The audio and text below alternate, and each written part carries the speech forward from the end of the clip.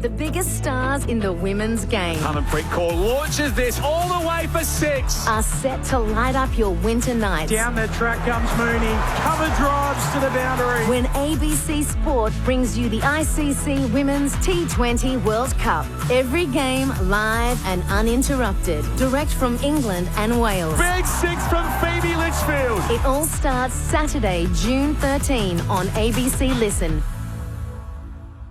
ABC Sport.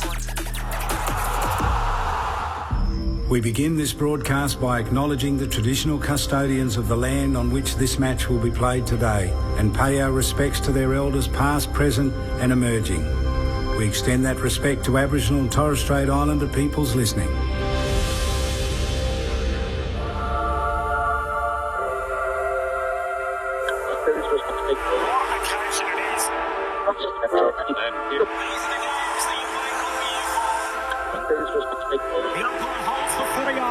Boy, we're going to have some fun.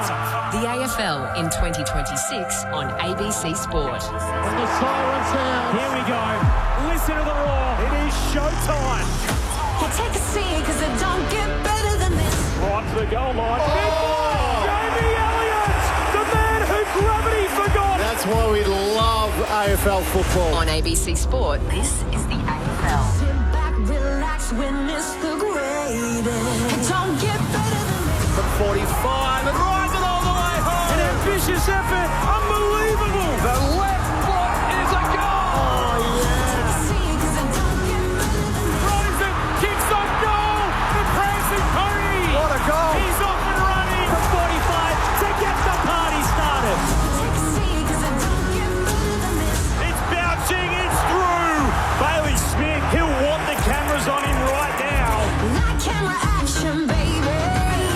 Countdown, contact. Spins around and buries it. Loads up from 55. That's a monster bomb. 40 metres out, snaps towards goal. What a beautiful finish. Bacon goal square, goes for glory. He eyes the goals and sends it home. Don't get better than this. 100% pure footy. Every minute of every match, all season long. Gathers, snaps, goal. It's just football at its best. Take a seat because it don't get better than this. Kick on goal, dribbles it through. What about that? Took them all on and said, I'll have some of this. Bailey pinches his pocket and bang, bang, bang. That's the price you pay against the Premier. Watson snaps. Oh, Watson puts it through.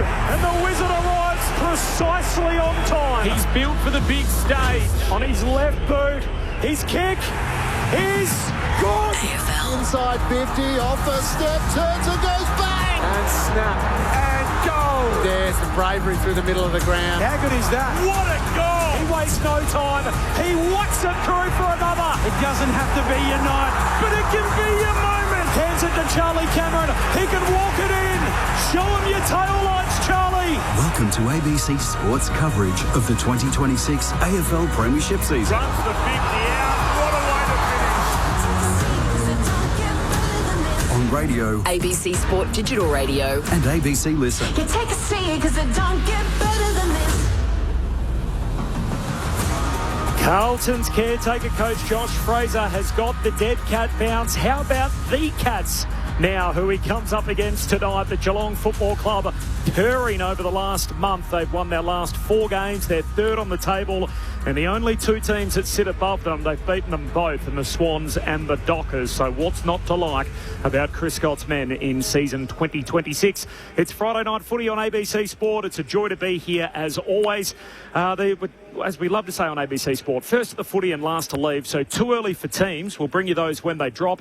Nathan Buckley's about to join us inside the Geelong camp. We'll also catch up with Chris Davies, the head of footy at the Blues, and they've announced their panel to appoint their next full-time senior coach. So all of that to come here on ABC Sport tonight, plus the Sunday teams and the fallout from Thursday night footy, and of course the Bombers in a tailspin. All of that to get to.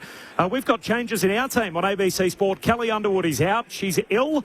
And in comes is Matt Clench, second day in a row, late call-up. He was up early on ABC TV this morning. He's here late on the radio tonight with us on ABC Sport. Hello, Clenchy. Good evening, Corby. Good evening to Mick and Lee and to everyone. Yes, great to be here at the MCG, and as you touched on, it's 10 years of the Carlton Respects game, so their game preventing violence against women and gender equality, so the occasion to try and match what has been a reversal of form. They've won their last two under Josh Fraser. They weren't able to do that under Michael Voss, so let's see how they go against the side who looks every bit a premiership contender.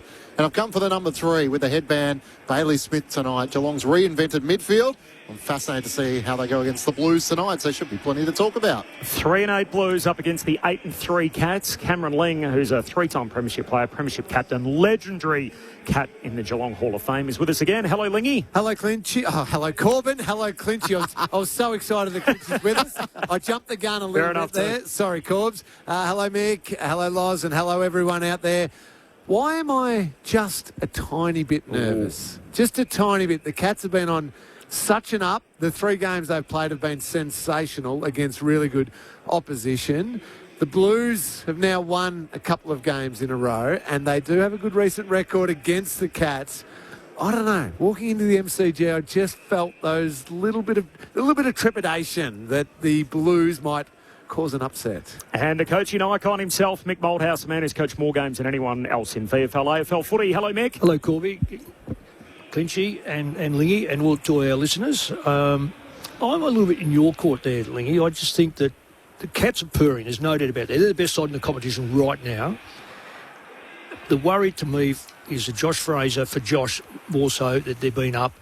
What happens next against a side that has been terrorising sides? Your former skipper is waiting for us. Nathan Buckley's downstairs and Lauren Borden's with him. Loz on the boundary for us tonight. Hello, Loz. Hello, Corb. It's nice to be here so close to the bounce and to be joined by Nathan Buckley. Thanks for your time. Very close to the opening of this match. You've won 4 in a row. The Blues have had a little bit of an uptick as well. But what do you have to do tonight to ensure Josh Fraser's 100% winning run as coach of the Blues ends tonight? Yeah, they've been in great shape. And you really probably need to look at their numbers in the last month. Everyone thinks just because the coach has changed that a lot has changed, but their last couple of games, St Kilda and Brisbane, were losses, but under Vossi, but they actually moved the ball really well. So that's been an elite part of their game that we need to take care of in some shape or form. So they've been getting sort of out of their back 50 into their forward 50 really well, and clearly their contested work has been bread and butter for a long time. So that'll be a great test for us. It was an excellent win last weekend against Sydney, a top 4 clash. Can you just take us back to it for a moment? I guess Lawson Humphries played so well. You had a lot of goal kickers too, and given that the footy wheel was focused here for Scott Pendlebury's milestone match, it flew under the radar a little bit. So what were your takeaways from your most recent match? Oh, that Sydney are very damaging and dangerous side, so we needed to be on our mettle for the entire 4 quarters. They really are the best version of the modern game as such. Their run from behind and their willingness to use the hands was something that we needed to watch out for.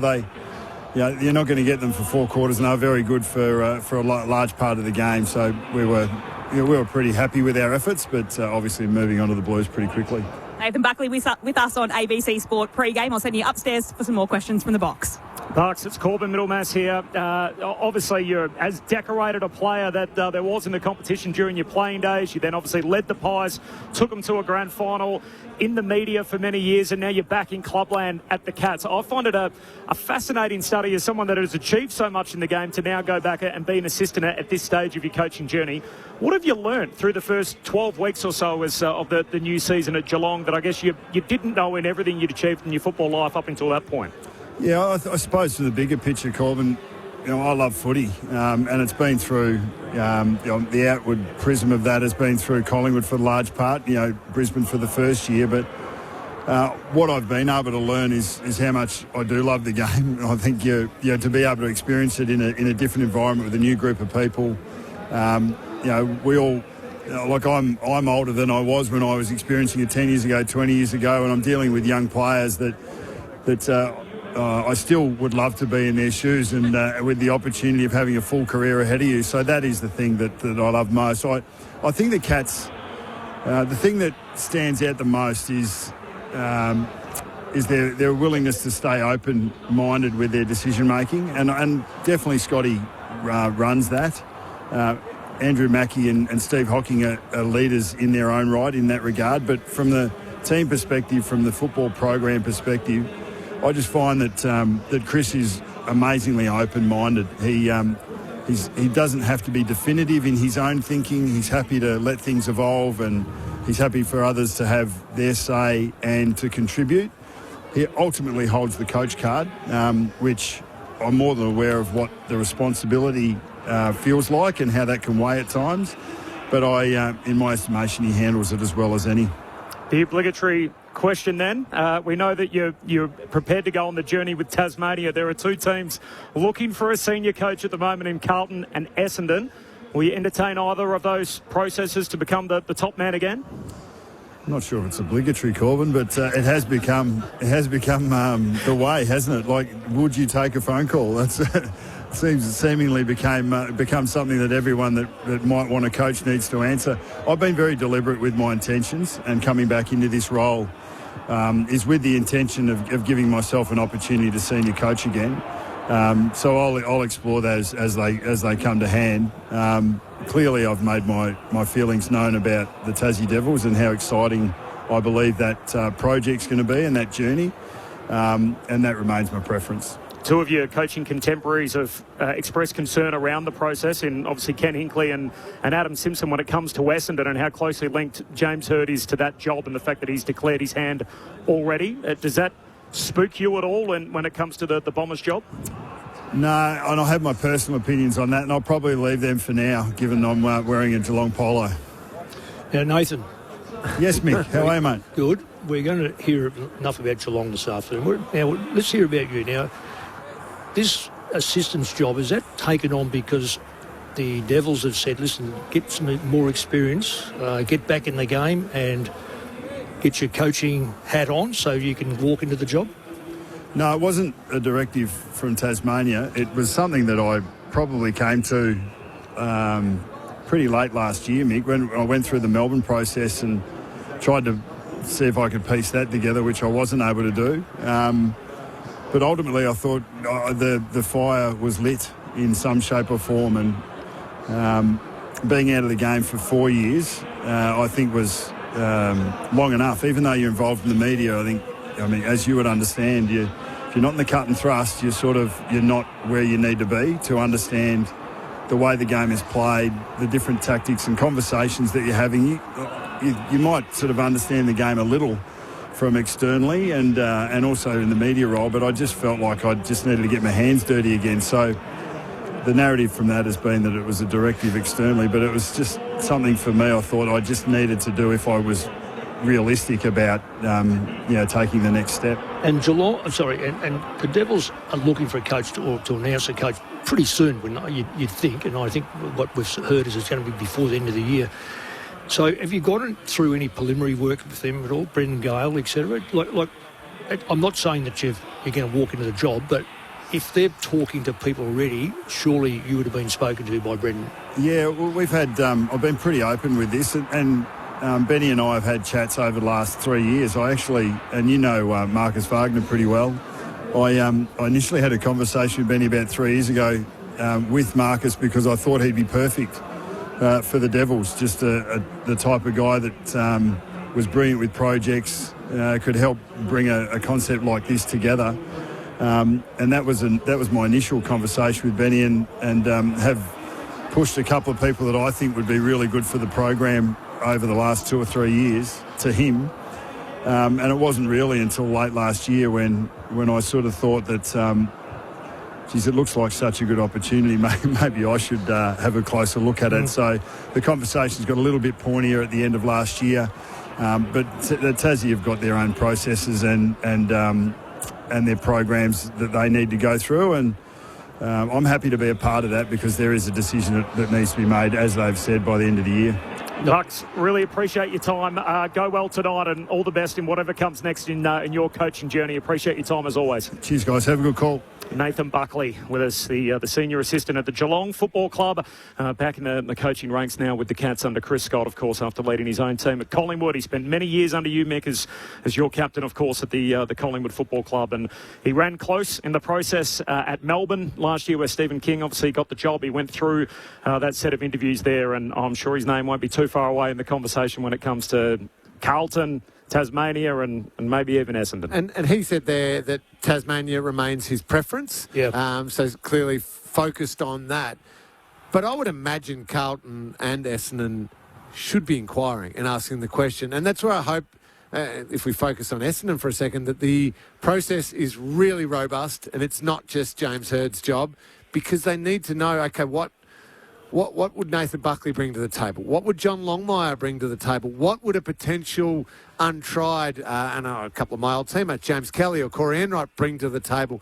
Go through that process and find what is the best fit to bring the Bombers back up the ladder, rather than just, here you go, James, it's your job, and we'll put on a bit of a sham process. It will be a sham.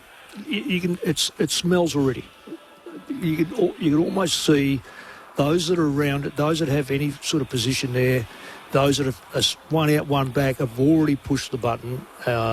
The fact that Jimmy Hird has said, yeah, I'd love to have the job, and there's nothing wrong with that, to say I would love the job, and he's learned a little bit, been out of the game for a little while, and he was assistant coach at Port Melbourne, isn't he? So I just can't see how any senior coach that's out of the game would put his hand up and go, no, I'm not going through this, because it's already been decided. And any young blokes will probably, if it's on, go through it for the process of understanding what it's like to be interviewed. I'm interested, though, in your expertise, Mick. If a club asked you for your advice, you would famously say if a player spends too long in the VFL, they become a VFL player. Nathan has gone through the Melbourne process, missed out there. He's decided to increase his possibilities of getting a senior job. He's working in the Geelong system to better educate himself. If you were to compare that with someone like James Hird, who's working at VFL level, do you think he can be out of the game for too long before returning to the AFL system? Is the gap sometimes too wide as the game progresses? Look, I don't know what it's like at that level, because I've only either coached or been out of it. But I don't think you lose your touch and you know what you see, because the game, the game. Even at the rugby the other night, I heard, this is the modern game. And I'm thinking, right, I've been watching rugby for a while. I see little shifts, certainly, because they're a bit stronger, maybe a bit quicker, and they might use the ball better in the air, which they didn't do. But I look at our game, it's the modern game. Modern game, to me, sees sides that are always at the top playing the same type of thing. Defensively, I look at Geelong. They're second highest scoring side so far, fifth best at defending. Their process is defend the ball with the ball. So in other words, we've got it and we're going to use it. That's what differentiates good sides from sides that. Then there's another side there, Adelaide, I think, or is it Collingwood? So Collingwood are now down in 10th position. Premiers over the last a few years ago. Their defence now is a substitute for them scoring. So if you can't work that out sitting up here, I don't know whether you're worth your salt. So to me, the game is still the same. You've got to get the ball through their goals more often, because when the umpire goes out, that's our goals and that's their goals. You've got to defend, and you've got to make sure that they don't get it through your goals that often. So what, you're less worried about that? Because I look at it and I go, he's got a huge gap in his resume. He's basically been a senior, even if you forget the supplement saga, in 10 years, he's had a 10-week run as an assistant to Mark McVeigh when he was the caretaker. And apart from that, we saw him, 2 and a bit years at VFL level, and that's it. Yeah, well, he's been at it for... You're talking about Nathan here, so Nathan has been part of it. So I'm talking about James. Yeah, with Hird, I understand that. So with Hird, it depends on what feel he had for the game beforehand. Was he successful? I mean, that's debatable. Does he know the game? Well, he knew how to play the game. He seemed to get the best out of individuals when he was coaching, and that is a big ask. Is 20 individuals out in the ground or 18 on the ground at any given time? Can you get the best out of them? He seemed to be able to do that. Has the game escaped him? Well, you'd have to ask that, because you've got to find that, how you're defending it. Are you prepared to use the corridor when... See, some coaches will come back, and if I use... and I'll use X and Y. X coach goes, well, I know it's open, I can use it. I know to win the game, I've got to use it, even though there's plays in there. Well, you know what? Coach Y will go, no, we're not going in there to give it back to them in the middle of the ground to see them score. I'm going to back my stoppage work 50 metres up the line. So we all coach differently. It's how you get the best out of your team. So How does Hurd get the best out of Essendon? It's going to be a monumental task because they're just not equipped. How do you get the best out of Tasmania with all the kids coming together? Well, you've got to unite them. That's going to be another test. Friday night footy on ABC Sport. There's no late change ahead of the Blues and the Cats. Your thoughts throughout, by the way, 0437 774 774. Matt Clinch is with us tonight. My name's Corbin Middlemass. Lauren Borden's on the boundary, the legendary Cat Cameron Ling and the coaching icon Mick Malthouse. So while we're here and talking about the Bombers who are in a bit of a tailspin, the latest news feels like every day, every hour just about this week, there's more news out of the Bombers. They've lost 2 more coaches. So Ben Jacobs, who's an assistant and really Brad Scott's right-hand man, has gone down with the ship. So he's out. He's not going to make the trip to Perth this weekend, 48 hours out from the Bombers' next game.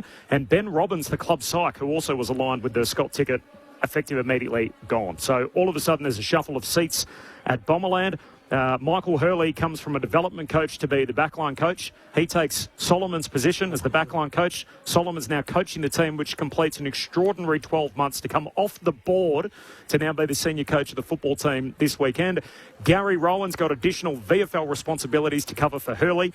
Brent Stanton, who was stoppages, is now stoppages and the entire midfield. So that's his role this weekend as cover for Ben Jacobs, who walks out. So stoppages in midfield. It's you can have too many coaches. That's fine. I knew you were going to say that. Stoppages in midfield is fine.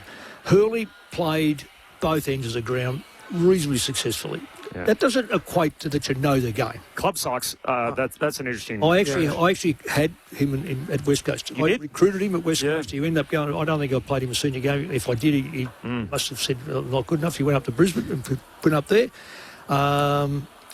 Good lad. Good lad.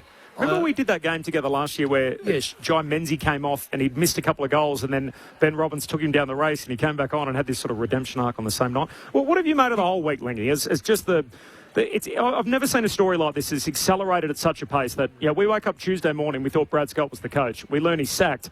And on Wednesday morning, James Hurd's the front page of the paper because the Hurd ticket's up and going and James has declared his hand. What have you made of the whole episode? Well, it's been a bit of a mess for me. I think, when we can all be honest, we thought after we sat here last Friday night, Dreamtime at the G, that Brad Scott was under a lot of pressure. That was a bad loss. Forget about the injuries they had. That was a terrible loss. So that added a lot more pressure. The announcement came, and it wasn't total shock given the pressure, but it was a surprise that it had happened that swiftly. And then hearing Brad speak and saying things like that, he felt a little bit blindsided by it. He thought that the key people in the football department had an element of alignment with it. They were in a bad place and it was a hard road ahead, but they were going to work together. That's when my antenna went up a little bit that, hang on, so this has swooped pretty quickly. And then obviously everything turned to James Hurd.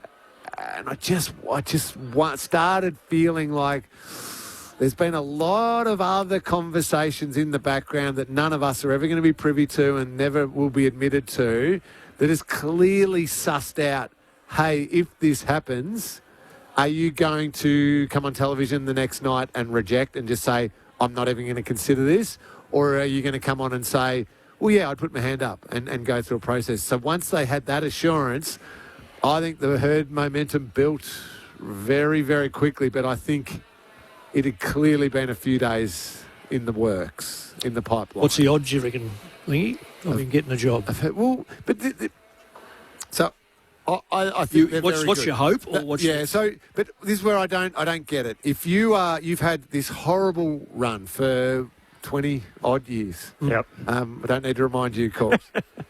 To me, there is a guy sitting there who has a proven record of success, of culture building and success, and I do not want to hear a word that he's a failed coach because they lost 4 grand finals. You go and try and coach a club to a grand final, how bloody hard that is. If he's good enough, I'm talking about John Longmire, in case anyone was guessing out there, to take a club to 5 grand finals and win a premiership and constantly put his team in contention, I just go and grab him. And I go, we have butchered it for 20 years now. I need John Longmire, and I'm going to grab a hold of him. And please, John, we are going to be right behind you. That's where. So your question is, I think you're right. It probably is going to be James Hurd. but I don't understand why it's not John Longmire. And back the truck up and dump a pile of cash on his driveway and just say, John, we need you. And this is the thing for Andrew Welsh. Like, fair play to Hurt. I mean, he wants to put his hand up and run through the process. And if he ultimately wins it, so be it. I mean, it's not the way I would go as an Essendon supporter, and I love James Hurt. Number 5 on my back when I was a kid. But there is a pretty hot marketplace out there. I mean, you think if it's not Longmire, you've got Adam Simpson's a premiership coach, Simon Goodwin's a premiership coach, Nathan Buckley's taken his team to a grand final, Ken Hinckley's coached a team for 13 years, had them top 2, top 4 every other year over the last half a dozen years. And then you've got all these guys that are decorated senior assistants, Corey Enright, James Kelly, that have run through these processes in the past. And then you've got James Hurd, who, forget the Submits scandal, which is a big if, but let's just say the last 10 years, he's got a huge gap in his football resume where he's basically spent 10 weeks in an AFL system. It would be an enormous call for Andrew Welsh, whose presidency, in my opinion, has been underwhelming so far. He came in as part of New Essendon. He then becomes the president. His fellow board member becomes the CEO. Another fellow board member is coaching the team. And now the James Hurd movement's on. You think it's one turn away from completing the most old school sort of old Essendon movement you could possibly see. It is. But that's the biggest difference, isn't it, between the two jobs, is that whoever does coach Essendon has to unite the club. Versus Carlton, they have Graham Wright, they have Chris Davies, so they have a couple of senior figures there. But this storybook ending for James Hurd is gathering momentum because former teammates of James Hurd are supporting him. That's it. Adding to the emotion of it all, lighting the fire to say, you know what, this is our chance to get back and push all this infighting to one side, to which we heard when Brad Scott was appointed, Kevin Sheedy didn't vote for him. Yet the public perception was everyone was on board. We heard that Zach Merritt was going to stay at the Bombers because Andrew Welsh said, I'm not going to let him go. And then Brad Scott comes out and says, I was happy to let him go. So unless you get a figure who's going to unite the club like John Longmire, but then the question must be for him, is this really the job you're going to take next? Yeah. It does set a bad precedence, though, if it's like, if you agitate long enough behind the scenes and your supporters make enough noise, you'll eventually get your way. And clubs tell us all the time, the club's bigger than the individual. Well, you can't say that if all of a sudden this is the way that it pans out. So the other thing, also you've got to take, the common question to me is, who's the hardest coach that you've coached against? It's the bloke with the best side. So Longmire, Jesus Christ, Ken Hinckley, coaching Essendon, they've got a side that they've got is not a great side. But that's the problem, isn't it? It's not a great side. And you've got also Tasmania coming in 2 years who will now gobble up most of the best kids coming through. So even if Essendon finish bottom, they end up with, they go and they plead and they get 2 picks. Right. And they get 2 picks next year. That's a lot, and then you've got Caddy coming. I'm out. Sorry, my year's up. I'm out, and you go, God, well, this enough, because that's what's going to happen. Imagine if he goes back to Jerusalem and leads them to a premiership. Amazing, unbelievable story that would be. This is Friday Night Footy on ABC Sport. Corbin Middlemass, Matt Clinch, Lauren Borden on the boundary, the legendary Cat Cameron Ling, and the coaching icon Mick Moldhouse. We got a whole lot to pull apart. Just quickly, the Sunday teams are in. So Melbourne up against GWS at Traeger Park in Alice Springs. Brody Meyer checks back, as is Latrell Pickett and Andy Monty's Wakefield, the 3 ins for Melbourne. Lever and Jaff both injured, and Max Heath's been dropped, the big moose. So going at 1 out. He only played 33 minutes last week, so he spent a lot of time on the bench. So interesting that he's been left out. He was pretty good on the bench. Sam Taylor, Lockie Whitfield and Lekalia, the 3 ins for the Giants. They lost Buckley in the running. They lost Jake Riccardi and they lost Harry Oliver as well. Harry Oliver's been omitted, so they're the 3 changes for the Giants. No changes for West Coast. Been a long time since I think the Eagles have gone through with no confirmed outs. So Sunday teams finalised late this afternoon. Unchanged the Eagles. Meanwhile, for the Bombers, we learnt yesterday Redmond's out, McGrath's out, Dalrym's out, Caldwell's out, Guelphy's out. So 5 outs. Yeah, 3 mids. In comes Kondo Giannis, Will Setterfield, Nick Cox, Sardell Hooley, and Elijah Sardis. Oh, a fascinating figure who was, of course, picked 5 in the draft. He was in and out under Brad Scott, never really got a prolonged run at it, and Dean Solomon's put him straight in here. Maybe out of necessity, given how many changes they've had, but we'll see him for the Bombers on Sunday night over in Perth. As you would know, Mix, that the WA Day public holiday has long been a footy day in WA, the same way that the King's birthday date is here.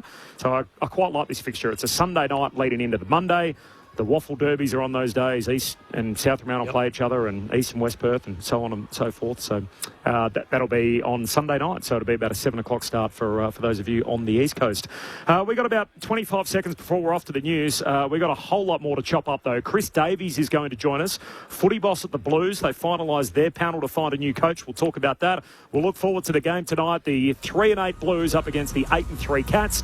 And there's also some news from the AFL about Nick Watson going off his line last night on the halftime siren. You'll be surprised which way the AFL have gone, Lingy. Oh, will I? We'll tell you about it after the news.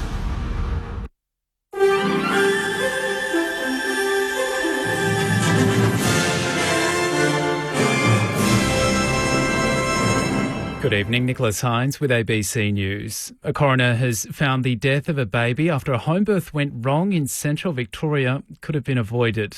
Anna McGuinness reports. The baby, who can only be identified as Baby R, died from perinatal hypoxia in August 2022 after delivery by emergency caesarean at Bendigo Hospital.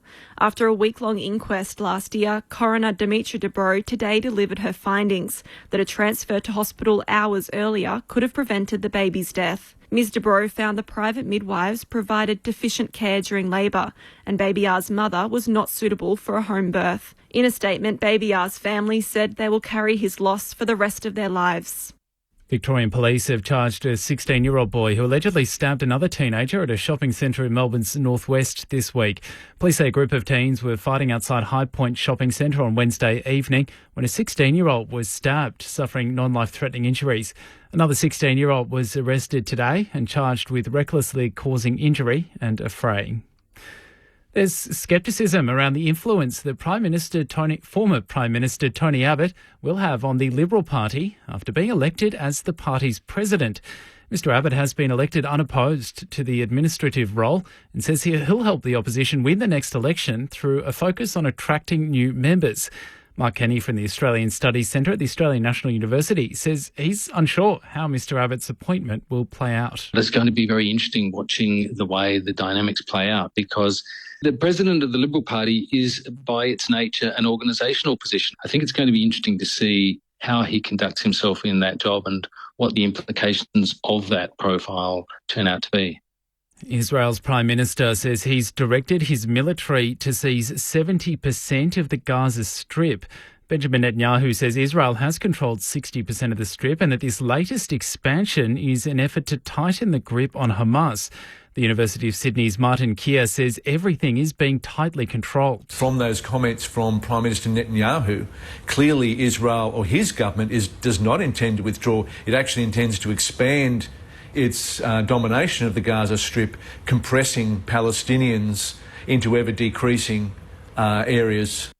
And the French government has asked the nation's public prosecutor to investigate the treatment of French nationals who were part of a recent Gaza-bound flotilla intercepted by Israeli forces.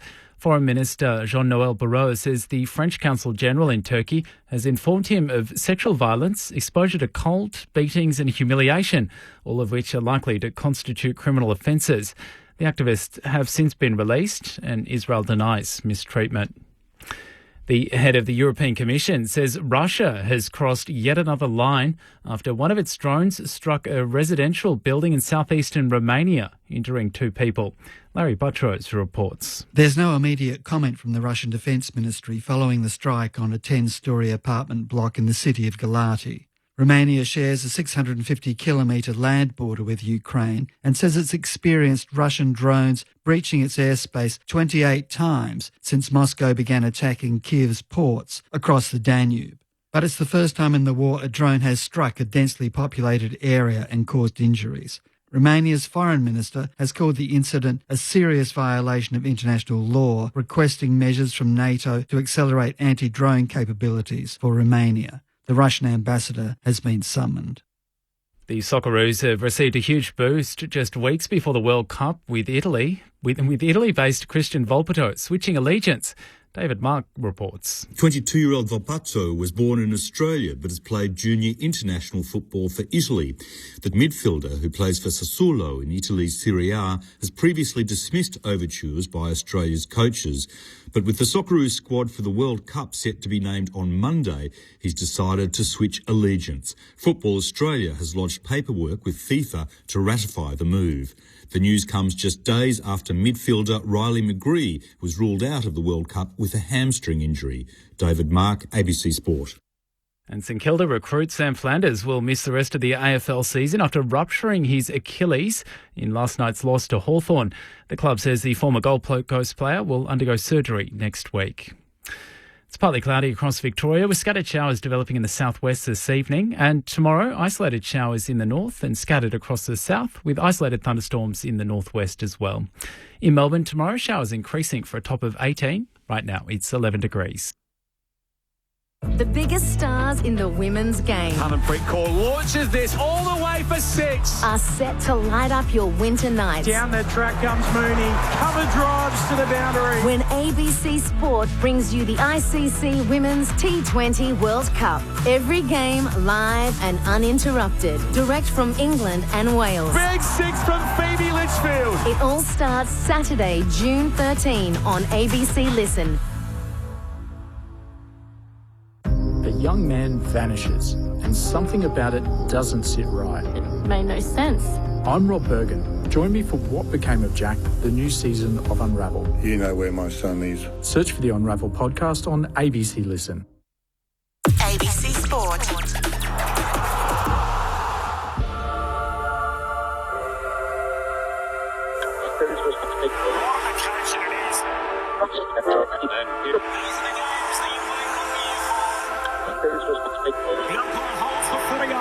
Boy, we're going to have some fun.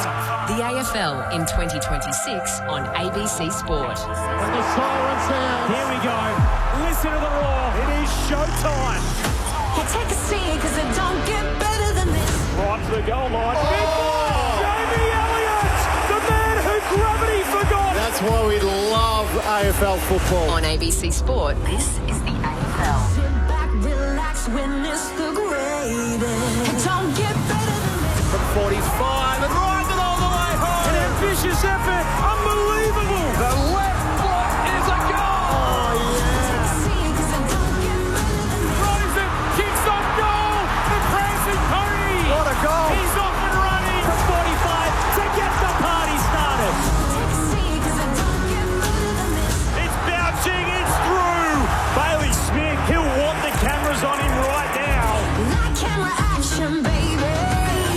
Countdown to contact. Spins around and buries it. Loads up from 55.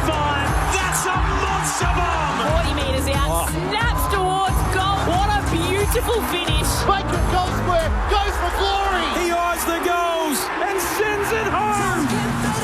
100% pure footy. Every minute of every match, all season long. Gathers, snaps, goal. It's just football at its best. Take a seat because it don't get better than this. Kick on goal, dribbles it through. What about that? Took them all on and said, I'll have some of this. Bailey pinches his pocket and bang, bang, bang. That's the price you pay against the Premier. Watson snaps. Oh, Watson puts it through. And the Wizard arrives precisely on time. He's built for the big stage. On his left boot, his kick is good. Inside 50, off the step, turns and goes bang! And snap. And goal. There's the bravery through the middle of the ground. How good is that? What a goal. He wastes no time. He whacks it through for another. It doesn't have to be your night, but it can be your moment. Hands it to Charlie Cameron. He can walk it in. Show him your tail lights, Charlie. Welcome to ABC Sports coverage of the 2026 AFL Premiership season. Runs the 50 out. What a way to finish. On radio ABC Sport Digital Radio. and ABC Listen. You take a seat because it don't get better than this. The 3-8 Blues up against the 8-3 Cats. It is Friday night footy on ABC Sport as round 12 continues. The Blues winners of 3 of their last 4 against Geelong. I don't know if Geelong have such things as bogey teams in the modern era, but they might be as close as they've got to it.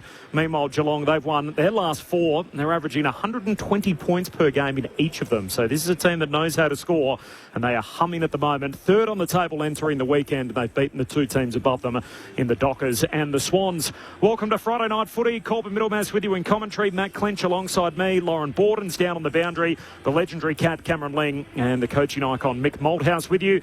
It's a beautiful evening, if not a little chilly. Mick's from Ballarat, as we know, though, so he won't even give me that when the temperature's in double digits. It's 11 degrees at the moment and partly cloudy. Got to 16 today. That's beautiful, isn't it, Mick? That is wonderful. No rain? I sat outside in the sun and just had a cuppa out there. Beautiful day. Nothing to complain about. No late change ahead of the Cats and the Blues. We'll drill down more on this as we edge a little closer to the start. Chris Davies is about to join us too, who's the footy boss at Carlton as their search continues for their next senior coach. It's also the Carlton Respects game as well to educate people and support women and children affected by violence. carltonrespects.com.au if you are able to donate. That is the place to go, carltonrespects.com.au. And orange is the colour, so you'll see the orange accent right throughout the night here at the MCG. Carlton have got orange socks on. They've also got an orange trim on their jumper as well, so it'll be quite evident throughout the night. Just last night before we go forward, so it was a very peculiar moment last night on the halftime siren, Lingy, where the Hawks had kicked the only 8 goals in the game. Peculiar. That's a word for it. We thought it was going to be a 9th goal as Nick Watson came in on a set shot, knocked it through. All of a sudden, 9 goals to zip. Extraordinary. St Kilda goalless first half, first time since 1987, so on and so forth. Only the goal didn't count.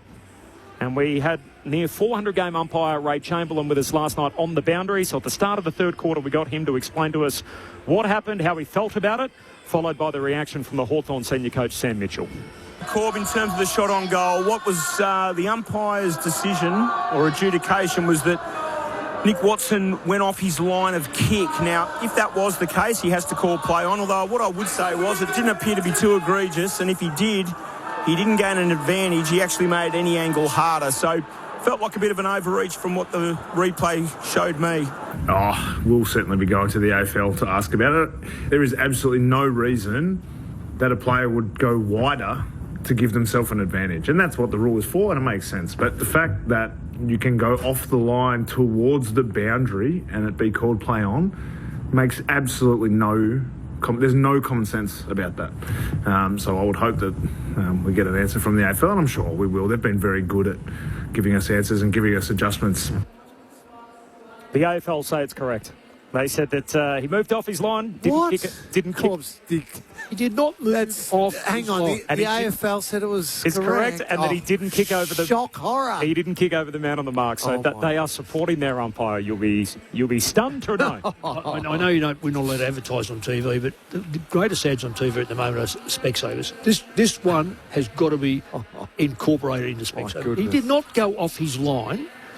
The question I always ask, if I was coaching this now with that new rule, I'd be saying, tell them the point where you're actually going to kick the football. Because if you're Buddy Franklin, he would come out and let him stay on the boundary and come out and kick at the point of the line.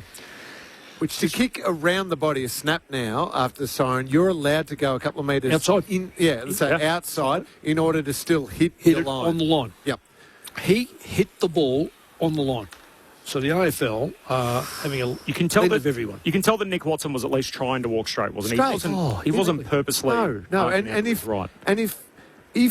Mick, he was off his line at all, we are talking by maybe 30 centimetres, which we have never ever asked players, as long as they're pretty much going in a straight line, to be absolutely perfect, cannot deviate even a tiny bit.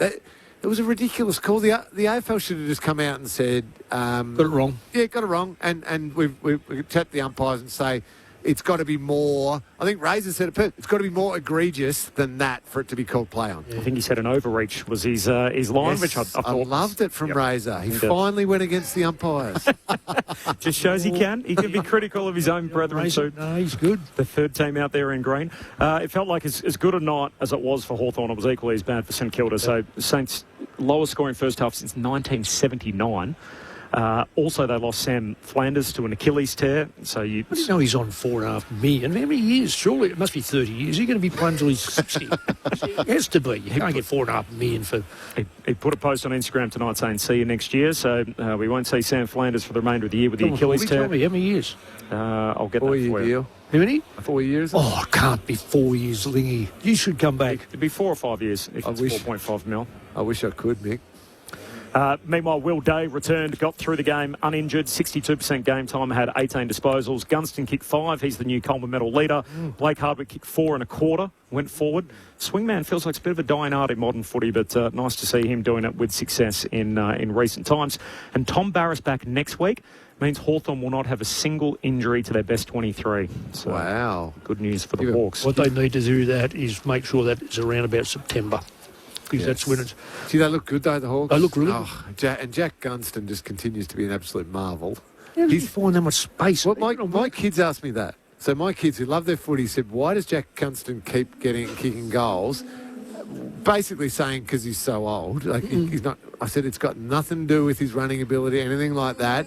I said he is thinking 2 seconds faster than most other people on the field. He times his lead to perfection, and he knows where the tiniest pocket of space is. And my favourite tactic of his at the moment, which he basically leans up against the fence, the advertising hoardings, and leads from there. Yeah. So it doesn't lead from the goal scorer or the goal line, which means he uses the goalpost as almost like a shield for his defender. So if you're the defender, you're sort of looking at him around there, and either you've got to try and pick him up when he's back in the field of play to avoid the post, which means he's got a 2 or 3 metre head start on you. Yep. Or you contend him with as he runs you into a block with the goalpost. So he's very smart, and he's, as they like to say, he was born at night, not last night. So he's... Mick was on the money. 5-year deal for Sam Flanders to get him through till 2030.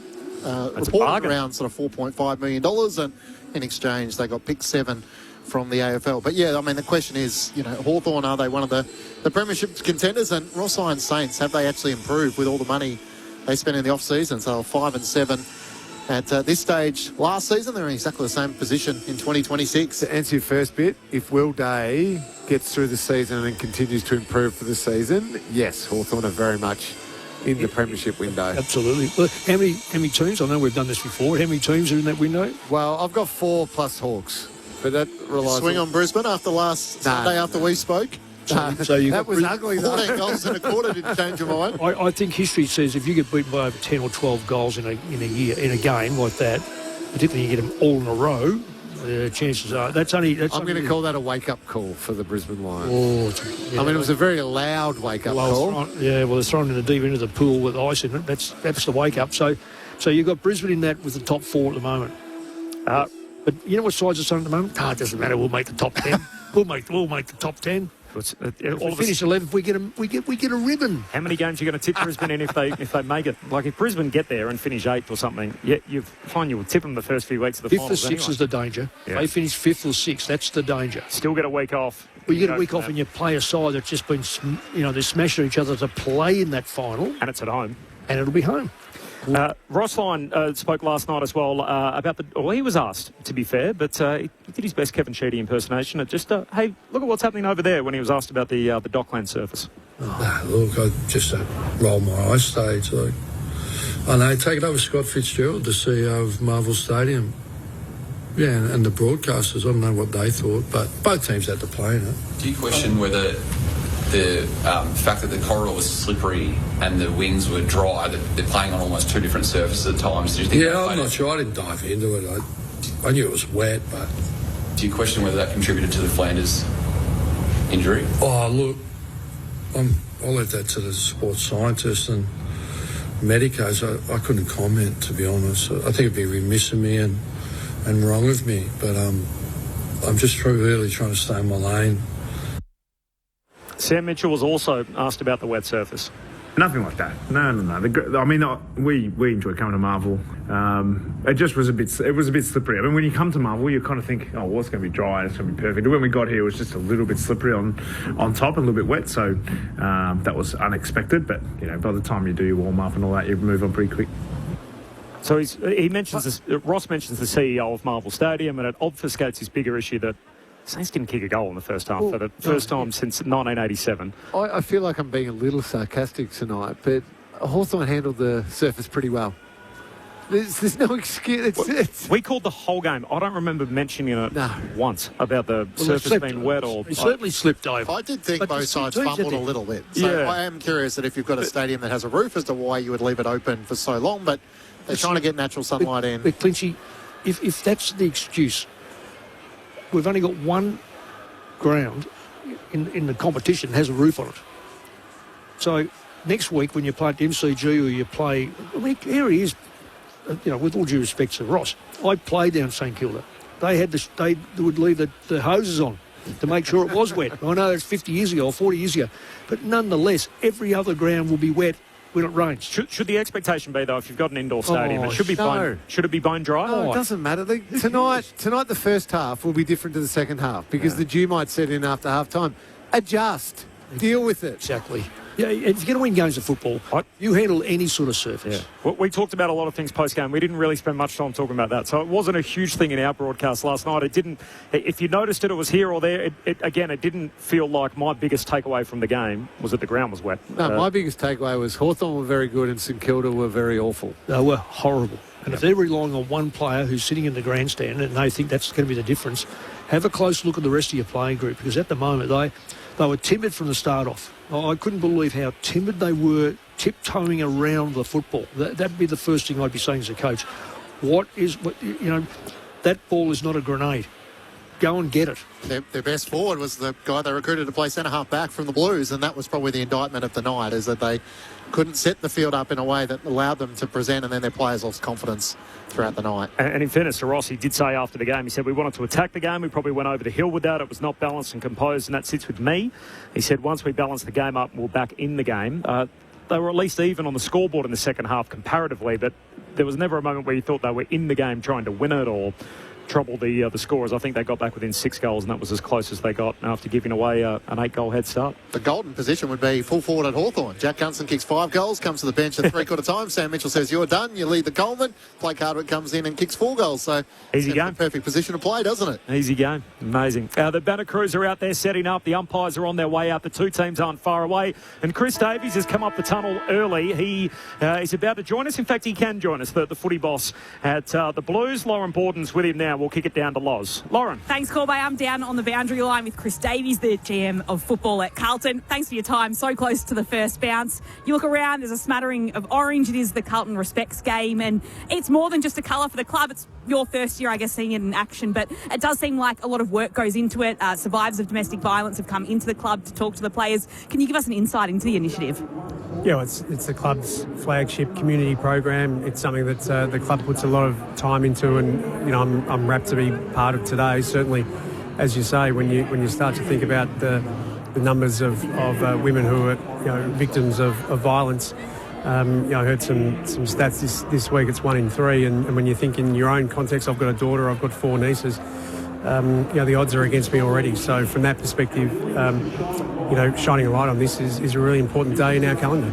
We haven't got too long for our chat, so I'll send you straight upstairs to the box for some more questions for our ABC Sport team. Chris, it's Corbin Middlemass here. You finalised your coaching panel, so only 4 on it. The president, the CEO, yourself as the footy boss, and Adam Simpson. We've seen Graham Wright run a process previously at Collingwood, and it was much broader than that. Why did you settle on only 4?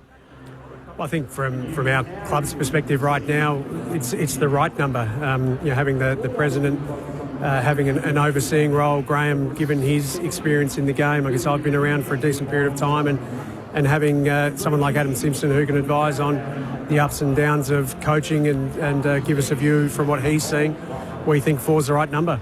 Adam Simpson has made no secret of the fact he wants to coach again at some point and be a senior coach. And yet he's on the panel here listening to a whole lot of IP from guys that also want to do the same thing and be senior coaches. Is that a conflict of interest? I think, honestly, that's been overplayed well and truly over the last day. Adam's been clear to us that he doesn't want to coach right now, and we accept him on his word there. So I can't imagine that anyone who wants to be part of this process is going to have an issue with presenting to Graham, myself or Adam as part of the process. What type of coach are you looking for, Chris? Is there someone in particular as a set of skill sets that you think would be best fit for this Carlton group? Oh, look, we're looking for the best coach. I mean, we're certainly not artificially putting ourselves into one basket or another. I think ultimately our job is to look for the right coach for the club right now. But I guess when you start to think about the important things that a coach has to have right now, it's some tactical acumen, it's the ability to develop players, its ability to educate. So it's a broad role. We also understand that by the end of it, whoever comes out will have a certain skill set that we'll also have to complement with the right assistant coaching panel as well. Well, yeah, that leads me to my question, Chris. Obviously, Michael's the one who's lost his job, but it's a shared responsibility, I'm sure, at that point in time. The other people that you need to wrap around the new coach, do you wait for them as in the appointed senior coach, or do you start making the calls on those other people now? Oh, look, we think we've got a really good assistant coaching panel right now, but clearly, Cameron, when the time comes, the most important person at the club is the senior coach, and so you've got to certainly be aware of what that person's skill set is, and then backfill the other roles from there. I can't see massive changes from an assistant coaching perspective, but equally we would want to make sure that the senior coach is bringing in the people that he thinks he needs, and certainly that we agree with as well. I certainly want to have a role to play there, and I think that's important when you're putting your department together as a whole. Chris, it's Matt Clinch upstairs. When do you hope to have your candidates interviewed and a decision made by? There's no real timeline on it at the moment, but given we're starting maybe earlier than other clubs have in the past, it's I'd be thinking that it's sorted by the end of the year. I mean, we'll put together what we think we need over the next few weeks, and then we'll move forward from there. But it's a decent period of time before the end of the season. I'll be surprised if we're not done by the minor round. Do you guys approach candidates, or do they approach you? How does that work? I think there's a bit of both in this situation. There's plenty of player managers around now who are certainly trying to let us know which ones of their clients might be interested. So, I think it's a bit of both, and we will put together a group of people that we think we would like to talk to, as well as I'm sure having some people put their hand up. Chris, where does Josh Fraser fit in, given that he doesn't want the main job, or doesn't think he wants it at this stage around a big game tonight? No, it's a good point, Mick. I mean, he's done a fantastic job for the last couple of weeks, and I'm sure that over the next period of time he's certainly learned some things that might make him better placed for when he does want to be a senior coach. Right now, he's certainly of the view that he wants some more time, looking at the job and getting some greater experience before he actually puts his hand up. But I think he's had some real capability this year so far in the 2 games he's had as the senior coach, and I've been impressed with what he has brought as an assistant coach. Whether that means that ultimately he'll put his hand up right now, I take him on face value that he doesn't think he's ready. Right. Chris, good luck tonight and in the search for your new senior coach. Appreciate your time as always. No worries. Thank you. Thanks, guys. Chris Davies with us downstairs, the footy boss of the Carlton Football Club, alongside Lauren Borden. And as he was speaking, the baggers have made their way out behind him. They've got the orange socks on tonight. They've also got the orange numbering on the back of the jumpers and the orange trim. That, of course, is all in support of Carlton Respects. If you are able to donate, the place to go is carltonrespects.com.au. Of course, everybody has a role to play in stopping violence before it starts. So it's been a great initiative, which, as Clinchy said earlier, is now in its 10th year. Helping educate people and support women and children affected by violence. So a great cause, and one that they do particularly well with the splash of orange, which is always very eye-catching whenever they participate in these games. 10 years in partnership. Can I just throw a curveball to Lee? I'm interested, the coaching selection panel for Carlton. So Chris Davies, long-time association with Ken Hinkley, knows what it's like at Port Adelaide. Graham Wright, history of hand-picking coaches. Craig McRae at Collingwood, Sam Mitchell at Hawthorn. He'd love to be a fly on the wall to work out how they work out what direction they'd like to go. Yeah, it'd be really intriguing whether or not they do want that, I don't know if proven's the best word, but that a coach that's been there and done it, or they want to go like Melbourne did and go to the untried coach and pick an assistant coach. McRae, yep. So the presentation. Yeah. I thought you were going to say Davies with the Port Adelaide slant. Ken Hinkley, say, hey, come on, let's build a culture and because that's what Ken is so good at, building that almost creating the football department and the players and everyone into a family, and that really strong bond and the relationships that he was able to form at Port Adelaide. Come do that here at Carlton. It's an interesting one. What's your gut feel, Lee? Can I go all the way back to what we were talking about a long time? If you can get John Longmire, go get John Longmire. Well, let's say that one's not available. I feel like Ken Hinkley would love to do Tasmania. He would love that job. Now, I know it's going to be a hot field, and we spoke to Nathan Buckley earlier, who's in that field as well. I have a clear bias towards Ken Hinkley just being an outstanding relationship builder, still very good tactically, understands things, but he would bring a club, or mainly the football department and the playing group, together in a way that the Carlton Footy Club probably needs. So having coached Carlton, and we know about Essendon, they are so similar because of outside influences. Now, if outside influences become who were like Walsh and these sort of people, it's... You got to be made of stone. Block it all out. Well, yeah, and good luck. They roll down hills pretty quickly, Stones. Cats and Blues coming up next. Full preview with Mick and Lingy around the corner. A young man vanishes, and something about it doesn't sit right. It made no sense. I'm Rob Bergen. Join me for What Became of Jack, the new season of Unravel. You know where my son is. Search for the Unravel podcast on ABC Listen. AFL. On ABC Sport, you're listening to the 2026 AFL Premiership season on ABC Radio, Sport Digital and ABC Listen. The Cats are humming. They've won 4 in a row. They sit third on the table entering the weekend, while Carlton are on the hunt for their third straight upset of the Cats. It is an unusual record, and one which very few teams in the competition own. If we consider a streak in football is multiple games strung together, there are only 2 teams in the competition that have won consecutive games against Geelong. One is GWS, who have won their last 4 games against Geelong. The other one's Carlton, who have won back-to-back games. And outside of that, there's only 3 other teams who even won their last start with Geelong. And that is 1 in a row for those other 3 teams in the competition. So I don't know if the Cats have such a thing as a bogey team, given how good they've been for a long period of time. But the Blues have beaten them in 3 of their last 4 games. This is Friday Night Footy on ABC Sport. There are no late changes. Both teams out there doing their preliminary warm-up. The great Australian, the late Neil Danaher, is going to be honoured in just a moment's silence before every game this weekend. And, of course, the lead up to the King's birthday Monday week. But Cameron Ling's here, Mick Malthouse is here, Corbin Middlemass and Matt Clinch to call the footy, Lauren Borden on the boundary. Just repeating again, no late change ahead of tonight for the Cats and the Blues. Set it up for us, Slingy. What is it about Carlton? Why have they been successful, do you think, in recent times against your beloved Cats? Well, hard to say why against Geelong, because I think they're a little bit different even in the last couple of weeks to what they were able to beat the Cats with. One thing we do know is that they're good at stoppages and they're good at contested ball with the players they've got out there. So that gives them a chance against the Cats.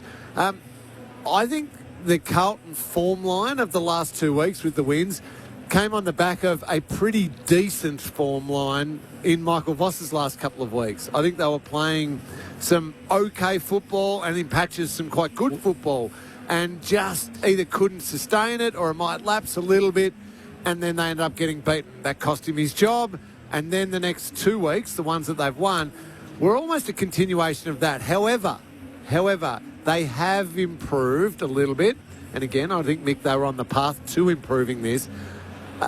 Post-clearance, post-contested ball, their ability to transition the ball, which has been a work in progress for quite a while and one that needed a bit of work, is starting to work a little bit. I feel like they're getting the ball from their defensive 50 into their forward 50 a little bit more fluently, a little bit more efficiently. I think the forward line then is starting to look a little bit more dangerous and open because of that transition of the ball.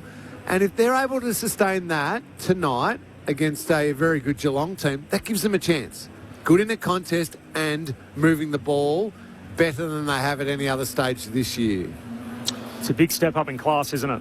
From where they've been with wins over the Dogs and the Power to now playing this version of Geelong. It is. Particularly the way Geelong have rebounded with a couple of players who were close. First time I think he'd been dropped for a number of weeks, gets back to the size. Manor, who was Did he get dropped at all? No, he didn't get dropped, but he was on the cusp. He was playing ordinary, and he's been absolutely brilliant since. So you're right. Cameron, I listened to Cameron the other night on the TV saying about his arm at times still hurts him. So that's interesting. That was a pretty severe break, but he's in really good form. Neil is I wasn't going to say grown, but he's grown stronger in his belief that he can play that role. They're a very complete side. And I've said this a number of times. Said it last week at the game against Geelong and Sydney. All the attention's on Bailey Smith, and the tagger goes to Bailey Smith. The best player in that Geelong team, where's number 9? Max Holmes. Absolutely. Without a doubt. He's the game-breaking one. He's the one who just gets them rolling, and his form right now is up there with any other player in the competition. You should be speaking his name when you're discussing who are the best mids in the competition. Two teams are making their way over to the broadcast wing. The moment silence for Neil Danaher. You were coaching, obviously, in the league when Neil was coaching Melbourne. I'm not sure, did your careers ever overlap? He would have been playing through the 80s. Surely at some point, obviously, he was so interrupted due to injury. But your recollections of your crossings with Neil over the years, Nick? It's an interesting one because I haven't really gone back to have a look at it because I just know he was there. Yeah. I've had Terry at the football club when I was at Collingwood. Certainly played against Terry. I'm assuming that Neil would have been in and about as a young player there. I finished in 84. I'm not sure what years he played. Certainly coached against him and met him, hundreds of times, of course, when you go to functions and so forth. Just a damn good bloke. What an iconic Australian, the 2025 Australian of the Year, Neil Danaher, sadly passing away on Monday.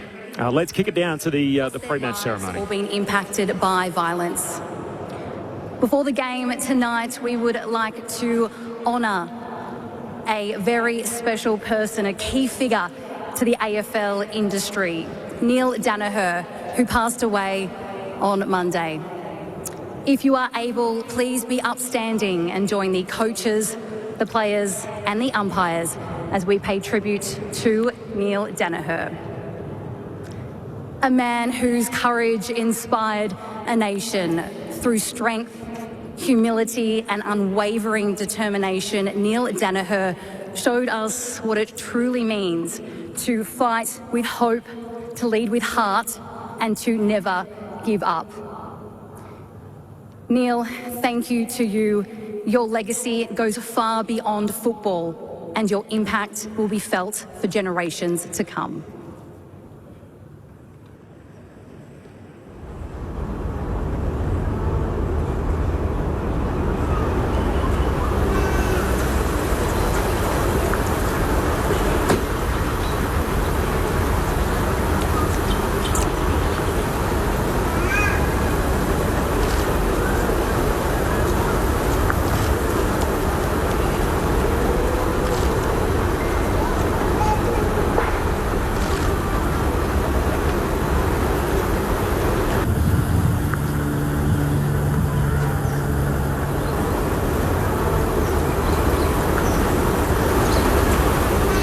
Of Neil Danaher, play on. A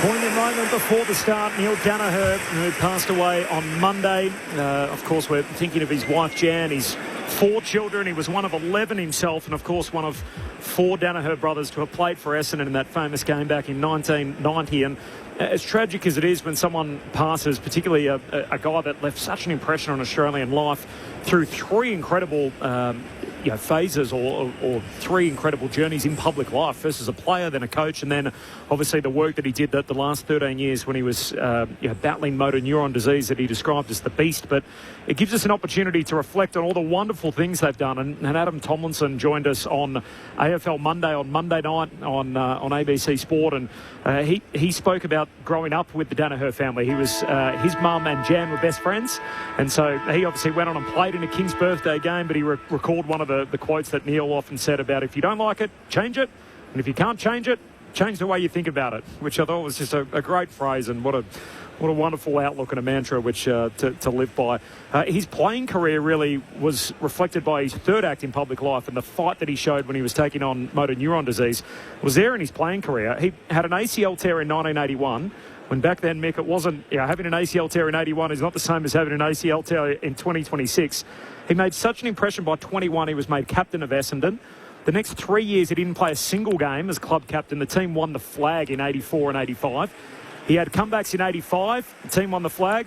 He played a handful of games that year, second knee reconstruction. 87 came back, third knee reconstruction. Then played 11 games coming back again in 89 and 90, including one game in 1990 with his three brothers. An incredible fighting career over the course of a decade where he only played 80-odd games and yet had so many injury interruptions along that time, his life as a player, Neil Danaher. Lauren Borden is with us on the boundary tonight. Loz, great to have you with us again for Friday night footy. There's a lot of navy and a lot of white out there. There is. It's lovely to be down here on a Friday night with the team.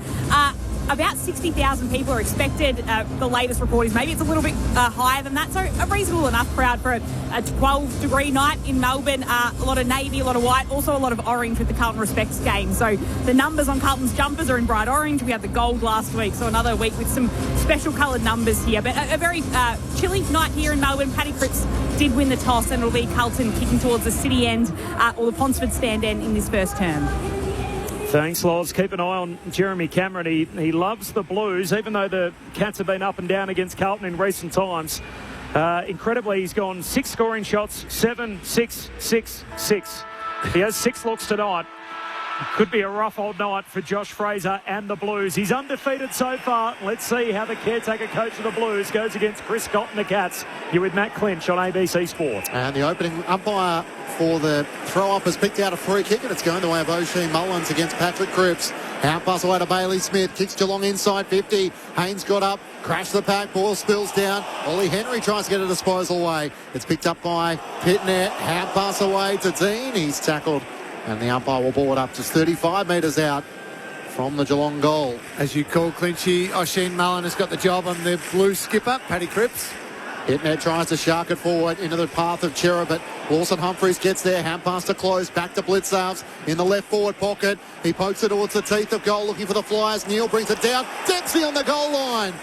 It's a rush through for a minor score. Just couldn't quite boot to it before it crossed the goal line. Opening scorer behind the way of the Cats through a minute.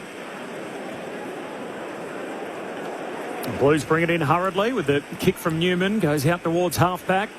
Mark taken, and then just keeping it moving further on is Hayward. Kicks down the boundary line, finds Akers. He gets a little cheer on his return. First game for the year for him. Long kick down the line, and Kemp can't trap it. Spills out on the southern wing. No late change coming in. I'm just getting a look again at that Ollie Dempsey play on the line. He certainly felt like he'd come off below the shin. Below the knee? What do you reckon there, Lingy? He might have a point about that one. He's forced it down with his hands, and did that brush the shin, which counts as a kick? Boundary throw-in. Walsh hit it at speed, but there's a free kick coming back. Ruck infringement going Edwards' way.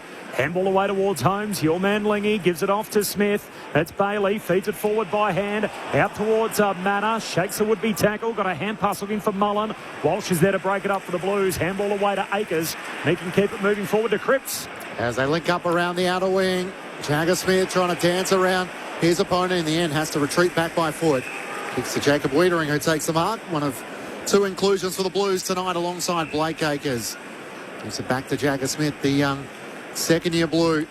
After not featuring last year at AFL level, he's called to play on. Still in 2 minds here as he cuts back on his right, and the kick is smothered. Guthrie brings it down. It ricochets back to Wiedering. Hand pass back to Jagger Smith.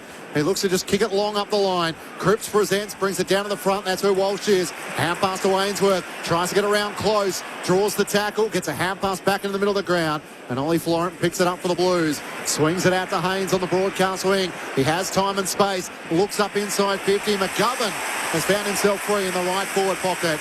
And he takes the mark in front of Kolodjasny.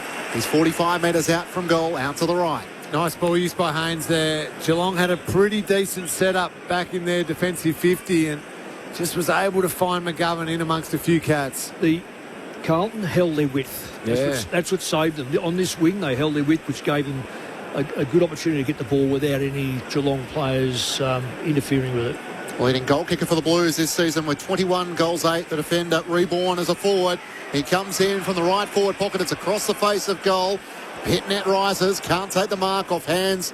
Trying to keep it alive. Hayward, it goes out through Ollie Dempsey and across the boundary line for a throw-in. Cats by a point. Blues in attack through the opening 3 minutes. Friday night footy on ABC Sport. Lingy, are you surprised that Cowan's taking and walking in the shadow of Cameron? Yes. Hit it out. Surprised. He grabs it out the ruck, spills down to Zach Guthrie of the Cats. Handball away to Holmes. Links up with Bailey Smith again. He turns it over. Straight to Florent. Takes the intercept mark. And the question off the SMS from Chris to around Oisin Mullen as to what his job looks like tonight as Florent drives it all the way to the behind line through for a minor score. Well, it's a different sort of job because it's Cripps. So Oisin Mullen a little bit smaller. He's super quick, powerful. He's had jobs on Dacos and Butters and Heaney and all of those who are similar speed, similar stature. This will be a different challenge to be able to take on the beast that is Paddy Cripps. Yeah, he's not going to. You'll get him running. Yes. He won't get him body on body. Yeah, so his body on body might be a bit of, particularly if he goes forward. I think Mullins will be okay around the ground though. Scores level behind a piece as Zach Guthrie from half back kicks up the wing. Ollie Henry flies and Jacob Wiedering gets a fist in there to spoil out of play. Mick Moldhouse and Cameron Ling with you for Friday Night Footy. So just repeating those matchups. Cameron is alongside Cowan for the moment. Dean has the company of Jack Henry, who started forward once more, and Wiedering has been on Shannon Neal for the opening stoppages. While Harry Mackay at the other end has Sam De Koning. Connor O'Sullivan alongside Kemp as it's thrown back in. Blitzhouse tries to knock it to the front. Pitnet tries to follow up. Bailey Smith with a hand pass. Back to Blitzhouse. Loses possession. Close down low. He's tackled and the umpire will board up. Lauren Borden on the boundary. Just a little observation on Graham Myers on the bench. He's already getting a little bit of work done just above his right knee, which is where he's been playing with that damaged ACL. So almost getting some prep work before he even goes on the field.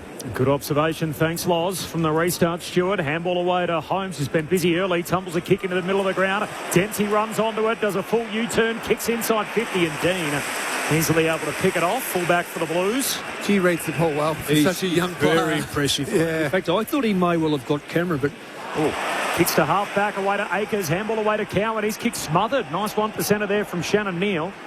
Ball back into a pack of about 5 or 6 bodies. Wilson extracts it for Carlton. Handball to Ainsworth. Away to Wiedering. Back to Wilson. Handball to Walsh at centre half back. He gives it to Newman for the Blues. Carlton's out. The kick finds Chera on the wing. He has time to have a bounce, although the ball doesn't immediately come back to him. Jack Henry's in chase. Chera looks up. Moments lost inside 50. Zach Guthrie down low, trying to knock it forward. McGovern's there. Little toe poke in there from Oisin Mullen. Kept the ball in front of him. The Irishman got it to Jack Henry. Now to Guthrie. Up the wing. And it's kicked by Mullen into the path of Manor. Got a cruel bounce. It bounces to Edwards though. Geelong haven't lost momentum. Half pass to Blitzhouse. Now to Manor at left half forward. Looks up inside 50. Jeremy Cameron on the lead. Beautiful pass from Sean Manor. That is what the Cats do at their best. That is how you kick a footy to your forward. Because that lead was slightly off centre to the way that Sean Manor was heading at speed. So he had to kick the drop punt, inside, but slightly off with the angle. Brilliant football. The Coleman medalist. Last year, he's 5 goals behind Jack Gunston starting tonight. From the left forward pocket for the opening goal of the match. He hits the post. Just through from right to left. And Geelong 2 behind, so Carlton 1 behind through 7 minutes of the opening term. Friday Night Footy on ABC Sport. I mentioned those last few games against Carlton for Jeremy Cameron. 3 goals 3, 6 goals 1, 5 goals 1, 3 goals 3 and 4 goals 2. So they haven't had a great matchup for him in recent campaigns. Not that many teams do, as Wiedering from the back pocket kicks down the wing for Hayward. He's got the clean buzz cut as he kicks down the wing trying to find Kemp, and it's punched away by O'Sullivan into the boundary line. Another throw in here right on halfway. Floodlit, the MCG. Cool night, around 12 degrees, but no rain, which is good news. No late change. Josh Fraser in the coach's box. His 3rd game in charge as the caretaker. And of course, Chris Scott with a near 70% win record in his 16th season from the boundary throw-in. We're back out of play and we'll have a throw-in between winger and half forward for the Blues. The Blues to the City end in this opening term. Just having a look at Shannon Neal, about to head down to the change rooms. Lauren Borden. Yeah, he's just holding on to his left side there, so going right down into the rooms and struggling quite heavily to walk. All right, let us know when he reappears. Pitnet wins down the tap, but it's Manor who sharks it for the Cats. Loose hand pass, and it spills the way of Hayward. He gets to 50, fires on goal. That's an impressive finish. Didn't need a lot of room and space to make the most of it, and the Blues keep the opening goal of the match here at the MCG. They kicked a goal from their first 8 scoring shots against Port Adelaide. Not the case tonight, but they are in front. 1-1-7 to Geelong, 2 behinds. 8.5 minutes gone, opening term. Friday night footy on ABC Sport with Mick Malthouse and Cameron Ling. Clearance is interesting, 5-1, but that one was that one. Yes. And I've been it's done pretty well in the ruck, but hasn't been able to leave the ball clear. But 5-1 Geelong's favour, and yet we're going to see it can only come in 3 ways, and one of them's a stoppage, and that's a stoppage goal. Yeah, it was just a missed opportunity, I think. Zach Guthrie, Max Holmes for the Cats. One hesitated a little bit, but that is a superb finish. It is, isn't it? Watching that on the replay. Great goal. Now he's up on the wing, Hayward. Ball might be coming his way. Walsh had other ideas. Grabbed it, caught. Atkins on him in a flash. Stopped Sam Walsh in his tracks. And Atkins for Geelong pokes a kick out wide to DeConing. 5-point lead here for the Blues. They kick the first goal, short to Bailey Smith. With the headband on and the locks flowing again tonight. Kicks a 50-metre drop punt deep into the pocket. Dempsey rises over the back. No mark. Spills down to Manor. Handball to Dempsey. Keeps it alive to close. Big tackle. Haynes holds him up. And a ball up forward pocket here. Punt road end where the Cats are attacking in this opening term. Thrown up. Pitnet sharks it down straight to Ollie Henry, who gets a hand pass away to Manor. His kick is partially smothered by Newman. Close to the boundary line. It bounces across and in the left forward pocket for the Cats. A boundary throw in. The Blues by 5 points. 1-1-7 to Geelong, 2 behinds. I think Hewitt makes a little difference this side. Is this his 3rd game or 4th game? Because I know he's been back for the previous 2 wins anyway. He played 3 in the VFL as Pitnet sharks it out towards the boundary line, and it'll bounce out in front of Cowan, and the umpire says throw it in. I think he was one. He's 4th back. Yeah, 1 back with Voss and then the 2 under Fraser. Yes, right. So he's only 1 back, yeah. But they've got... and the call before about how Carlton have been going, they've won a lot of quarters of football. 20 disposals, 14 and 26 last week against Port Adelaide. So he's 4th one back tonight. He's at ground level trying to get it clear for the Blues. Dean's hand pass chopped off by Atkins. He's tackled by Walsh. It's still 35 metres out from the Geelong goal. The punt road end, the Blues by 5 points. And Carlton have got a good setup outside of the back 50, which is going to give them a chance here to be able to contest this ball. Pitternet grabs it out of the ruck, kicks up to the wing. Mackay in a tangle with DeConing. Ball hits the deck. Bruin got it out by hand, away to Holmes. Hand pass to the boundary line for Cameron. Their only left footer out there appropriately dabs it down to half forward. Bruin, hand pass to Smith, kicks back inboard. Bailey Smith, offhand, spills through to Manor, works his way through traffic, shoots, misses. Just to the left, to behind for Sean Manor. They've got 3 of them to start Geelong. There was one that should have been a goal at the start of Dempsey. Then Cameron hit the post, and now Manor just the wrong side of the left-hand goal post. So 1-1 to 3 behind. Carlton by 4.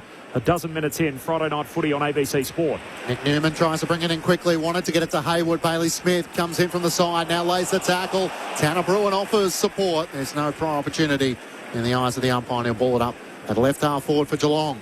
Tackling's been outstanding by both sides. Yeah. Really big hits around the body. It should be a free kick for Carlton. Yeah. Shepherding, and the free kick will go the Blues' way. Harry Mackay competing in the ruck will take it at right half back for Carlton. I was a bit stiff there. I know it's a free kick, but Mackay almost ran into the play. Yeah, he did. DeConing got into his back in the eyes of the umpire. Up the wing, and George Hewitt, the man we were just talking about, takes the mark. They want to go short the Blues. This is what they've done under Josh Fraser. They take more uncontested marks and try and control the tempo. Short to Cripps, who goes back to Newman. Just got his fingertips underneath it as he has it centre wing on the members' side. Kicks over the head of Hayward. That's a bad turnover. Dangerfield runs on it for Geelong. Hand pass to Bailey Smith. Releases Myers. Centre half forward. He looks up. Cameron 1-on-1 inside 50 against Cowan. Cowan makes the spoil. Dean comes in. Close sweats on him. Wins the footy back. Hand pass to O'Connor. Little fumble from him. And the Blues desperately defending. Dean gets back with support from Walsh, and they lock the ball up just 25 metres out from their defensive goal. Bad fumble. Yeah. one touch. It'll be one touch around the goal line. Forward 50 stoppage for the Cats. Jack Henry palms it down. Top of their attacking goal square. Walsh intercepts. Handball away towards Dean. Handball to Haynes. Handball to Akers. In the back pocket. Long kick out of defence for the Blues. Up towards a one-on-one. There's a tangle there. Ison involved along with Guthrie, and Ison gives away the free. Yeah, didn't look at the ball. Guthrie took up good position. Just got to keep your eye on the ball and back your body right into your player. Make him earn the mark. Cats inside 50 again to the hot spot. Dean's up, picks it off, takes the intercept mark. He's going to be a good player. Yeah, isn't he? I know he's got all the hallmarks of his dad, but he's taller, and not only taller, he's got that left foot. Son of Peter Dean, he goes back with the short kick to Cowan. Cowan long down the wing, and Byrne keeps it alive. So Byrne, a little jinking run, kicks back down the wing, finds Hewitt. Hewitt under pressure, coughs it up, holding the ball, advantage applied, and here go the Cats. Bruin down to Ollie Henry. He has the mark and looks up inside 50. Cameron's on the lead. In front of him is Dempsey. Not required, Jeremy Cameron, and Ollie Dempsey takes the mark. He's slightly left of centre. He'll kick from 45 metres out. That should be 50 metres. There was a 50 metre. The rule of the player running between the kicker and the mark, the Carlton player ran straight through it. Anyway, the mark's taken here. He did too. It was straight through it. Yeah. Has kicked 3 behinds, Ollie Dempsey, in his last 2 games. 10 goals, 8 for the season. Looking for the Cats' opening goal of the match at the 14-minute mark. He crosses through the 50, strikes it pretty well. There's no denying him this time. And Dempsey has Geelong's first, and they take back the lead. 1-3-9 to the Blues, 1-1-7. 14 and a half minutes gone. Opening term, Friday Night Footy on ABC Sport. With Cameron Ling and Mick Malthouse. And just the inside 50 starting to creep up a little bit for Geelong, those repeat entries. So 9-4 at the moment. Clinchy made mention of the fact that Carlton want to mark the ball a lot more under Josh Fraser. So Carlton have taken 16 uncontested marks to 6 to Geelong. But they're clearly trying to continuously bite off those short ones. And now they're starting to turn over a little bit. And Geelong are going, yeah, hey, we'll keep pumping it back inside forward 50. Yeah, and the more you take on a good side, and you mightn't be the best side, you're going to give the ball away at some stage. 4-0 the last 5 minutes too. The inside 50s all Geelong's way. DeConing, handball away towards Bailey Smith. He just threw it out under pressure. Jagger Smith had it, lost it in the tackle. Pack forms over the top of Atkins and Cripps. Umpire says holding the ball. Who's got it? So it's going to go to Cripps, who stands up with the footy. Carlton free. Hand pass away towards Jagger Smith, who just kicks into space. Missed his intended target in Young. Picked up by Humphreys. Geelong back the other way. He overkicks it. Taken by Jagger Smith. Carlton back the other way. Down to half forward with the kick. And Young, backpedaling, takes the mark. Yeah, he backpedaled and fell over, and he had a clear target inside 50. Flynn Young, the lefty, trying to spear it into the pocket for another one in Mackay, not to be. Slides past him and one bounce into the behind post to throw in deep forward for the Blues. We are 16 minutes in, and it is Geelong who lead it by 2 points. Friday Night Footy on ABC Sport. Your thoughts throughout the night, 0437 774 774. Blues deep into attack. Mackay doing the ruck work against the Koning. Mackay tries to take possession, spills out to Bruin. Hand pass to Humphreys, looking for Bailey Smith in the back pocket. He knocks it onto O'Sullivan. Curls it around his body. Awkward ball for Jack Henry. It ricochets off his knee, up towards Hayward. He now needs to try and get rid of it. Hand passes at boundary side. And the umpire said lasso free kick will go the way of the Cats. He did have Billy Wilson there, but the hand pass was wide. And Geelong take back possession. Sean Manor working up the field, has it at half back. Comes inboard to Smith. Disposal number 9 already for Bailey Smith. Just about to have a look. Not a great one. Sold his teammate into a bit of trouble. Got it to Humphreys, who was good enough to get himself out of trouble. O'Connor, now the hand pass to Tanner Bruin. Works it back to Manor as they try and work it up the Shane Warne stand wing. And Sean Manor now with a long search and kick. Jack Henry in prime position. Can't take the mark. He might have been dragged down. And the arms chopped in the eyes of the umpire. And Henry will take it at right half forward. Still 2 kicks out from goal.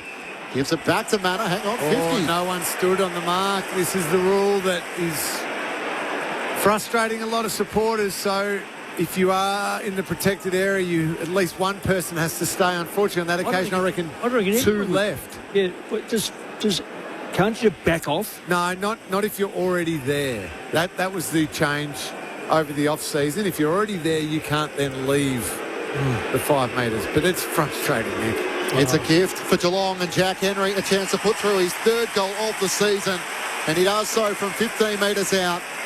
And Geelong have the last 2 goals of the match after the Blues kicked the first. They lead by 8 points, 2-3-15 to Carlton 1-1-7. 18 minutes gone, opening term, Friday night footy on ABC Sport with Cameron Ling and Mick Malthouse. I think the hard thing is, so they're clearly Carlton players there because they're in the marking contest and the free kicks paid.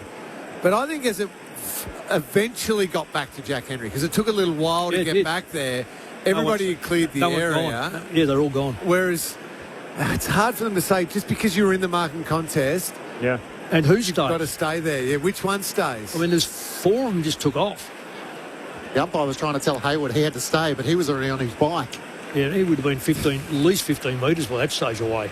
Do we really want that to be 50? It's a good question. I don't think just pull it back. I don't think we do. Geelong by 8 points. Edwards leaps up at the restart, palms it down. Cripso first possession, handball away to Hewitt. Kicks the Blues inside an open forward 50 and a good pick off O'Sullivan. Yeah, good mark. And takes the intercept. And he's our last rising star on Connor O'Sullivan. That was back in the early parts of last year. Goes short to Holmes. Holmes a long kick out to the back flank for O'Connor, who marks, trying to tell the umpire whether the man on the mark should be standing, and the ump said play on. So he hurriedly kicks down to half forward. Haynes intercepts for Carlton. Handball away to Florent. Kicks into centre square. Finds Hewitt. Handball away to Mackay. Ugly kick forward. Picked off. Stewart can get it going the other way for the Cats. Goes straight down the pipe. Edwards takes the mark. Wants to play on. Desperately trying to reel him in. Was the efforts of Florent. It spills out. The kick inside 50 to Jeremy Cameron is superb, and Carlton cannot defend that. No, but they can't defend the high half forwards of Geelong at the moment. So Sean Manners already had the 9 disposals. Yeah, coming up to the stoppage and working back, and Carlton are dropping right off them, and they're dropping off Cameron here too, which is amazing. Manor found him once more. Cameron opens up the angle on the left boot, curls it around the corner, and puts through his first of the night. The Cats with the last 3 in the contest, and they lead by 14 points as they establish a break. 3-3-21 to the Blues, 1-1-7. 20 minutes gone, opening term on ABC Sport. They can't stop Geelong moving from half-back into a scoring position at the moment. They're not locking off the high back who takes the mark, like was Thomas Stewart. Yep. He then works the ball up. They can't take the ball off them, and then they fall. Look, if you're going to play on Cameron, you've got to play on Cameron. The idea is you're on him because he's so good, and you're shorter than him. Therefore, you're giving up the big mark. So therefore, take away the small, short kicks. Yeah. So they don't help themselves, though, do they? Like the Newman turnover, the Mackay turnover. Shocking. Like they're your senior guys. Yep. Makes it tough to defend when it's coming back like that. 14 points is the lead for Geelong. 3-1. Restart back in the middle. Carlton in their respects jumper tonight. The Carlton respects game to raise awareness and prevention of domestic violence. Jagger Smith, the clearance, kicks inside 50, picked off by Stewart.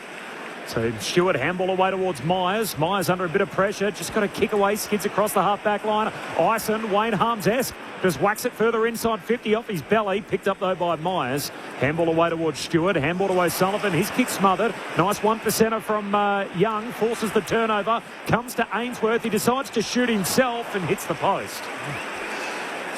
Strange decision, really, because he... 2 Geelong players in the goal square. Would have thought he would have tried to square it up. 3-3 to 1-2. A dangerous kick out. 21 minutes into the opening term. It's the Cats by 13 points. You're with Matt Clinch on ABC Sport. Tanner Bruin reeled in the mark under the pressure of George Hewitt. Now we'll give it back to Tom Stewart. So the margin 13 points.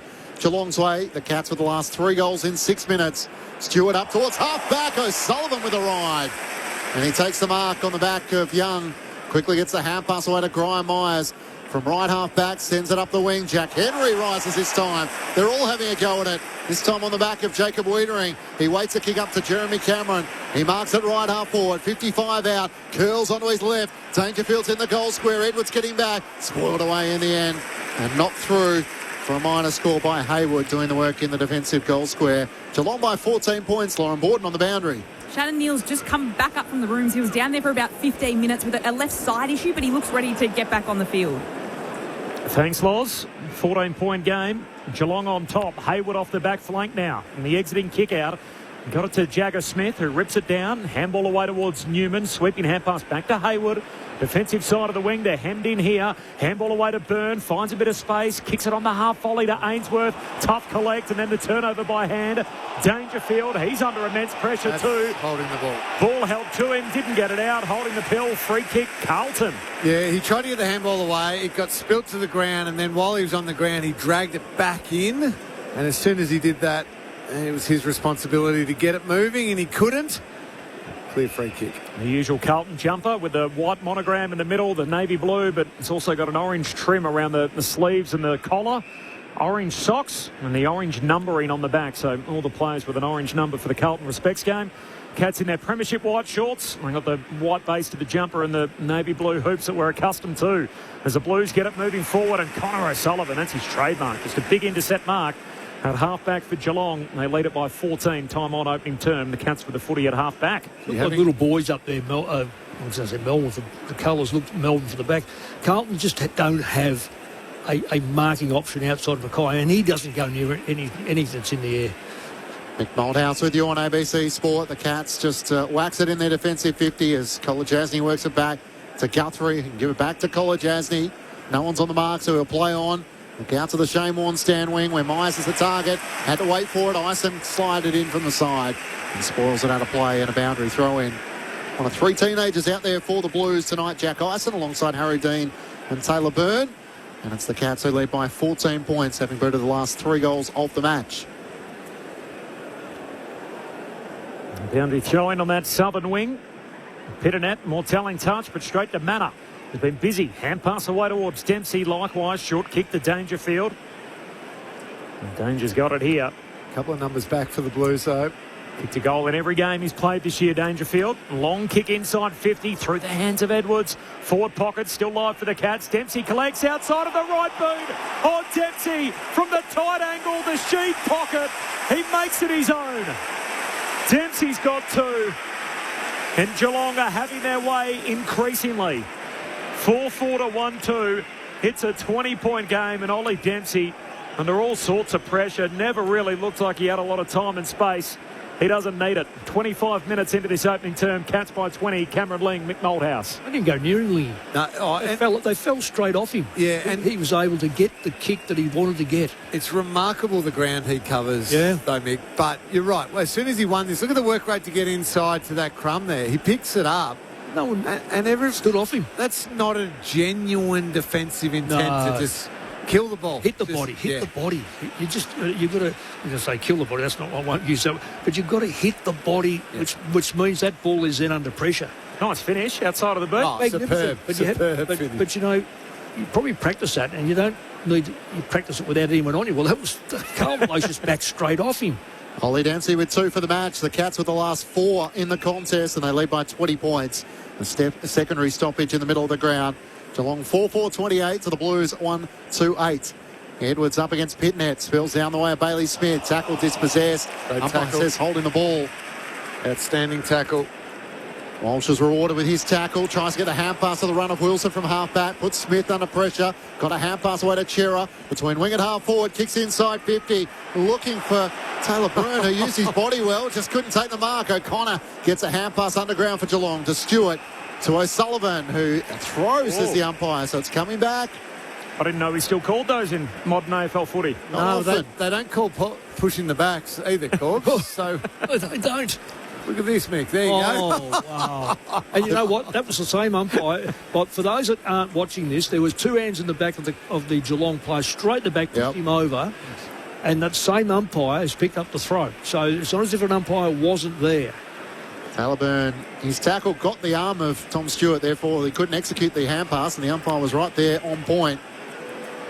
And Byrne gets his chance out to the right. He comes out to the left, opens up the angle. It's a good strike. It's to the goal square. Players are there. Mackay can't take the mark. Edwards is tackled immediately. And the ball up will be in the goal square for the Blues at the City end. Geelong leading by 20 points. And Taylor Byrne, first year Blue, of course, had that shot after the siren against the Pies to win the game earlier in the season. Evans got a hand pass away towards Walsh. Hurried snap under pressure, misses near side. The lad from the Surf Coast Sam Walsh against Geelong. 4-4 to 1-3, 27.5 gone opening term. Sam Walsh, 1-5. He just hasn't gone the next step. I know he's a possession-getting player, but he has not got to the 30s with, say, 20 and 10. And that's an inside 50. They're really missing that sort of play. Jack Henry showing his aerial work, but he took a little while to get rid of it. Dribbles a kick up the wing in the end. Tacone gets a hand pass to Humphreys, sends it up towards half forward. Edwards is in the pack. Racing back, Florence should get there first. Close reels him in. Too slow. Never heard him coming. Well, and that's the challenge when you play the Cats. The pressure will always come, and Brad Close takes it in those trademark long sleeves. He's at left half forward as he veers out to the right. Looks inside the forward 50. Where's Shannon Neal? He's at the back. He tries to present. Bailey Smith is the crummer, spinning out of traffic. Hand pass taken by Jagger Smith. Set Chera challenge. Breaks away from Jeremy Cameron. Hand pass to Newman in the back pocket. Back to Wiedering. The clearing kick now up to the wing. Geelong are well set though. Edwards is there. De Koning as well. Mackay was the one in the middle for the Blues. They reload immediately. De Koning long towards Jack Henry. No mark. Bowled out of the way. Wiedering for the Blues. Cleans it up. Gives it to Dean. Handball out to Akers. There's not a lot down that southern side where Akers is heading. Handball away to Wilson. The white jumpers close in. Wilson just jinking run, gets away from his direct opponent. Short kick to Jagger Smith. Not a great kick. Turnover. Manners got it. He's tackled holding the ball. So Walsh wins it back, but it's not clean for the Blues, and they're not doing themselves any favours with the way they're using it. No, well, the forwards aren't doing themselves any favours either because they're finding themselves in the back half of the ground. So when they come out of the back line, the Blues, they've got nothing to kick to. Cats pressure red hot. They're not playing a mid-table team now, the Blues. Towards the top of the tree, these Cats, they have got the better of this opening term. And there's Lockie Cowan, the last touch of the quarter. He sends a kick inboard, but it's all Geelong. 4-4, they lead Carlton 1-3. And it's a 19-point gap in the game. The Cats had 6 more inside 50s. And they lead it by 19 points at quarter time, 4-4 to 1-3. This is Friday Night Footy on ABC Sport. The goal kickers in that opening term, Ollie Dempsey's got 2. He could very well have 3. After the replay showed the first score of the night, which they deemed to be behind, actually came off below the knee. So really should have been counted as a goal. It didn't go to the arc, no review. Dempsey with 2.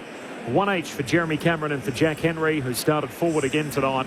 And Will Hayward has the only goal for the Blue Baggers. There was no late change, so sides coming in as selected.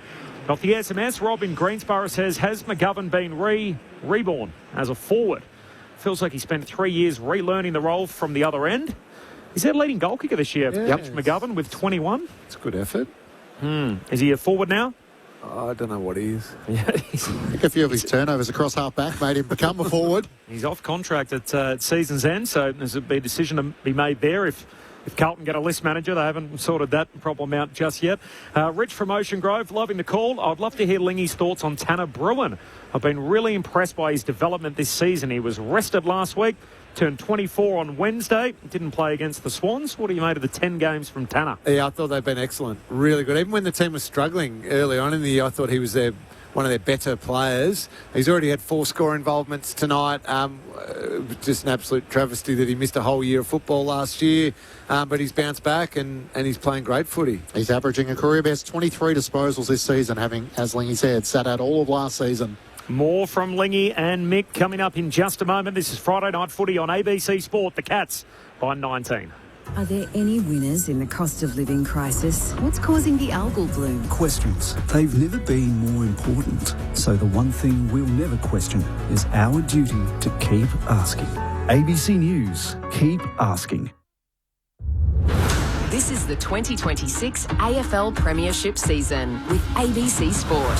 Hitnet wins down the tap, but it's Manor who shafts it for the Cats. Loose hand pass, and it spills the way of Hayward. He gets to 50, fires on goal. That's an impressive finish. Didn't need a lot of room and space to make the most of it, and the Blues kick the opening goal of the match here at the MCG. Manor found him once more. Cameron opens up the angle on the left boot, curls it around the corner, and puts through his first of the night. The Cats with the last 3 in the contest, and they lead by 14 points as they establish a break. The goal in every game he's played this year, Dangerfield. Long kick inside 50 through the hands of Edwards.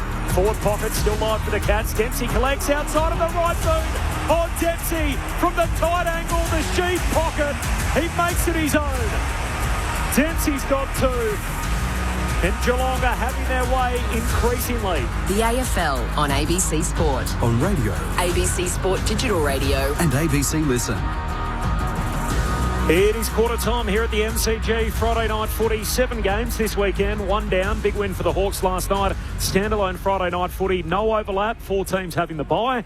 Cats by 19 points here through 1. Cameron Ling, the legendary Cat, and the coaching icon Mick Malthouse with their take. A few little alarm bells ringing, Mick. Yeah, certainly if you're in the Carlton coach's box. Geelong plus 13 in contested possessions. That's the one.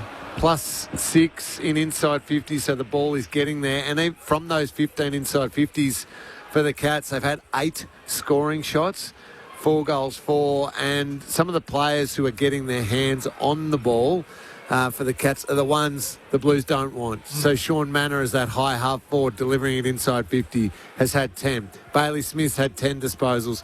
Lawson Humphries, that beautiful ball user off half-backs, had 7. Ollie Dempsey's had 6 and kicked 2 goals as well. Yeah. So it's not just static, slow ball users who are getting plenty of the footy. It's the dynamic ones, and that's really worrying if you're Josh Fraser and the Blues coaching group. Yeah, I totally agree. And young Smith for Carlton, he's going to be a heart and soul player. But have a look at his execution is quite poor. His selection was quite poor. He's at 33%. He's the highest possession getter. And I look at Paddy Cripps. I think he's only had 1 kick, 3 hand passes. He's a mile off. Chera's an interesting one. He looked like he could have been one of the answers they needed around the ball. He just doesn't get the football. Only 3 disposals for him in that first term. Big Harry, two possessions, just doesn't do enough. Young and Kemp. So they're tall. They're make-believe talls because they haven't got a lot of tools. Well, so that's about the point I was going to ask you about. They've got some tools, but it felt like in that first quarter, Geelong were completely dominant in the air. Yeah. Connor O'Sullivan intercept marks, Tom Stewart intercept marks, but even then kicking down the line, Jack Henry taking big, strong pack marks. You got Jeremy Cameron deep and Shannon Neal, who hasn't done much yet, but it felt like Geelong were in total control in the air. Well, once that goal was kicked by Carlton, it was sort of like, right, let's start. And from that moment, the ball movement of both clubs is in total contrast, and it is what the ladder says. One is down at 15th, one is at equal top or thereabouts. The clinical work of Geelong off the back line, Carlton could not stop it until it went inside the front 50, and a couple of times they couldn't even stop that. So at best, Wiedering and even young Dean were able to hold up a little bit. Contrast, when Carlton come into the back line and try to get the ball inside their front 50, it is so slow. It is in the air. Stewart marks it. They don't even need Henry down there. And I mean, let's face it, he is one of the best backline players in the competition. He can play forward and put more pressure on a Carlton side that's just struggling in there. So the difference is ball movement. There's only 8 possessions less, but the ball movement is quite astoundingly different. 16 clangers for Carlton in that opening quarter of footy. Yeah. Different gravy after wins against the Bulldogs and the Power, coming up against a red-hot Geelong team that is purring. Cats by 19. Second term underway. Free kick. He's paid a crossing the centre line free. That's another one. It's going to Edwards and the Cats. They get it going forward. The 2 Henry lads, the brothers, collide in mid-air. Neither of them take the mark. Spills down to Neal. Geelong still with it. Handball to Myers. Handball away to Dangerfield. Kicks to full forward. Turnover. Touched on the way through. Haynes keeps it moving for the Blues to the back pocket for Hayward. Oh, high up and under. Just got to Jagger Smith. Takes the mark. Handball away to Ainsworth. Running off the back flank. Dubs the kick to the logo. Connor O'Sullivan punches it in the other direction. Florent left it behind. Jack Henry wins it. Gives it to Myers. Kicks wide for Holmes. Holmes dabs it inside 50, and that's a layup.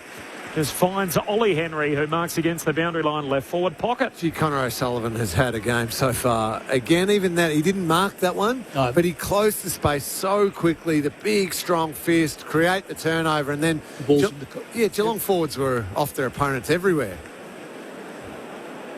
This is still in his wheelhouse, even though he's against the boundary line. Ollie Henry hooks it across the body, misses near side.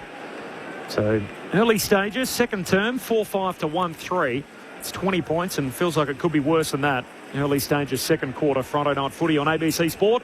Cats on top of the Blues. Billy Wilson, the third-year Blue, looks to bring them back into play. Into the back pocket for Cowan, who takes the mark in front of Shannon Neal. Copped a knee to the hip in the marking contest early, as Lauren Borden reported.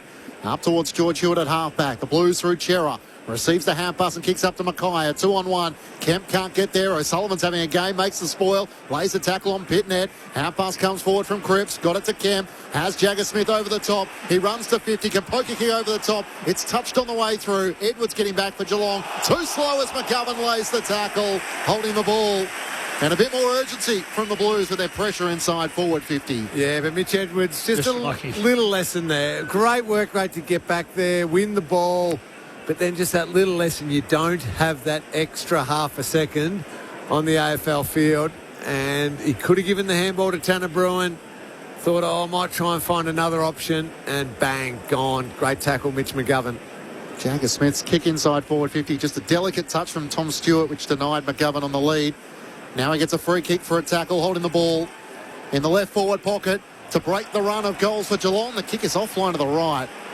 And that is what you get with Mitch McGovern. A bit of everything, but he has been pretty accurate so far this season. 21 goals, 9. Geelong leading by 19 points.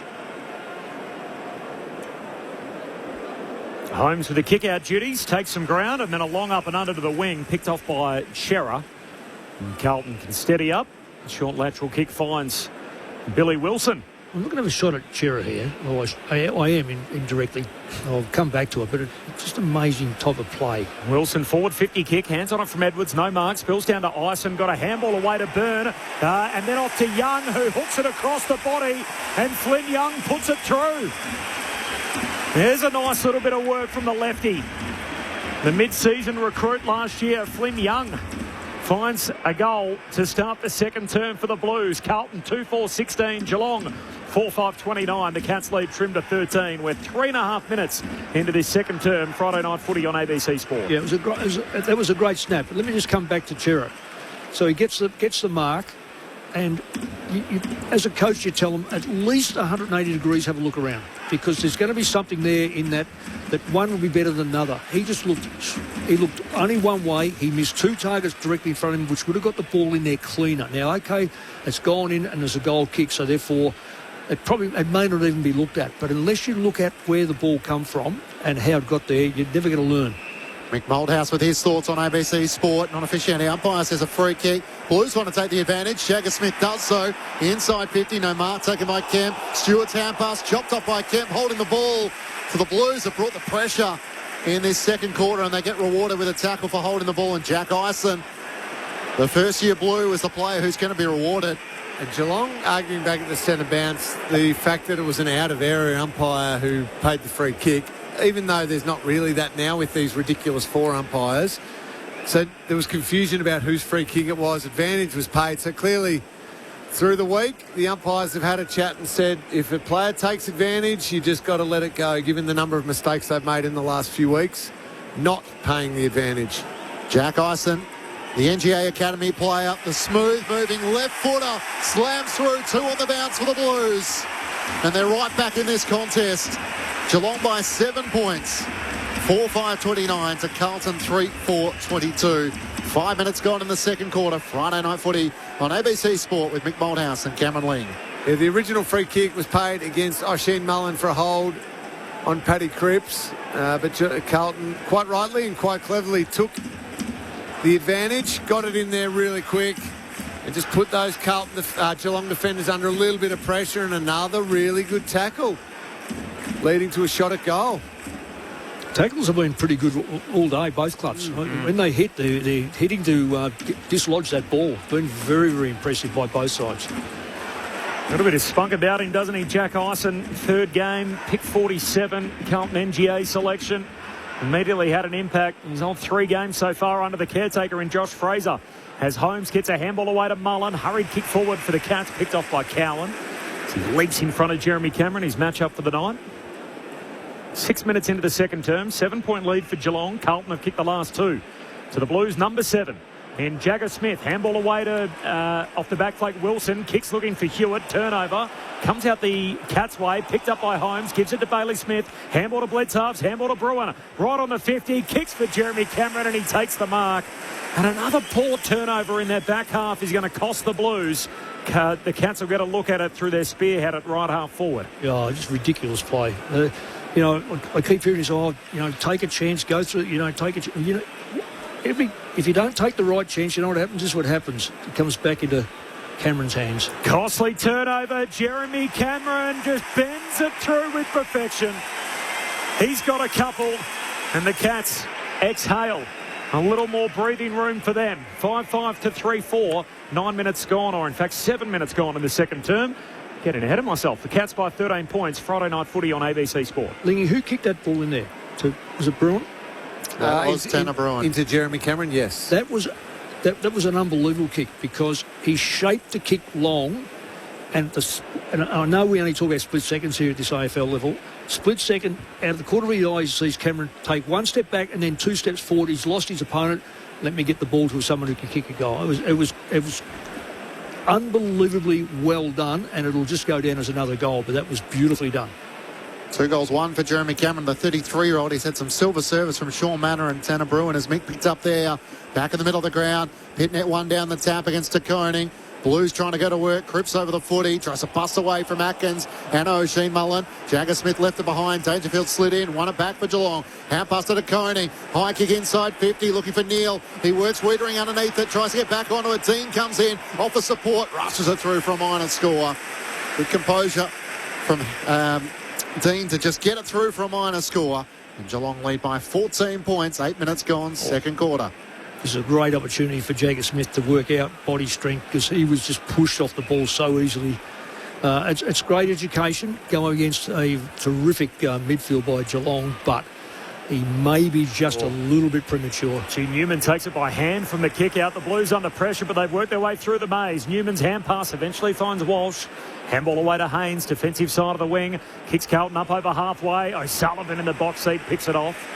Keep an eye on Mark Pitternet, by the way. Sam De Koning leaping up at the restart, got a knee right into the hip of Mark Pitternet, and a massive corkies you can imagine. Those don't tickle, so Pitternet staying out there, but imagine that one will hurt. Short kick to O'Connor, puts Geelong inside the forward 50. Haynes was bowled over in all of that. Nick Haynes is going to get a free for Carlton, half-back flank. It's interesting watching Carlton exit their back 50. It's like they know the answers to half the puzzle. But then what happens next? Once things get a little chaotic and start flicking it around, they're not quite sure what to do next. And it's like trying to do a puzzle with your elbows. Cowan up the wing. Mark. Good juggling mark from Flynn. So he turns and comes inboard, finds Ainsworth. So now they should... that's the moment they could have taken the corridor. Yeah. But now it's shut down, so don't try and invent it. Geelong by 14 points. Ainsworth up to half forward. Taylor Byrne trying to use his body, but Zach Guthrie is too good for that. He cuts in and takes the intercepting mark. Comes inboard for Bailey Smith. Led the way with 10 disposals in the opening quarter alongside Sean Matter. He'll go short over the top to Guthrie. Try and get it back. Cripps can't do much to chase him. So Bailey Smith drives a kick up the wing and Close takes the mark. Just had a couple of metres on Billy Wilson. He can poke the kick over the top, and Ollie Henry takes the mark in front of Jeremy Cameron. Plenty of options. So Henry gives the hand pass away to Cameron. On the left, he fires towards goal and misses to the right-hand side. 2 goals, 2 for Jezza so far tonight. Geelong by 15 points. 10 minutes gone. Second quarter for Friday night footy on ABC Sport. It hasn't taken Geelong long to start to dominate the quarter. It's 7-3 inside 50. Take nothing away from Carlton. They started off very well in the second quarter, but they can't exit their back line without giving the ball up through the midfield. That's why it is 7-3. It keeps coming back from that midfield, and they'll do it all night if they keep kicking big bombs in. Newman into Wiedering, who marks in the back pocket, long down the wing to Hayward, gets it moving quickly. Handball away towards Evans, sends his kick down to half forward, bouncing footy. Byrne needs it to sit. In the end, his coat hangered as he waits for the ball to sit up for him, and Guthrie got him over the shoulder. Not the worst. Very professional free kick. Yeah. Byrne arcs around, 55 out, kicks to full forward. They all converge on it, and Jeremy Cameron gets back to help out the defenders, knocks it through for a rush behind. We were both onto that one, Mick.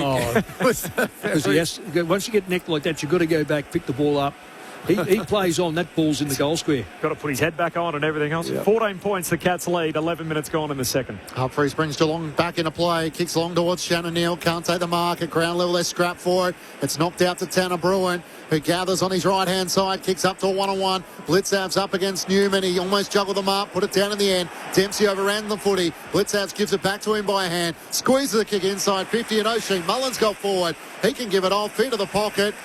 And the mark is taken by Ollie Henry. He's hard against the boundary line in the left forward pocket. There's the difference. Divide the ground up in half, and it moves so smoothly one end. Ollie Henry, casually as you like, steps around, snaps it through, and puts through his first of the night. Joins his brother Jack as the goal scorer so far tonight for the Cats, and they're back out by 20 points after the last 2 goals of the match. 6-7-43 to the Blues, 3-5-23. We played 12 minutes in the second quarter. Friday night footy on ABC Sport. The transition, the attacking transition of the Geelong, not just with the ball movement, but with the run of the players is really impressive. We saw it last week against the Sydney Swans where they opened them up. O'Shea Mullen got deep inside 50 there to take the first mark, then had 3 Manor on as well. Could have gone to him really easily, but chose to go to Ollie Henry. So they've got a number of players working so hard to get back inside their attacking 50, and options galore. Yeah, and conversely, Carlton are moving it. They're getting it, but they're moving it so slow. I think it's 34 to 39 possessions. Carlton actually have got more possessions. Taccone wins the hit out. Mackay's having a roll in the ruck. Holmes wins it, but retreating, and then kicks laterally to Humphreys. Coming off a career-high 33 against the Swans. The 1-2 with Holmes, who's been busy. Back to Humphreys, arches the back, gets around Ainsworth. Now he's at high half forward, kicks inside 50. Neil the target, juggled effort, not paid. Handball away to Manor, big ball and all tackle from Dean. Holds it in and a ball up half forward for the Cats. I just love the way Dean goes about it. He is really, he plays beyond his, I think he's 18, isn't he? Yep. Yeah. Paddy Cripps grabs it out of the ruck, halfback for the Blues. Handball away towards Walsh. His handball punched back in the other direction by Holmes. Close to the boundary line. Jagger Smith extracts it for Carlton. Still close to that boundary line. Half forward for the Cats. O'Connor gives it to Manor. His kick smothered. Rolls out of play 60 metres out from the Cats' goal, and Lockie Cowan gets up sore. Lauren Borden's on the boundary for us. Loz. And like you mentioned, I think Mark Pitnet is a little bit sore when he copped a bit of that knock to the hip, but he had a quick chat to the doctors. He's not jumping on the bike or anything like that, so he looks okay on the bench for Carlton. Thanks, Loz. 2 goals apiece so far in this second quarter. Blitzhouse works to the front, knocks it down against Mackay. Jagger Smith, half pass inboard to Hayward, to Florence, searching half pass to Ainsworth. He has it at the back edge of the centre square. Now the run comes. Half pass to Akers, almost run down by Dempsey. Dribbles a kick up towards Flynn Young. Good clean pick up from him. Gives it back to Black Acres. Feeds the half pass to Ainsworth. Cuts around a tackler. Kicks inside 50. De Koning comes out. Can't take the mark. Akers runs onto it. Can he finish from the right forward pocket? He misses. Oh, would have been out to the left. Great He's involved in that passage of play only about 4 times. And just couldn't put the last touch onto it. Geelong by 19 points. Well, could he give it off too? Guthrie with the kick-out duties, goes long to Dempsey, gets a running leap at it. Always dangerous, can't complete the mark. Blues are going to work it out. Akers hands it to Florent, puts it inside 50, slides towards the top of the goal square. It'll be scooped up down there with a handball from Kemp to Walsh, and now out to Mackay, to Evans. Handball back to Walsh. Oh, the Blues will work it out, but Walsh misses. Yep. Gee, the slick handballing work of the Blues in that left forward pocket. They got the resulting shot at goal they needed. Walsh can't finish. 18-point game. Cats on top halfway through the second. Stuart Long out of defence, and an awkward landing in the end for the Carlton high flyer, Nick Newman. He landed almost on his neck as he came down, and the trainer might come out to try and make sure he's okay. He's stretching the bottom of his neck, but that's an awkward landing as had his legs taken out. Ollie Henry was sort of pushing back, and Hayward was there alongside him. It wasn't really anything of the Geelong forward's fault, but just an awkward landing. Harry Mackay tries to the ruck. Hand pass to Hayward to Cripps. Hand pass to Jagger Smith. Squeeze the kick inside 50. Flynn Young flies. Can't take the mark. Frankie Evans front and centre. Gathers for the Blues. One way then the other. He tries to pierce a kick to Young. It falls in his lap and he kicks the goal. This time for Carlton. Flynn Young with his second. Both have come in this second quarter. And every time the Cats get out by 20 points, the Blues find a way to reel them back in. Geelong by 12 points. 6-7-43 to the Blues, 4-7-31. Carlton with 3-2 so far in this second quarter.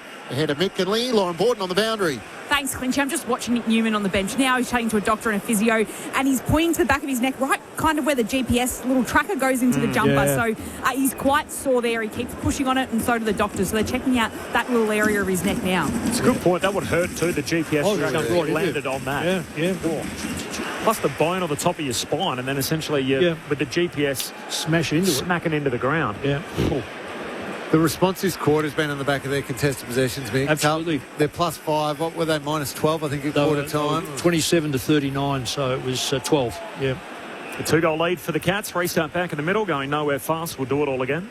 Clearances 4 and 3, so there's not a lot there. 9-7 inside 50, so Carlton are drawing that back a little bit as well. Umpire Mollison chucks it up, taken by Cripps. Handball away towards Walsh. Took on the tacklers. Lost. Holding the ball. Free kick for the Cats in the middle. There were two of them there, O'Connor and Atkins, and in the end, Atkins is going to take it. Handball away to Max Holmes, who's been everywhere. Kicks inside the forward 50. On the hop, got to Wally Henry. Can't trap it, slides away to Cowan. Handball to Jagger Smith, to Chera. Back to Jagger. Breaks out of the would-be tackle from Mullen. Handball off his backside out to Byrne. Handball back to Haynes. He's hemmed in at half-back.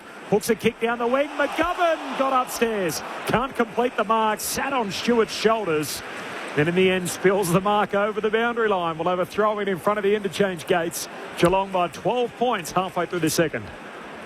Jagger Smith up to 18 disposals, Lingy. 9 in this second quarter. Yeah, works really hard, and the composure will come with time, just experience, and here they go again, the Blues.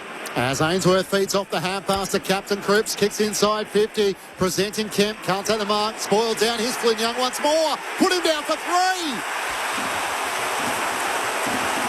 The mid-season pickup from last season is having a night out at the MCG. Having booted 10 goals from his 5 VFL games, he now has 3, and they've all come in this second quarter.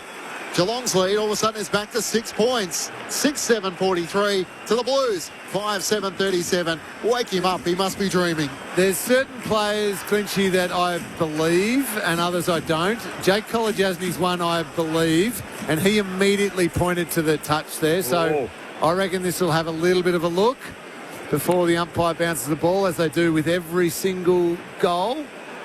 Now, certain other players in this Cats team I might not believe so much, but Jake Kolodjasny was adamant, and it will go touched back. Definitely touched. Yes, he's one of the honest ones.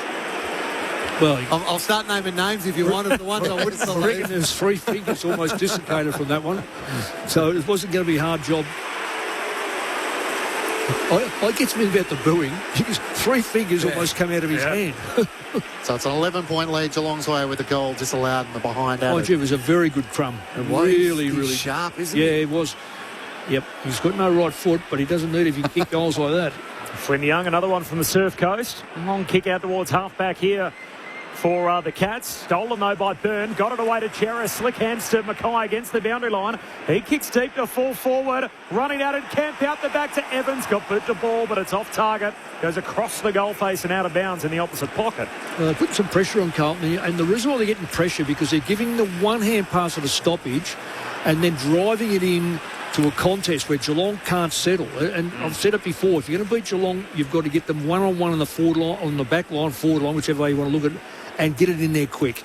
Goal-saving tackle from Connor O'Sullivan on Francis Evans, which just threw his radar off from the boundary throw-in. Hewitt away to Akers, shot a hand pass away, but straight to Dangerfield. Handball to Bailey Smith, back flank for the Cats. Sends it long up the wing where Wiedering tries to take the mark. It's Sport away from him. Neil and Jack Henry both there. Close tries to knock it away, but straight to Blake Akers of the Blues. Hand pass back to Dean. Manna puts the pressure on him. Knocks it back to Billy Wilson. Better composure for the Blues. Kicks out to Wiedering. He marks centre wing.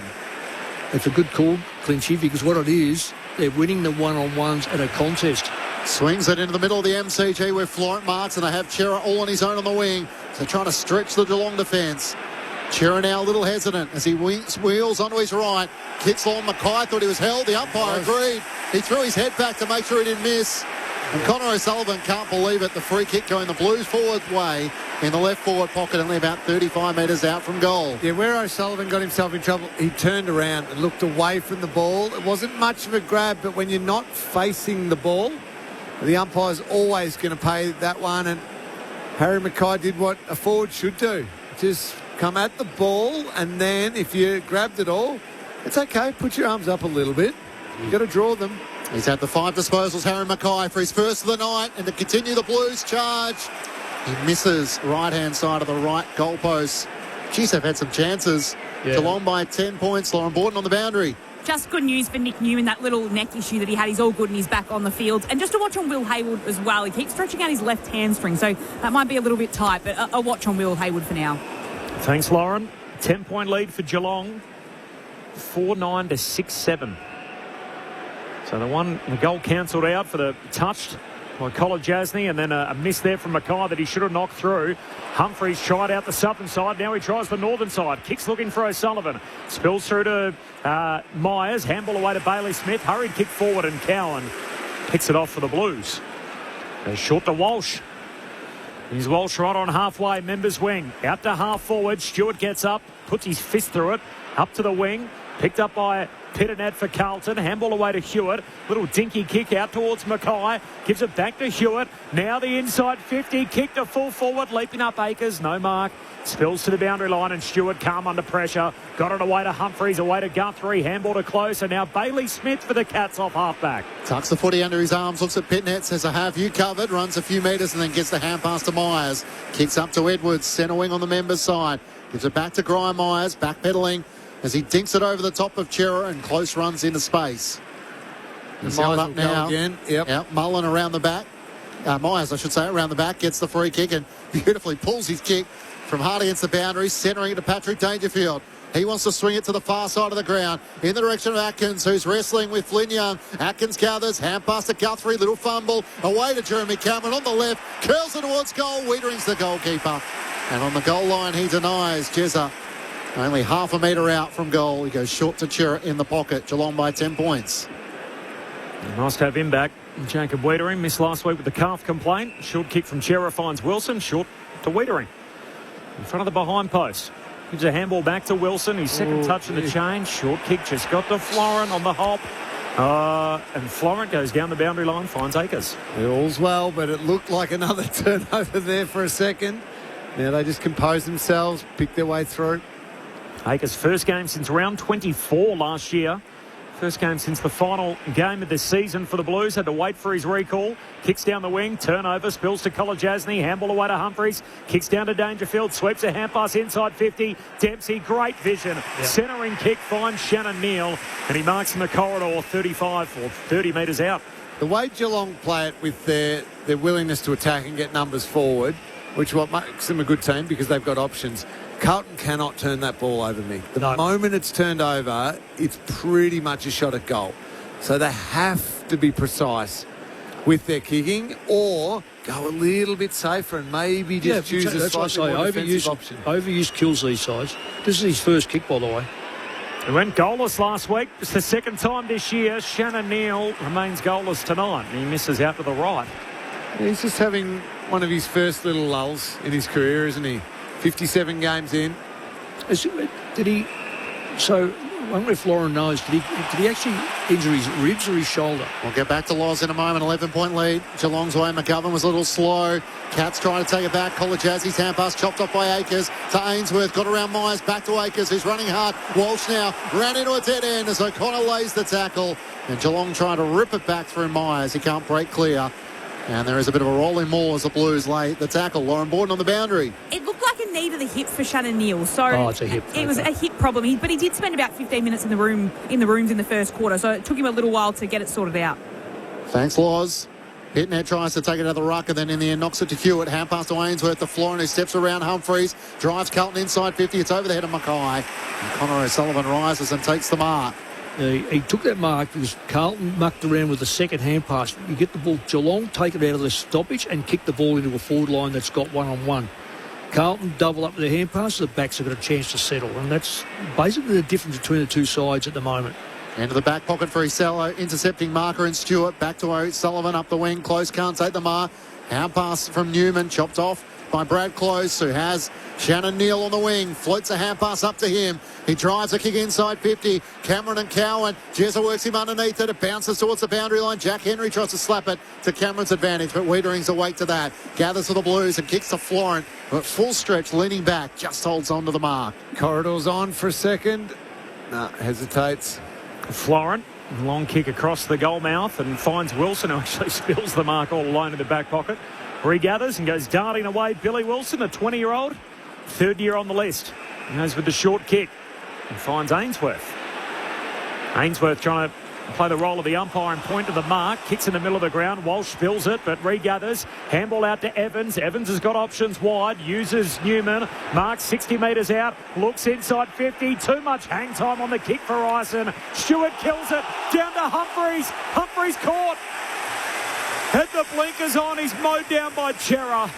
And Carlton's number 5 will get the free at centre half forward. That's 3 times now, Mick, that Geelong defenders have thought they've had more time. Yeah. Yep. And you can't be thinking like that. You've got to assume, doesn't matter who you're playing against. You're playing AFL footy. These are great athletes. In defence, you're going to get caught if you hold on to the footy like that. Lawson Humphreys was just bang, gone. Another terrific tackle. The tackles, as I say, the tackles, this is one of the better games I've seen with tackles actually sticking and really driving in. Only 90 seconds before half-time. Chera's drop punt is good.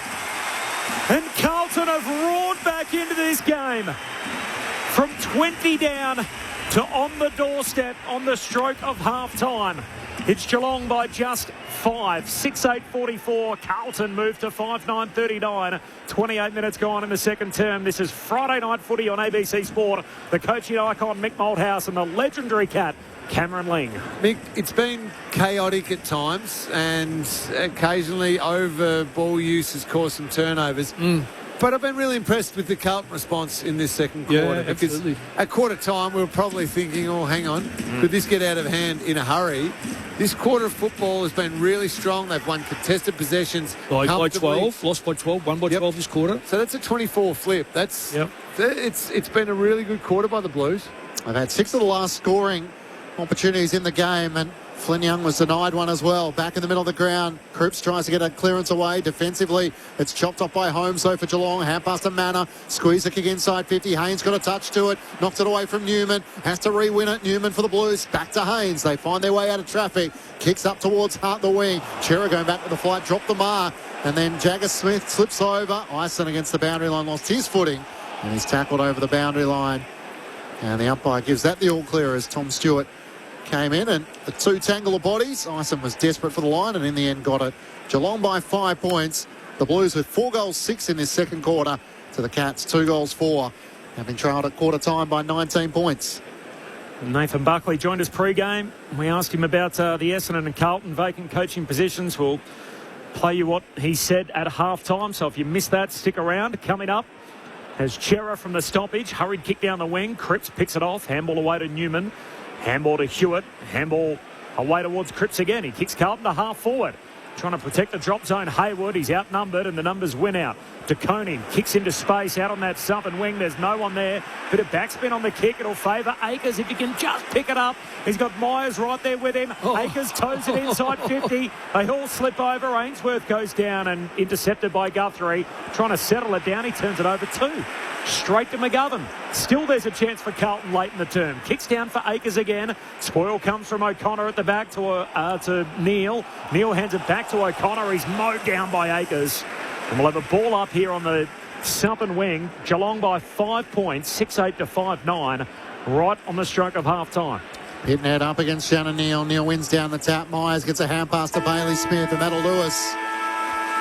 The Blues' fight back was on in that second quarter, and if not for their inaccuracy, they could almost be in front. 4 goals 6 to Geelong's 2-4, and Carlton having trailed by 19 points at quarter time, now trailed by just 5. Geelong 6-8-44 to the Blues 5-9-39. For Geelong, 2 goals to Jeremy Cameron and to Ollie Dempsey. The other goal kickers, Ollie Henry and Jack Henry. While for Carlton, 2 goals to Flynn Young. They both came in that second quarter. He was denied a third as it was touched on the way through. Individual goals to Chera Haywood and Jack Ison. Off the SMS, Phil's with you, Mick. He says Carlton looks like Melbourne with the colours from the back. Not sure it's a good idea. It's for a great cause, there's no doubt about that, with the orange accent on the Carlton jumpers tonight, and of course through the Carlton Respects initiative, which raises awareness and hopefully prevention for domestic violence, which is the cause at hand here. So that's the reason for the orange accent to the Carlton unis tonight. 5-point lead for the Cats, half-time. Fascinating turn in the game. Cameron Ling, Mick Malthouse with their take through 2. Mick, well, could I just say this, Ling? I'll get you to talk about this, but look at the first quarter compared to this quarter, and the other thing is a little bit frightening. Well, not frightening for Geelong, but I'll get you with this one, Lingy. 4 goals, 6. That's 10 shots out of 14 entrances. Geelong went 6 out of 14. No, 6 out of 14 is okay. It's just under 50%. But 10 out of 14 would be a little bit of a worry for the Cats maybe going to sleep. And let's face it, there was 2 others deep in the last time on. Both kicks just travelled too far. So I feel strange saying this, given Geelong's a very good team, and for a period in that game, certainly the first quarter, looked in control. They desperately needed half-time to arrive, Geelong. They were scrambling with their possessions. They were rushing everything that they were doing. Even the Zach Guthrie last kick, trying to settle things down, kicked it straight back to Carlton. Mick, you were pointing at the just sheer number of disposals, purely in that quarter. Yep. Carlton were plus 39 in disposals, and it came on the back of contested possessions. And then at times, yes, we admit it, that Carlton gets a little chaotic with their boys, but it was really dangerous, and it was leading to shots at goal, as you alluded to, 10 shots at goal from their 14 entries. They're starting to get a little bit of belief as well now. They're starting to feel, I think, pretty good about themselves. Billy Wilson's got a little bit of the footy. He's feeling good. Jagger Smith's up to 18 disposals for the half. He's feeling good about himself. There's a number of players who are running on top of the ground. Even Akers is starting to get into the game. Whereas Geelong, yes, Bailey Smith and Max Holmes have had plenty of the football, but even they're starting to look a little bit rushed with their disposals. So Bailey Smith's kicking efficiency, 67%. Max Holmes' kicking efficiency, 57%. So just a little bit lower than what their normal standard is. So I reckon Chris Scott will just be wanting to calm his team down and say, hey, we keep shooting ourselves in the foot by rushing our disposals and just giving it back to Carlton. Let's get a little bit of composure into our game and control the game. Having said that, though, have a look at 64% to 74%. And Jagger Smith going at 22% is I really like him, but he does rush the ball at the moment. But so that he's played 12 games. Yeah, absolutely. He's going to be a beauty. What I would be loving is the fact that in his 12th game, he can find the ball 18 times in a half of football against a good team. So, okay, as we build games into him, that kicking efficiency is going to get up to its 70% eventually, where you want to be. It was interesting last week. I heard him interview post-game after Carlton's win over in Adelaide, and they basically said, it feels like you're starting to find a bit more of your spunk and settle at AFL level. And they said, when you're up and going, what is a trait that you particularly pride yourself on? And he said my score involvements was one thing that he looked at. So, interestingly, last week he had it 27 times. 15 led the score. Wow. Which I was surprised, but it was interesting that he went there and he'd just come off the game had just ended. I don't know if he'd seen it on the big screen or you wouldn't have any idea how many he'd had. No. I love that mindset. It was great, wasn't it? Junk time disposal. Correct. It's impact. What can I do that leads to a score and helps my team? You mentioned the contest numbers too. Carlton were down 13 in the first quarter. They won by 10 in that second term. It feels like with Carlton, it doesn't necessarily mean if they win contests they're going to win, but you feel like if they lose contests, they're no chance of winning. No, well, what it tells you, they're back in it. Yeah, they can't win without being good in that area. No, well, they can't. But they're also a bit better at the uncontested and outside ball. And if they're winning contested possession, I agree marginally, but they've at least got some running patterns that are starting to attack. They can't yet kick it that well to them, but when you combine a contested ball win with some better outside work, they're in games. The other part that was striking was that Geelong had more tackles, 15-9, and yet the Blues kicked multiple goals from tackles inside their forward 50, putting Geelong under that pressure. Oh, really good hits. And that was the one time they looked vulnerable. Yeah. If you did the game in a half, that contested football, as you said, Lingy, was so evident that if Carlton haven't got their ruggedness about them at the ball, Geelong had 4 goals 4 to 1 goal 3, and it just looked like it was going to take off. So now, whether Josh Fraser mentioned that, but they had to pick that up, because that's the only way back into a game when you haven't got the same skill level, or you haven't got forwards that can kick multiple goals. Cameron, etc., etc., etc. Whereas Carlton, you look at it and you go, well, Harry Mackay should kick goals, doesn't, misses one from 30 metres out. In fact, Flynn Young's the man, Mick. Yes. Well, we love him. Well, he could have nearly had 3. Yeah, well. Played as the deepest forward as well at times, so very confident. The other one which has been a bit of a talking point, Corby, on social media, we spoke about the Nick Watson disallowed goal on half-time. There's some conjecture that David Roden was knocked over from that opening one from Ollie Dempsey, in which, had they gone to the arc, they might have determined that it came off his boot before it crossed the goal line. But because David Roden went down, because Geelong, Carlton brought straight back into play, there's no chance for the AFL to intervene. You know, David Roden, that's not like him to go down and stay down. I remember him as a player. I coached him for Australia, and I said, you make sure you hit the deck, mate, you bounce straight back up. No one has got a smile on his face like him, though. Well, he normally refuses to go to the arc. The question is in this set of circumstances, should they have got in his ear and said, you know what, we're going to review this?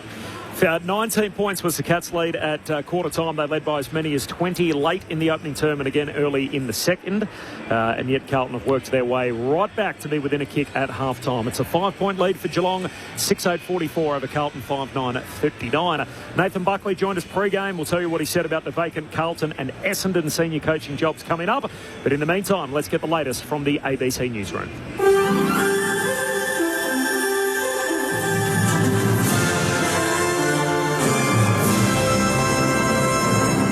ABC News with Noni Edwards. The Greens have voiced concerns over the integrity of the National Anti-Corruption Commission, which the federal government admits needs a reset. It follows this week's shock resignation of Commissioner Paul Brereton less than halfway through his term due to pressure over perceived conflicts of interest and links to the Defence Force. Greens Senator for South Australia Barbara Pocock says a fresh start is needed for the Commission. I think the issues with the NAC that have shaken the confidence of the Parliament and the public are more about conflicts of interest, which the Commissioner has failed to really deal with appropriately, much more than they have been about not enough staff. The federal government's legal action against chemical maker 3M is being seen as a warning for big companies who try to hide the harm caused by their products. The Commonwealth is suing 3M for $2 billion for allegedly covering up the results of its own testing, highlighting the adverse health and environmental impacts of PFAS chemicals found in firefighting foam. Known as forever chemicals because of how long they stay in the environment, PFAS has been linked with cancer.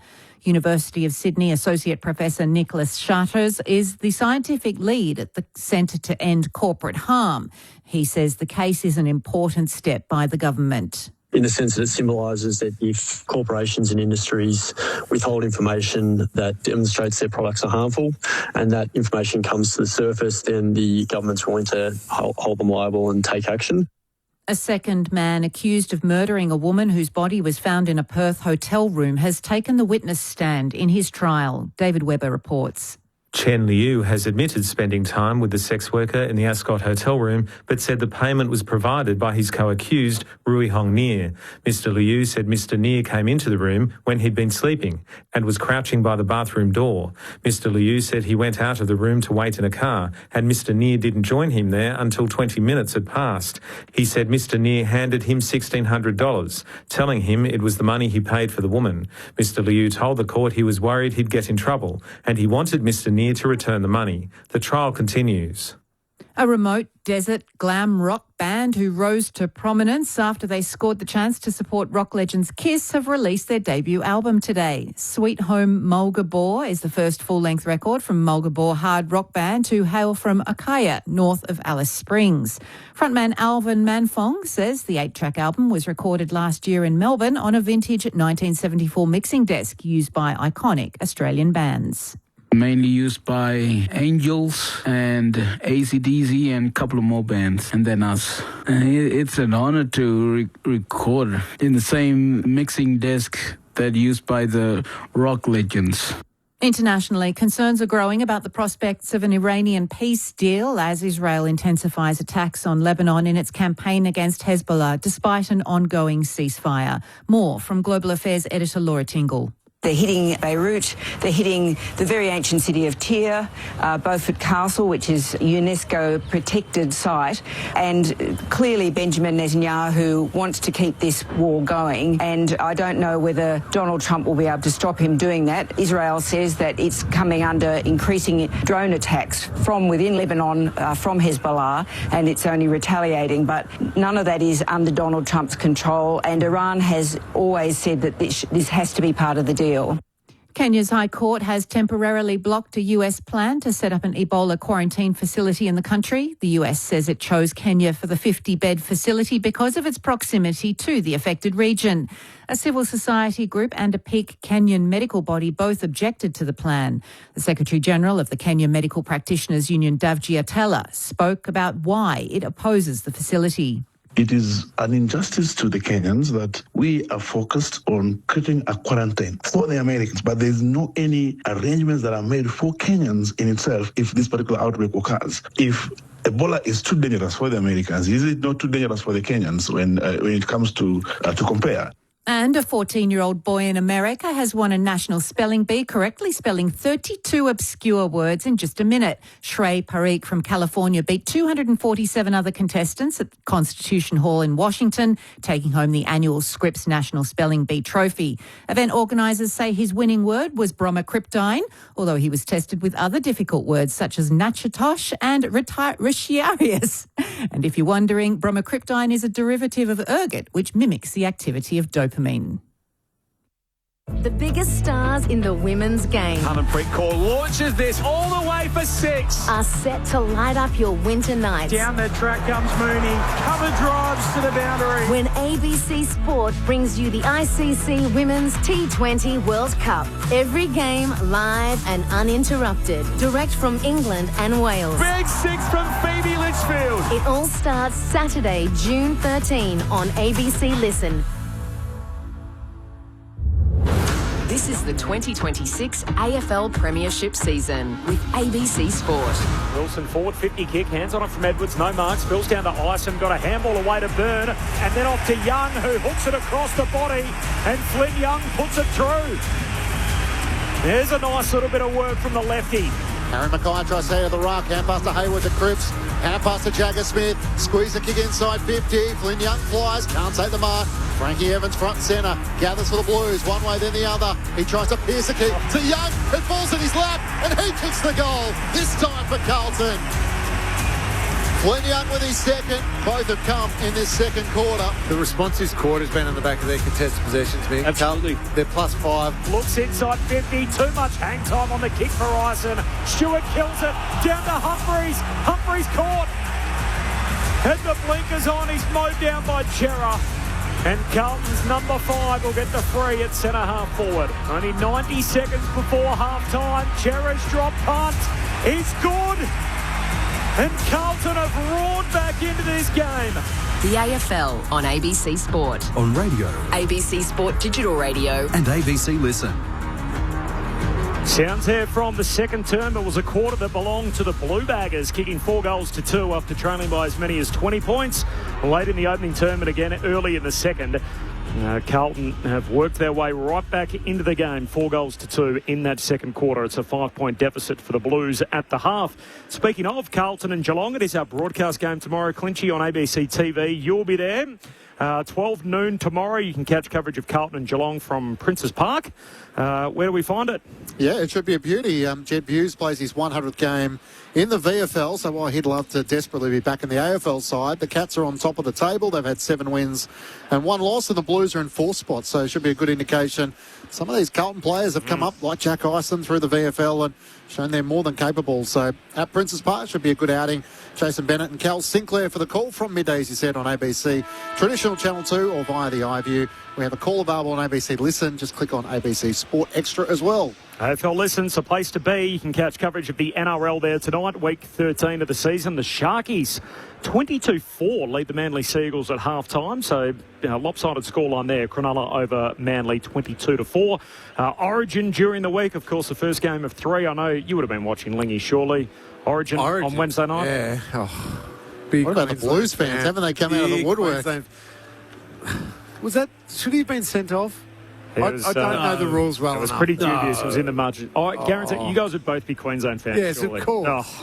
No, not necessarily. My dad was born Brisbane went the year before. Brisbane won. I'm now. I jump in the other colours now. I'm the underdog. My dad was born in North Queensland, so we've been brought up with Queensland. Who are you, Corby? You've lived in almost every state in the country. New South Wales. I'm a contrarian at heart, so it feels like if you're not from New South Wales, everyone goes for Queensland. I grew up in Western Australia, everyone barracked for Queensland, and so I barracked for New South Wales for no other reason than you just pick some random team and ended up living in both states. But nice little comeback win for the Blues. Of course, you can hear all 3 games available through ABC Listen. Now, earlier today, as part of our pre-game coverage, Nathan Buckley joined us. I asked him about the 2 vacant coaching jobs of the existing 18 teams. Of course, he's already declared his hand that he is interested in the 19th team in Tasmania. I asked him about the vacant spots at both Essendon and Carlton and whether he'd be interested. This is what Nathan Buckley had to say pre-game. I've been very deliberate with my intentions, and coming back into this role is with the intention of giving myself an opportunity to senior coach again. So I'll explore those as they come to hand. Clearly, I've made my feelings known about the Tassie Devils and how exciting I believe that project's going to be and that journey, and that remains my preference. 2 of your coaching contemporaries have expressed concern around the process, and obviously Ken Hinkley and Adam Simpson when it comes to Essendon and how closely linked James Hird is to that job and the fact that he's declared his hand already. Does that spook you at all when it comes to the Bombers job? No, and I have my personal opinions on that, and I'll probably leave them for now, given I'm wearing a Geelong polo. There's a little bit of Nathan Buckley pre-game, the Geelong assistant. We were also joined by Chris Davies, the head of footy at Carlton. And Clinchy, you asked him about the timeline on when the Blues are looking to try and find a new senior coach. This is what he had to say. There's no real timeline on it at the moment, but given we're starting maybe earlier than other clubs have in the past, it's I'd be thinking that it's sorted by the end of the year. I mean, we'll put together what we think we need over the next few weeks, and then we'll move forward from there. But it's a decent period of time before the end of the season. I'll be surprised if we're not done by the minor round.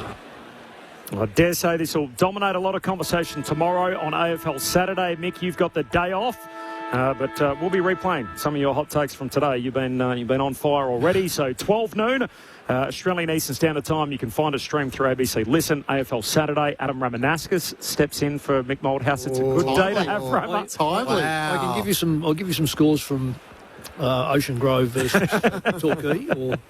I'll be disappointed if Rama doesn't have something to say, given every other Essendon past player has something to put on the fire. I just want to know if Rama's part of the backroom dealings. He will know. Very powerful. We'll put all of those to Rama. I did have a few little clandestine conversations with Rama just offline on Tuesday, wondering what was going on with our beloved footy club. Giving of information, was he sharing? A little more so than he was in his player agent days. That he's less restricted, but we'll see what we can get out of him tomorrow. Luke Ball will be there as always, on from 12 noon, and the 2-time reigning defending premiership coach Chris Fagan's going to join us ahead of a fascinating day for the Brisbane Lions. They take on the Red Hot Dockers on a club record win streak, so we'll check in with Chris Fagan tomorrow and see what he's up with Brisbane. We learned today that another 6 weeks for Dane Zorko. He's got a quad injury now after coming back from the calf, so that's a huge setback for him. So AFL Saturday tomorrow. You can also find it, catch up anytime through ABC AFL Daily, wherever you get your podcasts. All right, halftime here, 5-point advantage for the Cats. It was Geelong's quarter in the opening term. It was Carlton's quarter in the second. Let's see what we get as we work into the third quarter. We're just seeing some pictures on our monitors here of Jeremy Cameron, who was having a little bit of work done, looks like on his hip flexor, right on the just before the start of the third quarter. Yeah, just watching him at the moment do a bit of stretch. He's looking straight at the bench. I don't know whether that's an indicator that he's okay or not okay. 5 points is the lead for the Cats. Friday night footy on ABC Sport. Colton Middlemass, Lauren Borden on the boundary. Mick Moldhouse, Cameron Ling, and here's Matt Clinch. Up in the middle, it's Pitnet rises against Edwards, comes down the way of Bailey Smith, sockers it off the ground to his fellow half-back running Max Holmes, who dribbles it up towards half-forward. Mullen was bumped off it, but he does ricochet a kick up towards half-forward. Holding the ball, though, is the late whistle, and a free kick will go the Blues' way. And a left half-back going the way of Wilson as Dempsey tried to bust his way through. Umpire deemed that was prior opportunity, and as a result, the whistle came. That's a good decision, though. Wilson takes the bounce after running 3 steps and then wants to get around the Irishman O'Shea Mullen. He cuts back on his left. Did that rather well, but the kick missed Blake Acres. He has enough time to regather. Chips a kick that's not 15 to Flynn Young. Kicked 2 goals in that second quarter. To Acres, who just fends off Dempsey. Hand pass to Young, left a little still to be done. He has to try and knock it clear. Got it out to Wilson, who now gathers on the Shane Warne wing. Kicks inboard to Ainsworth. As has been the case, the Blues have players open on the broadcast side. If he looks that far, he goes more direct than that. Inside the 50, Kemp's the target. Mackay's there at the back. McGovern kept his feet. As everyone crashed, he curls it back towards the goal. Awkward bouncing ball for Taylor Byrne. Blitzhouse tries to knock it clear. Cripps can't get boots a ball. It spills out to Hewitt. He's tackled just 20 metres out from the Blues goal. And the umpire will ball it up. Geelong by 5 points. Yeah, good scramble by the Cats to hold that in because the Blues had multiple opportunities. This Jeremy Cameron thing is a big watch as he's trying to run and looks hampered at the moment. Keeps looking to the bench as George Hewitt grabs the footy and his coat hanger in the tackle. And he's going to get a free kick just right of centre. He'll kick from 15 metres out to give Carlton the lead. Yeah, clever by Hewitt. He certainly leant into the tackle, but you've got to be able to execute the tackle well. A player's entitled to go low to change direction.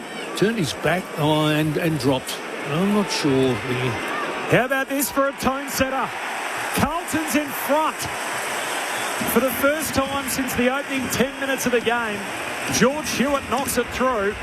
And the Blue Baggers, they have now kicked 5 of the last 7 goals. From 20 down to 1 point in front. The Blues 6-9. They lead Geelong 6-8. 2 minutes into the third term. This is Friday Night Footy on ABC Sport. And we have got lead change number 3, Mick Moldhouse and Cameron Ling. It is the one, Mick, that we're saying we want the players to stop doing, the real lean in and clearly trying to get the high contact. But also as a tackler, you need to be aware that some players are going to do it. Hewitt does it regularly. And you've just got to adjust your tackling technique. You can't leave it in the umpire's hands. Yeah, you've got to lower yourself. I don't like it when they lead with their head, though. He's alongside Bailey Smith. George Hewitt as this ball's thrown in the air. It's knocked down to Atkins. Took the tackler on, holding the ball. And the Blues' tackling intent continues to be a shining light. And Hewitt, the best and fairest from last season, will take the free kick. On the right boot, he kicks inside 50. Mackay sets himself in from the side. Edwards can't complete the mark. And Collar Jasny comes in to lock it up for the Cats. It's 35 metres out from the Blues goal. Carlton in front by a point. 3 minutes gone in the third quarter. Pitnet tangles with Edwards. Edwards gets it down to Bailey Smith. Kicks around his body to space at half-back. Jack Henry's out number 2-on-1. Dean got there first. Tackle by Henry. Gets it back to Cowan. Hand pass forward to Hewitt. Tries to get around Blitzhavs. In the end, just gives it laterally to Dean, who's in 2 minds. He curls it on his left up to half-forward. That works. And Chera takes the mark. Carlton's confidence starting to grow. Chera, 55 out. Just waits the kick into the pocket. And that's where Ainsworth takes the mark. He had both he and Cripps leading into the space. And Ben Ainsworth takes the mark and a chance to extend Carlton's lead. The confidence building now, Carlton, on the back of their terrific tackling, which you've highlighted, Mick. Some good, strong contested ball wins. And now they're just feeling that little bit more confident with their ball use. I mentioned Jeremy Cameron again. He's down behind, stretching again as Ainsworth's having this shot at goal. Spent the whole time looking at the bench. Keeps looking back at the physios. Ainsworth, part of a 3-way trade with Port Adelaide, Gold Coast and Carlton. He's a blue bagger now, and he hits the post, drifting from left to right. Carlton's lead increases by a point. They lead by 2. 4 minutes gone. Third quarter, Friday Night Footy on ABC Sport. Stewart with the exiting kick, looking for Blitzarves. Slides off hands and through Geelong's way to work out in the end. Carlton had 2 in that contest. And yet Geelong went out. Atkins runs, carries, handball away to Holmes. Sweeping Polly Farmer, hand pass down to Jack Henry. Crashes into some bodies. Got it out to Jeremy Cameron. Approaches the contest cautiously. Coughs it up. Cowan wins it for the Blues. Away to Cripps. To Chera by hand. To Dean. Back to Chera. Kicks down the wing. Slides past 4 bodies. Going back to pick it up. Stewart. Got to try and deal with Byrne. Shakes him aside. Short kick to Myers. Geelong back the other way. Hand pass away to O'Sullivan. Long kick to half forward. There's no one there. Oh, the two Blues left it for each other. Wiedering left it for Cowan. Cowan got it on the hop. He's caught holding the ball. Yeah, he ducked his head. That's the prior opportunity gone. That's what you get when you don't call your teammate in. Henry gets the free. That's Jack. He's going to load up. Look for little brother Ollie at full forward. Leaps up. No mark. Ollie off the deck. Trying to get it through a few bodies. Not to be. Haynes knocks it away to Wiedering. He backs over the boundary line. And we'll have a throw in. Left forward pocket for the Cats. And the insufficient intent rule we know is gone now because of the lasso rule. So they can get away with that. Carlton leading by 2 points. Geelong have it inside their forward 50 in the left forward pocket at the punt road end. Ball spinning back into play. Neale tries to take it to the ruck against Pitnet. Hand pass chopped off by Hewitt. Ran into Manor. He's tackled and brought down, and the umpire will ball it up. Sean Manor started red hot with 10 disposals in the opening quarter. Umpire throws it aloft. Neale tries to flick it over. Here's Ollie Henry on the move. Jags it over his shoulder and puts through an incredible goal. He's second of the match. Something out of nothing for the Cats to take back the lead. The ruckcraft in the end of Shannon Neale got it to Ollie Henry, the forward, and he did the rest. Geelong back in front by 4 points. The Blues held it for the best part of about 4 minutes. Geelong 7-8-50 to the Blues 6-10-46. We played 6.5 minutes in the third quarter. Friday night footy on ABC Sport. I'm not sure about that stoppage. I'd love to see that again. Oh yeah, it definitely was Neale that put that ball beautifully into. But I reckon the Carlton ruckman was almost doing the same thing. So we'll give Neale full credit. It's amazing how movement at stoppage. Well, it is. And also bringing the ball back inside. Back inside is so dangerous. Henry was surrounded by about 3 or 4 Carlton players. They couldn't get near him, though. Jeremy Cameron's still out there. We'll get down to Lozo. I know he's been tracking that in front of the Geelong bench as the Cats get it going forward again. No clean possession, though. Bruin trying to extract it now at centre-half forward. Picked off. Wilson for the Blues. Away to Jagger Smith. Gives it to Walsh. Kicks in the end out towards the northern boundary line. And Close paddles it out in front. Keeps it alive. Hand pass for Geelong away to Holmes. Holmes back onto the right peg. High bomb inside the forward 50. Pack of 5 or 6 in the end. Wiedering marks uncontested. Leaps up, rips it down the intercept mark. He goes back and across to Haynes, who marks at fullback for Carlton. So Geelong by 4 points. 2 lead changes already in the first 8 minutes of this third term. Another one like Mitch McGovern, who's out of contract at season's end. Nick Haynes to Cowan. Up the wing to Harry Mackay. Takes the mark and thought about quickly advancing it. Now changes his mind. Good option. Kicks into space where Walsh marks and he sends it long in towards the direction of Kemp. Can't take the mark. Kolajazzi brought it down. McGovern gathers, sidesteps a tackler, and another chance goes begging. He misses to the right-hand side. He has had some chances, Mitch McGovern, tonight. Geelong lead by 3 points. 8 minutes gone, third quarter. He's certainly looking at them a lot. Lauren, is there much from the Geelong physios towards Jeremy Cameron? I've been watching him this whole quarter since you brought it up. No physios that I've seen have gone out to see him or to ask him a question. And like Lee said, when George Hewitt had a shoulder goal and Ben Ainsworth as well, a couple of moments after that, he was sitting at the top of the 50 just stretching out his hip there. So it's clearly bugging him, but no movement from the physios just yet. Thanks, Loz. Cats by 3. They work it down the wing, but it's picked off by Wiedering. That's his jam. The intercept possession. Got it away to Florent. Left it behind. Stolen by Manor. Kicks inside 50. Here's Jezza Cameron. Punched away by Cowan. Loose ball, centre-half back for the Blues. Cowan got it out. Away to Ainsworth. He got it to Ison, who's locked up, tackled, holding the ball. Didn't release him properly, and Tom Atkins, the league's best tackler, all over him. Atkins going to poke it in that channel at half forward, and there's Jeremy leaping up and marking right half forward for the Cats. And Cowan having a crack at a few of his teammates there for not helping him out, but when it's Jeremy Cameron, you've just got to make him yours. Well, I think you've got to stand in that distance there. You've got to start in front and hands on. Yeah, people going, well, how do you have hands on in front? You put your hand behind you, know where he is.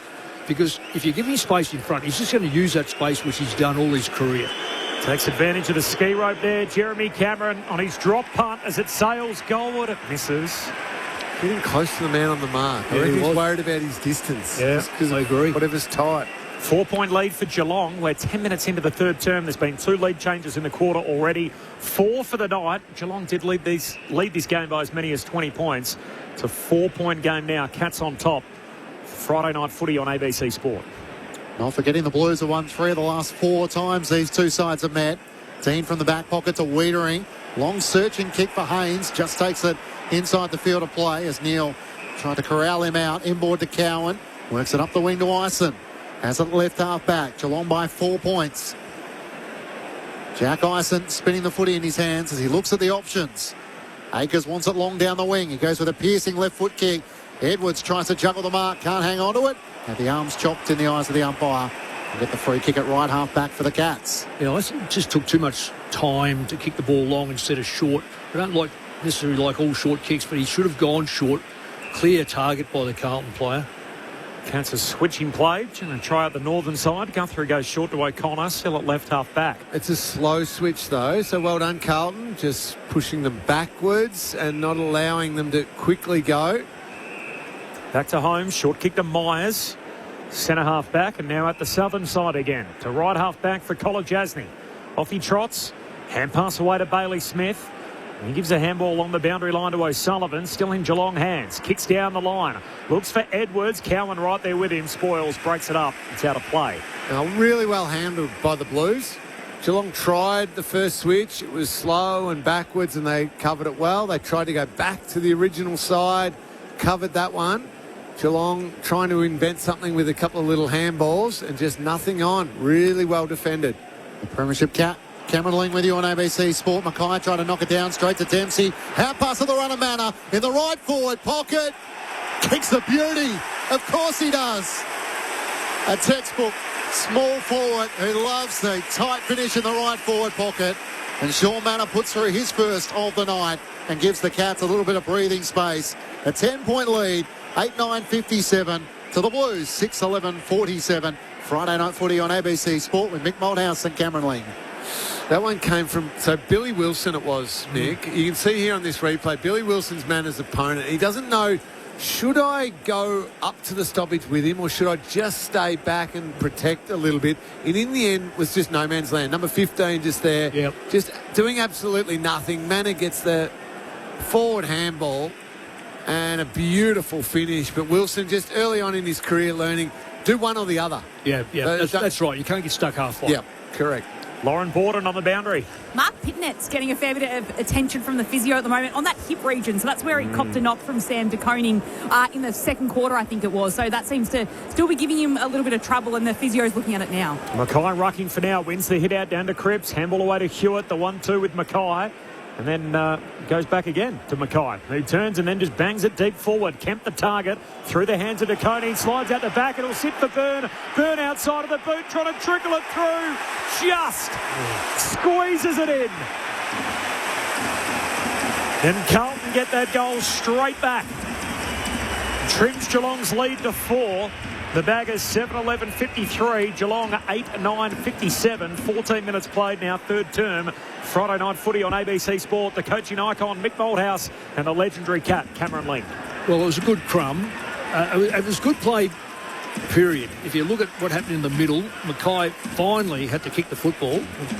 And by getting the football in, it was a contest. I tell you what, though, you're only stuck with one left leg, and that's all. He had nothing else there. And the kick, his body work on Colin Jasny was very, very good. He had to turn. That player is substantially taller than him for a start off, so his body work was outstanding.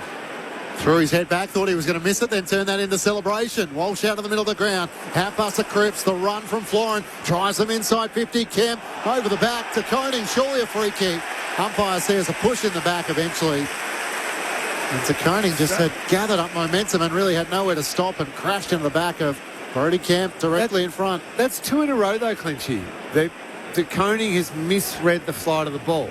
So the previous one that led to the Byrne goal, he was the one who allowed it to get out of the back by misjudging the flight of the ball. And then on that occasion, Just totally misread Well, his hands in back, his knees in back, it wasn't great. No. And the kick wasn't going to hit a target, so he just had to let it go and not give away the free kick. Brody Kemp, who has been a full forward, 17 goals for the season, looking for his first of the night and to return the Blues to the lead. They will not go away tonight, and they have their nose in front by 2 points. 5th lead change of the match so far. Carlton 8-11-59 to Geelong 8-9-57. We played 16 minutes in the third quarter. Friday night footy on ABC Sport with Cameron Ling and Mick Moldhouse. Hard to split outside the possession rate again, Lingy, because the contested football, well, it's in Carlton's favour again. Clearance is just, and inside 50 is just, but it's really... But look how the contested possession's only +5, but is translating to a heap more ball on the outside for That's them. right. So more than double the uncontested possessions. Yeah. So they're starting to feel it a bit at the moment, the Blues. Which I reckon Geelong were all over that with the contested football and outside football. Yeah. That's sort of reversed. It's now interesting how Geelong defend it around the ball. Blues by 2. Mackay wins the hit out. Offhand spills to Cripps. Handball away to his mate Walsh. Kicks Carlton deep inside 50. Kemp the target. Slides away off hands to Stewart. Handball to Humphreys. Dangerous handball to O'Sullivan. Picked off by Ison. Gives it to Hayward. Another one. Oh, the baggers are up and about. And the Carlton fans are starting to roar. A second for Will Hayward. He kicked their first and the game's first goal earlier tonight. And the Blues now lead by 8 points. They trailed by as many as 20 on 2 different occasions. Carlton 9-11-65. Geelong 8-9-57. Stuck on that score. 17 gone third term. Cameron Ling, Mick Moldhouse on ABC Sport. It feels like centre clearance is just killing them. Domination at the moment for the Blues. And Walsh is starting to get involved. Yep. I said earlier, I just thought he was really nothing about his game. Now he's starting to really motor with the... And he's using the ball with his boot. Yep. He's okay with his hand passing, but he's a kicking player. You've already got Cripps in there who's a hand passer. They've had 20 more disposals, the Blues, and now they've kicked 3 goals in 3 minutes. The game comes to life. Neil wins down the tap. Walsh gets a hand pass back to Cripps, back to Walsh, over the top to Hewitt. Couldn't take possession. Did Neil give away the free kick? No, says the umpire. Ollie Henry, hand pass forward to Dangerfield. Just 9 touches in the max. Inside 50, kicks over the head of Jack Henry. And out of bounds on the full. And Dean will take the free kick in that one-on-one tangle with Jack Henry. Relieved to see it clear his fingertips. The Blues are hot at the moment. As Dean comes inboard to Haynes, he marks 20 metres out from his defensive goal at the punt road end. Not a great kick for Wiedering. Dempsey slides in, takes the mark, plays on. Hand pass to Jack Henry. Tries to curl it around his body, hits the fat part of the footy and puts it across the face, and it just scrapes in for a minor score. Carlton leading by 7 points. 18 minutes gone, third quarter. Geelong have completely lost their composure. Yeah, but what did Haynes... Haynes' kick, I don't know what he was looking for. Agree, but even just the rush then of Dempsey and Henry, it's un-Geelong-like. Florent, long to the wing, finds Hayward, who had a fair piece of it. Mark's not paid. Umpire said it was touched by Lawson. Humphreys in front, and we'll have a ball up. It's Jacob Mollison, the most experienced umpire out there, not paid. From the restart, comes down to Chera. Hurried kick forward for the Blues, who have a real pep in their step at the moment. Hayward's hand pass knocked down and out of play by Humphreys. Boundary throw in. So if you extend this back now, the Blues have effectively kicked 5-8. They've kicked 8 of the last 12 goals. After falling 20 points behind. Gee, they're loud too. We've forgotten that. The Carlton fans, when they get up and going, making plenty of noise. Mackay down towards Chera. Kick to half forward. De Koning and Kemp in a tangle. De Koning got it out the back. Hands it away to Guthrie. Centering kick on the 45. Finds Atkins at half back. Atkins got it to Bailey Smith. Across half back to Tanner Bruin. Over the top to Mullen. Ainsworth offers the chase. He's got close at half forward. Kicks to him. He takes it in front of Newman. Yeah, I thought Newman gave away the free kick. Umpire didn't agree. And the umpire will pull it up at right half forward for Geelong. Actually, you know what? That's a very good decision. Close drop the mark. Didn't have it long enough, you didn't think, Mick? No, did he start tackling him, though, before it had hit the ground? I thought he had it long enough, but... Part of the marking contest. Blitzarves gets a free kick in the marking contest, in the ruck contest, gives it away to Bailey Smith. Into the pocket, here's Dangerfield. At a disposal a few moments ago, so up to 10 for the match in the right forward pocket. That last disposal, Clinchy, went out on the full, and the Carlton crowd cheered as though they'd kicked a goal. Yes. Just getting stuck into the Cats skipper. He's had a quiet night, the 36-year-old, as he plays predominantly as a forward now. And this will take his absolute best up against the fencing in the right forward pocket. It's not far from where Sean Manor was able to thread the needle. Patrick Dangerfield, the Geelong captain, fires on goal. It's across the face. Jack Henry's in the pack, and in the end, he gets a hand to it and see it out of play for a boundary throw-in. Left forward pocket for Geelong. It's the Blues by 7 points, 20 minutes gone, third quarter. Lauren Borden on the boundary. Just a little concern for Sam Walsh in his left shoulder. So we had the doctors look at it. He gave a little wink to a teammate on the bench, so he seems to be all right. Harry Mackay grabs it out of the ruck. Handball away towards Ainsworth. Handball to Hewitt. Hooks a kick out of defence. Hayward the target. Knocks it down. Half forward here for the Cats. Pack forms. Umpire calls for it and the ball up. O'Connor on the bottom of that pack. Ball up half forward for Geelong. Blues with all the momentum. Passing through the stoppage. Cowan got it out to Hewitt. Carlton keep it. Gives it to Chera. Chera kicks down the wing to Koning. Too big, too strong. Outsizes and outmarks Kemp, who does well on the mark. Smothers the kick. Bailey Smith cleans it up. Back in Geelong hands. Gives it to Koning. Kicks to half forward. Dangerfield flies. G. Mackay had a fair piece of that. Good. Cats converging on him, and Mackay comes up with it at half back. The intercept mark for the Blues. As Mackay comes inboard, Newman takes the mark, tries to get a hand pass forward to Jagger Smith, gives it off to Ainsworth, middle of the MCG, kick is wide of Cripps, and O'Connor takes the intercepting mark for Geelong. Blues have just overshot the mark on a few occasions, inside 50 tonight. Short to Lawson Humphreys, through the middle of the ground to Jeremy Cameron, who's moved gingerly in this third quarter. Thought about the hand pass to Lawson Humphreys running by, now kicks out laterally to half forward where Dempsey runs into space. So Jack Henry is the deepest target, Ollie Henry as well. Dempsey veers out to the right. Edwards is there as well. Big back forms.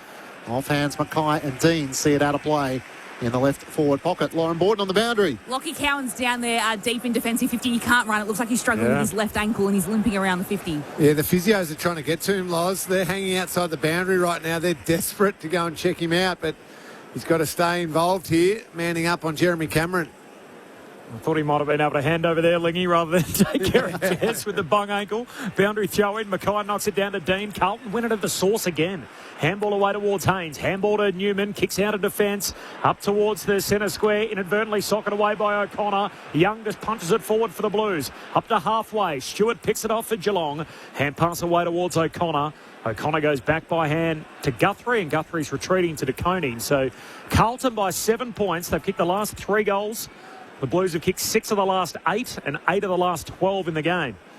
Carlton by 7 points, 23 gone in the third term. They're just playing some kick-to-kick here, and Stewart's got it right half back for the Cats, trying to control the game a little, defend with ball in hand. The Blues have had 15 more disposals in this third quarter, so the Cats would be happy just to take some of the tempo on their terms. Blitzap's in the back pocket. It's going to go all the way back to the Irishman, Mark O'Connor. They have it at the top of the defensive goal square. Geelong haven't been able to kick the ball well enough in the previous 2 quarters to do much of this. To Tanner Bruin, who sends it up the wing. O'Shea Mullen lets it go, and Dempsey takes the mark, wants to get it forward to Humphreys, who gives it away to Mullen, puts the block on, keeps Hayward away, cuts on his right up towards close, flying over the top. Dean dropped the mark, first back onto it though. Hand pass to Wiedering. Just chips the kick out towards Hayward, sliding in, takes the mark at right half back, and the Blues are rising as their fans are with a few of those moments in pressure situations. You can sense it, can't you, the Carlton crowd? This young Dean, I'll be wrapped in him being a father. I know I'm against father sons, but just the fact that he's playing there, he's done a terrific job so far. Young Harry Dean, the son of 2-time premiership winner Peter Dean, the kick down the line picked off by DeConing, so he goes short to Myers. Geelong back with it. 24 gone, third term, 7-point advantage for Carlton.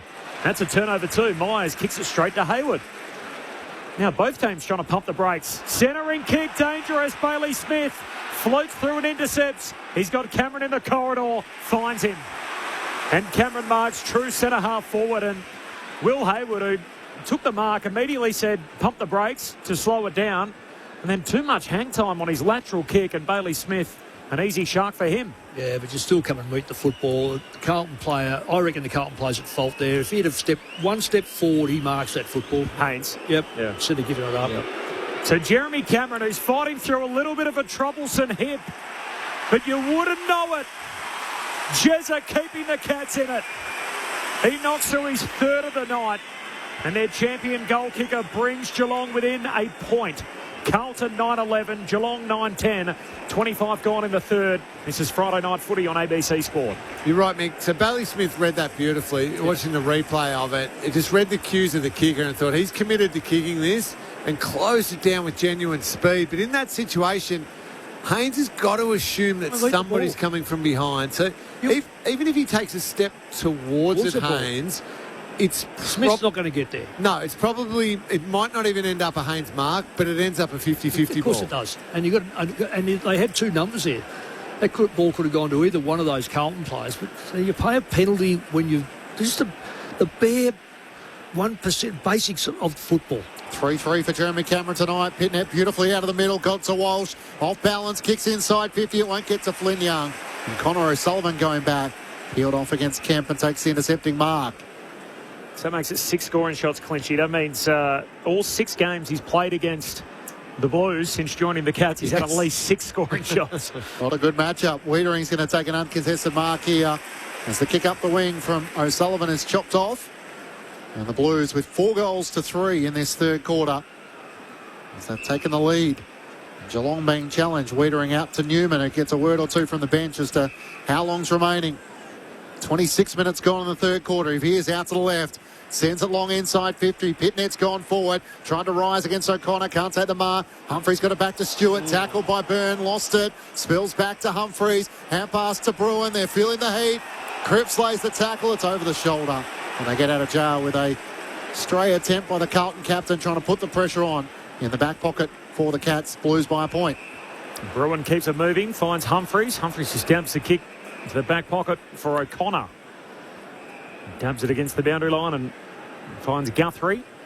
27 gone, third term, 1 point game. Carlton on top. They've kicked 3 of the last 4. Guthrie, contest kick to the wing. Punched away by Blitzarves. Almost went through the legs of Holmes. He did well to retrieve it. Bending between his legs, grabbed the footy, got it out towards Cameron and then to Atkins and out to Guthrie. Surge kick down the wing, punched out of play, boundary throw in.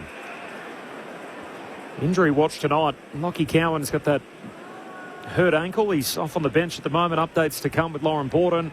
Pitternet copped the knock, but he's fighting through it. Likewise, you can say the same. Jeremy Cameron, with whether it's a hip or a groin, he's sort of constantly tried to stretch it out in this third quarter and yet has played the majority, if not all, of the term. And the boundary throw-in going nowhere fast. Akers held up in all of that, and from the boundary throw-in, we've now got a ball up, half forward for the Cats. Great contest by Walsh and Bailey Smith. And a bit of pain as well, Sam Walsh.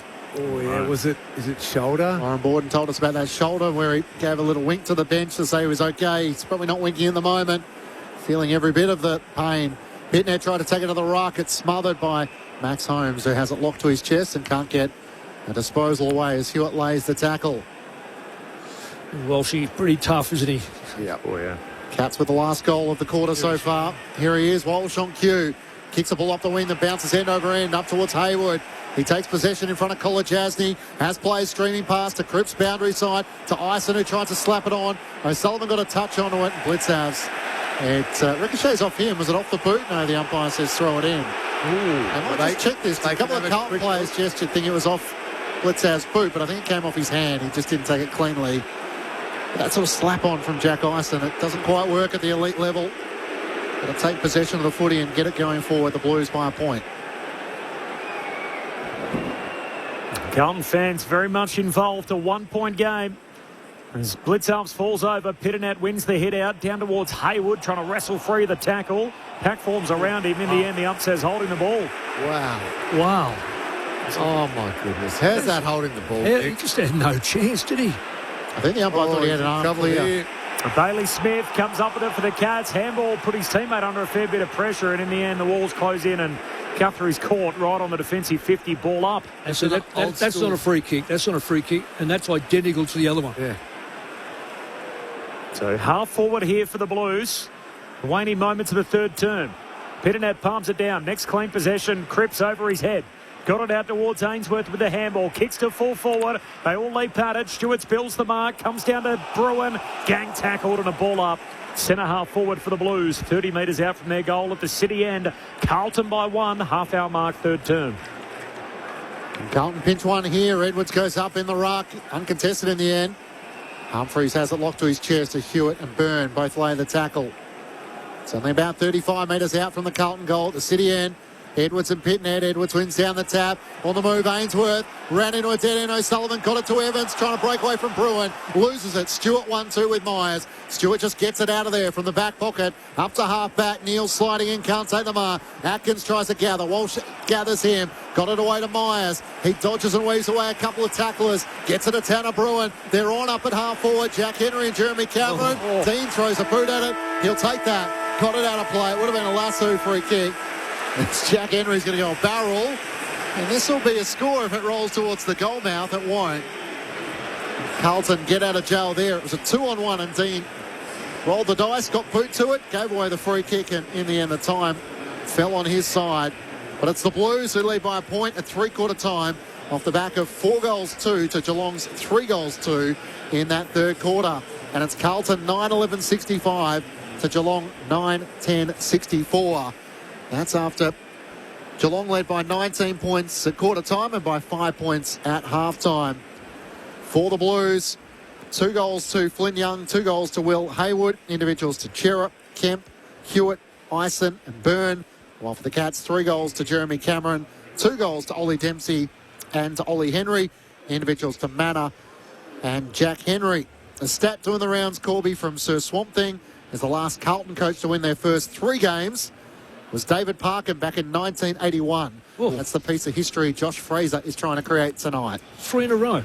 3 in a row to start their coaching. Oh, sorry, start their coaching. Yeah. Right. You were thinking, hang on, I did that.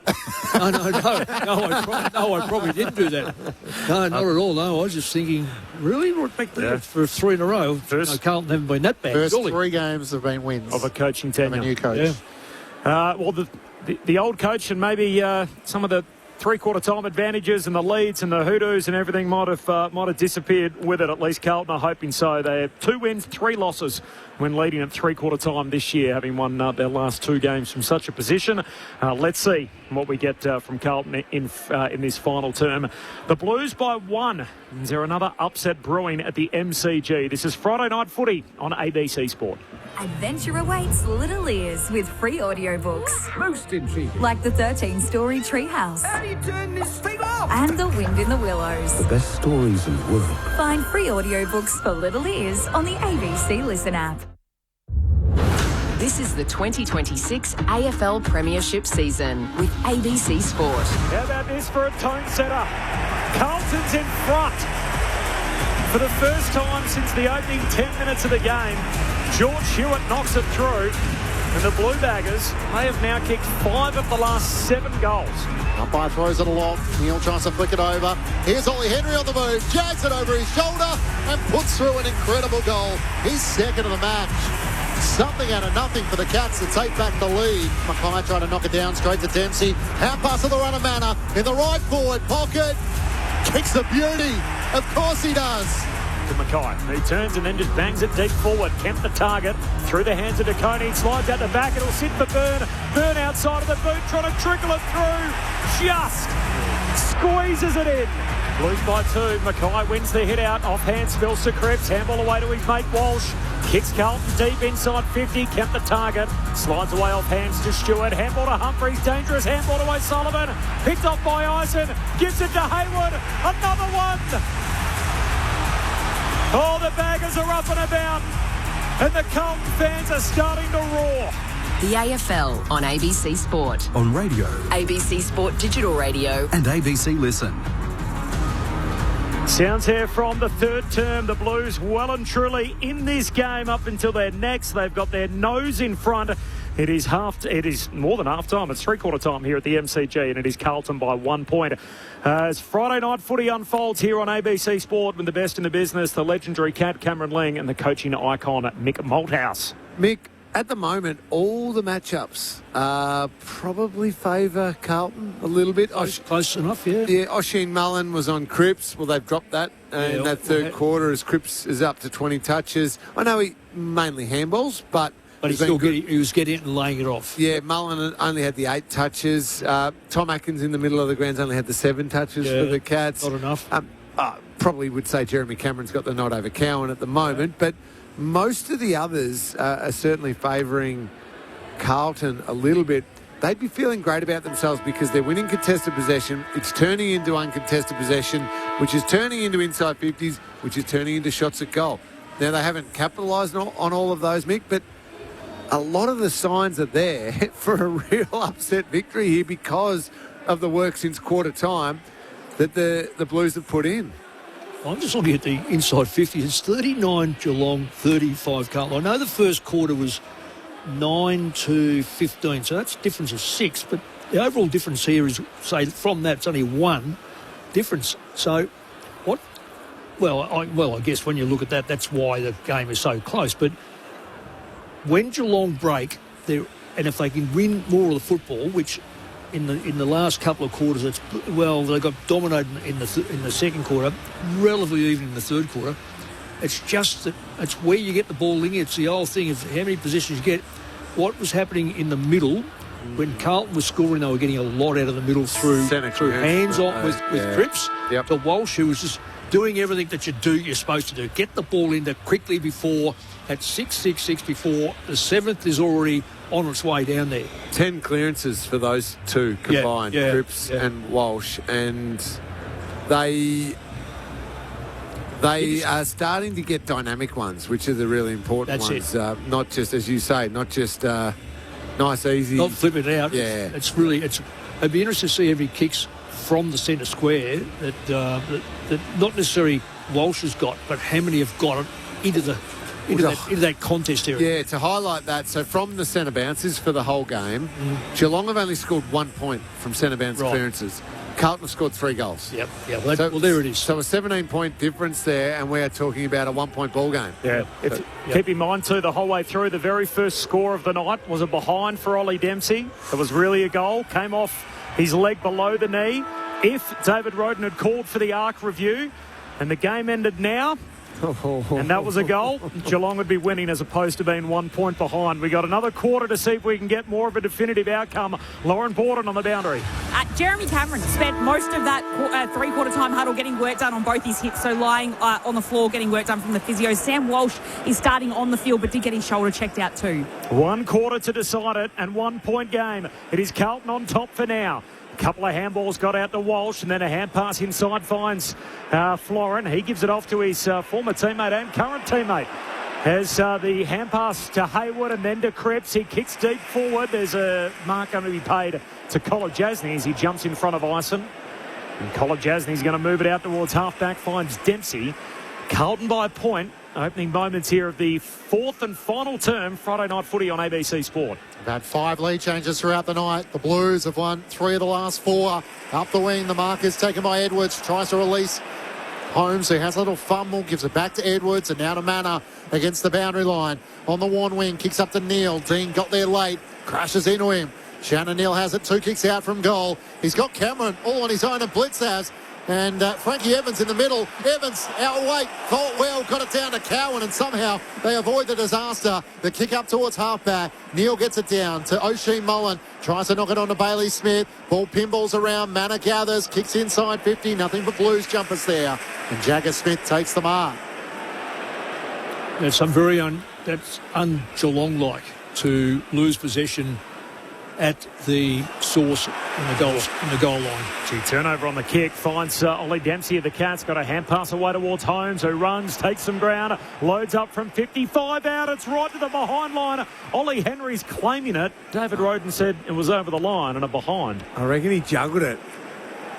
Yeah, he did. Juggled it. He had the first touch inside the field of play. Yep. Okay. And the behind makes it scores level. 2 minutes into the last, 65 apiece. Friday night footy on ABC Sport. Game on the line. Start of the final term. Florin brings it in to Wilson, who marks in the back pocket for the Blues. Called a play on. Thought about switching. Instead, we'll bang it long down the line and out on the full. So just indecisive, and in the end turns it over, and Ollie Dempsey will take the free kick. In fact, it's going to go the way of Dangerfield as Dempsey gives him the footy. He's still about 75 metres out from goal. Back to Dempsey. Okay, we'll get it right eventually.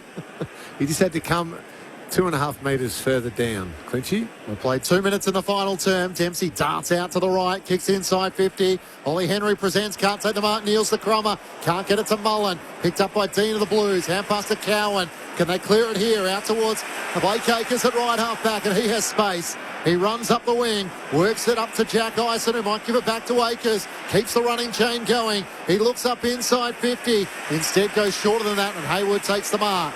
McGovern is the deepest target. Mackay's worked his way down. He's against Tanner Bruin. In the end, Hayward goes boundary side and returns it to Blake Acres. So, about to say, Clinchy, that was so smart by Carlton. They had nothing in front. Held up. One player, instead of going back to the goal line, he'd come up and met the ball. Was it Mackay, was it, I think? It was Hayward, I think. Hayward, sorry. Yeah. It was Hayward. Just smart play. Blake Acres in his first senior game of 2026 tries to put it in the lead of Mackay, and in front Hayward takes the mark. Just held front position, and much to the frustration of College Asney, he couldn't get a hand in there.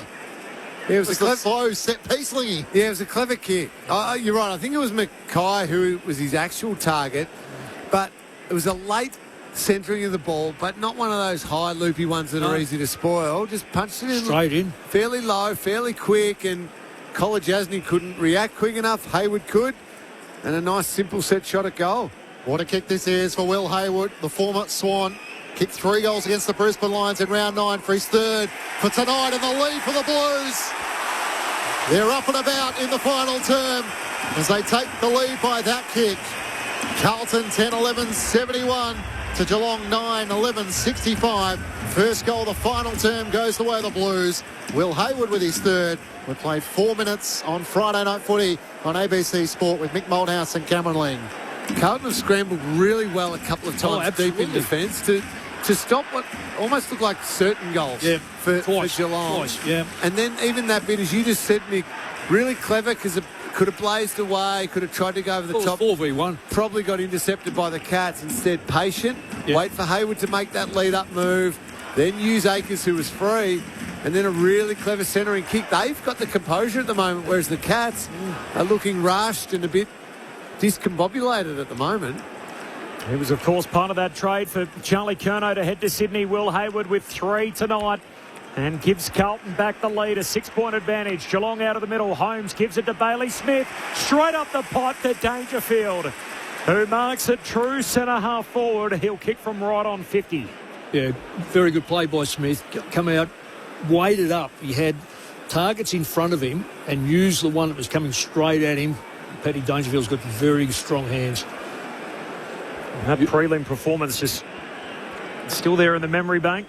Only, 9 games ago, 31 disposals, 3 goals, 20 contested possessions, 9 inside 50s and 8 clearances. What a vintage performance it was to get his team through to the GF. They need another moment from him here. He delivers again. Dangerfield goals. And the game's tied. 6 minutes gone in the final term. And the skipper of the Cats knots it up.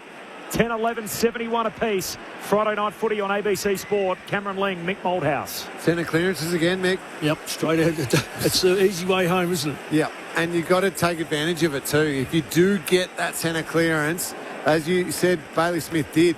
He actually took it, realised he had space, ran hard, and then you've got to be able to pick the right option. If you just blaze long and Carlton all swarm back and they intercept it, you've wasted that opportunity. Instead, hit up the player coming at him, his skipper and Paddy Dangerfield. Good mark, good kick. 10th goal for the season for the Geelong skipper. Scores level at 71 apiece. Back in the middle of the MCG. Neil in the ruck against Pitnet. Pitnet down to Cripps. Holmes almost got a hand onto it. Cripps had to knock it forward. Bailey Smith gets back first to Blitzhouse. Crunch and a tackle by Byrne. Spills out. Jagger Smith kicks towards goal. It's marked on the behind line. Kemp running back.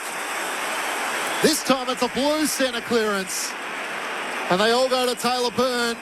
who laid that big tackle on Mark Blitzavs, and now the footy in the hands of Kemp to complete the rest. If the Blues win it, it's their tackling that's won it for them. What a hit. All legal. I love the fact that tackles are back. Has to work the angle. He's just to the left of the right behind post. So Geelong players lining up to run at him. He'll get 2 steps out and try and curl it around the corner. From the right forward pocket, Kemp answers back. He puts through his second. The Blues with 2-1 in this final term, and they are up for the fight. Carlton put their noses in front once more. 11-11-77 to Geelong. 10-11-71. 7.5 minutes gone. Final term. Friday night footy on ABC Sport with Mick Malthouse and Cameron Ling. Well done by Paddy Cripps. Didn't try to take the football. Smashed it. I think it was him to smash it forward. Then it was young Smith that was able to gather one touch. It's a hallmark of good players. If you can take the ball in one touch and then know what you have to do with it. And there's no doubt about this kid's going to be a special player for Carlton. And Geelong clearly the favourite leading in. They're the better team in the context of the competition, but from quarter time, the Blues have played the better footy. Yeah, absolutely. They lead by 6 points. They are absolutely in this game up into their eyeballs as Cripps roads the hit out with a soccer forward. It deflects down to Jagger Smith, chips it into the pocket. Kemp the sprawling marking attempt, not to be. O'Sullivan's got it, tackled by McGovern, who lets him go. O'Sullivan's got to get it out, and he calls for a ball up. He thought about it. Lauren Borden on the boundary. Yeah, Lawson Humphrey's in a lot of trouble here. His right knee, the moment he hit the ground, he called for the trainers to come out to him, so he's being walked off now, but in a lot of trouble, Lawson Humphreys. Forward pocket for the Blues, up it goes. Cripps got a hand pass back in the field of play. Bailey Smith can't trap it. Cripps again to Hewitt. Handball away to McGovern. Back to Hewitt. Touched on the way through. He tumbled it through the major opening, but it was off a Geelong boot. Through for a minor score, 7-point game. And Humphrey's been helped off the ground, as Lauren said, 2 trainers helping get him off. And so the right leg is the concern there for Lawson Humphrey. So that is no good at all. Bruin brings it in to O'Sullivan. He kicks to the back pocket. And College has, and he takes the mark. That's happened with that injury. No. Yeah. If he's hit the ground, likelihood is you can do your PCL.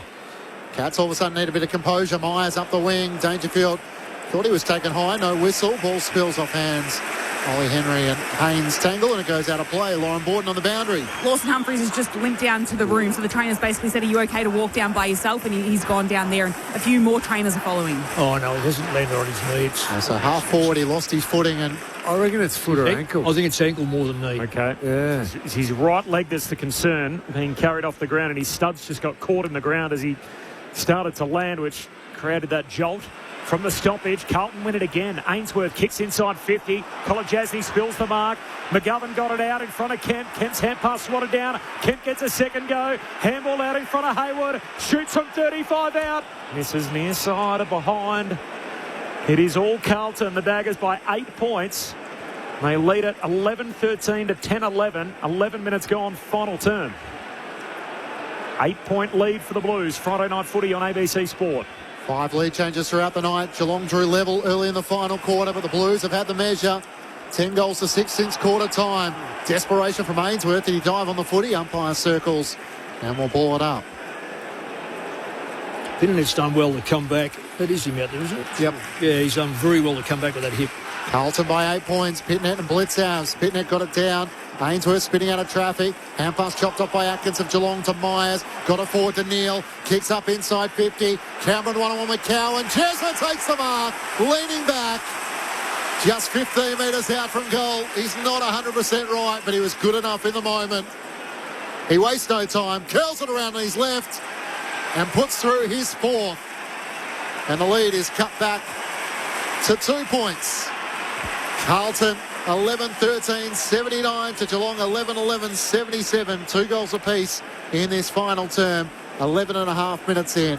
Friday night footy on ABC Sport. It's goal for goal at the moment. Mick Malthouse and Cameron Ling with you. Watching, so we've got the screens in our box here. After Jez kicked that one and he's walking back to his position, he's definitely not comfortable. No. He keeps wincing. It's a bit of a hobble. What do you reckon it is? I think it's a hip flexor. He just keeps stretching the hip flexor. The work that he was getting on is where the hip flexor attaches in up under the abdominal muscles. it's really uncomfortable for him, but he still kicked 4 goals. Right leg concern for Lawson. Humphries limping off the ground moments ago. Cameron with the hip flexor concern, but out there. And they've banged up the Cats, chasing the game. 2-point lead for Carlton. Back in the middle, Dangerfield knocks it out to Blitzarves on the wing. Handball to Bailey Smith. Got to get it away under pressure to Bruin. Hurried handball picked off. Carlton go downhill. Ainsworth gives it to Walsh. Kicks to half forward from McGovern. Open 50. Ignores the lead of Kemp. McGovern runs and carries. McGovern kicks inside 50. Cripps with the climb. No free kick. Ison knocks it down. Mackay through traffic. Great desperate lunge. Then punched through by Mullen with a goal saver in the goal square. Carlton by 3 points. 13 gone in the last. And the Carlton fans are roaring behind their team. Big momentum for the Blues. 3-point lead Carlton's way. Guthrie brings the Cats back into play to Dempsey, who Max in the back pocket. Geelong wins over Sydney and Brisbane in recent weeks. They're going the distance with the Blues here. Dempsey up towards half-back. O'Connor takes the mark in the end. The Blues can't get a flyer in the pack. Mark O'Connor, the Irishman, ignores Myers on the 45. Call to play on, so has to bang it long up the wing. Jack Henry sets himself in from the side. Mackay. Atkins ran onto it, trying to break the Walsh tackle. Got a hand pass forward towards Cameron. Little Topo to his own advantage. Got around 2 Blues. Kicks into the pocket looking for Manor. It bounces end over end away from him. And out of play in the right forward pocket. Almost on the Cats there. Carlton leading by 3 points. You'd think Carlton's season was on the line, but the roar that's going around the stadium and the way their fans are in behind them. 61,000. It's a good crowd. Great crowd for Friday night footy at the G. 3-8 Blues up against the 8-3 Cats. And Carlton are giving Geelong all they can handle. Forward 50 stoppage for Geelong, and Manor holds up Walsh at the drop. Ball up. And then the little bogey side of the Cats. They've won 3 of their last 4 against the all-conquering Chris Scott-led outfit in Geelong. Shannon Neal's got a hand free. He's got to get rid of it. Kicks it off his backside. Up and under, same spot. Toe poked out of there by Wilson to half-back. And trickles off hands and out of play, so a throw in half forward for Geelong. Fun game of footy. Cats led by 20 points late in the opening term and again early in the second. There's now a blood rule as George Hewitt's going to be sent from the ground, blood streaming from his nose. And then we've had 5 lead changes. Carlton have kept their nose in front throughout this final term. They lead by 3 points here. And the Cats have lost Lawson Humphrey seemingly in this last quarter, hobbled off with a right leg injury. So Jagger Smith makes his way onto the field. At George Hewitt's expense, and the umpire will throw it in at right half forward for Geelong. Mackay up against Neal. Mackay can't take it to the ruck. Spills the way of Atkins. Hand pass to Manor. Fends off the tackle of Florin. Kicks into the pocket. Jack Henry in a 1-on-1. And Wiedering used his body well. It almost came off Cowan. He's trying to appeal that it came off a Geelong player, and I think the umpire's saying throw it in. There were plenty of bodies going one way and the other. Cowan off Dempsey. Was it off Dempsey's foot? Hard to tell from the slow-mo. Off his shin, I reckon, but I think it touched Dempsey's boot, but was it out on the full? Umpire says throw it in. It was on the boundary. It wasn't a... Neal got rid of Mackay illegally, says the umpire. And Harry Mackay will take the free kick in the left back pocket. Carlton by 3 points. Who wins, Mick? Lingy from here. I think the Cats, because of their experience. Lingy? Yeah, I'll go with Mick. Mackay back to Walsh. I think Carlton are actually in control of this one. You just didn't want to say it, did you? No, I didn't really want to, Clinchy. Walsh to half-back for Haynes. He kicks out of the boundary line for Newman. We did unpack some of Lingy's Geelong trauma pre-game and your memories of watching the 95 grand final as a kid. Yes, standing room. Oh, ouch. Yeah. Newman goes long down the line, punched out a play by O'Sullivan, so throw in southern wing. That's only because Mick had tortured me through 92 and 94 and I turned up hopeful in 95 and it was a crushing day. How things turned. You went on and played in 3 premierships. We don't feel that sorry for you despite your upbringing. And the Geelong faithful who went through so much of that. Harry Mackay gets it down for the Blues. Chera to Walsh, one way then the other, trying to zig and zag away from O'Connor. Needs support, hand pass to Young, tackled over the boundary line by Close. Umpire says throw it in. 16 minutes gone, final term. Blues clinging on to a 3-point lead. 2 goals apiece in this final term. We've had 5 lead changes throughout the match. The Blues looking for their 4th win of the season, 3rd straight under Josh Fraser. Thrown in Blitzavs and Mackay. Mackay works it to the front. Chera on the move as he taken high through the head back. Umpire says play on. Atkins gets it to Bruin. Can't get away from Ainsworth. It's tough footy to win now, and the umpire will ball it up. Only 5 of the 17 teams in the competition have won their last game against Geelong. Only 2 of them have won multiple games consecutively against the Cats. A winning run or winning streak. Carlton, one of those. They've won their last 2. The Giants, the other, have won their last 4 against Geelong. And they do it again tonight. Cripps got it forward to Jagger Smith. Handball out to Chera. Kicks to half forward. The little man Byrne flies in the air, whacks it forward straight to Guthrie. Geelong win it to Bailey Smith by hand. Handball away to Atkins. Gives it to Guthrie. Kicks down the wing and Newman punches it out of bounds. Another stoppage. More footy out on that southern wing. Right on halfway. Halfway through this final term. 9 minutes 30 to run. Carlton by 3 points. Carlton have got to keep being prepared to be bold with the footy, though. You can't just go into defensive mode. It's too far out. When something's open, they've got to be prepared to hit it. Carlton have scored 7 goals from clearance tonight, so that's the Cats' vulnerability. As Mackay trying to get it down and unable to break through. Ollie Florin his tackle. Manor, a couple of other Cats help out. Blitzavs and Cripps doing the ruck work here. The Carlton captain shoulder the wheel. Taken high, says the umpire. His second up effort was good and he wins a free kick.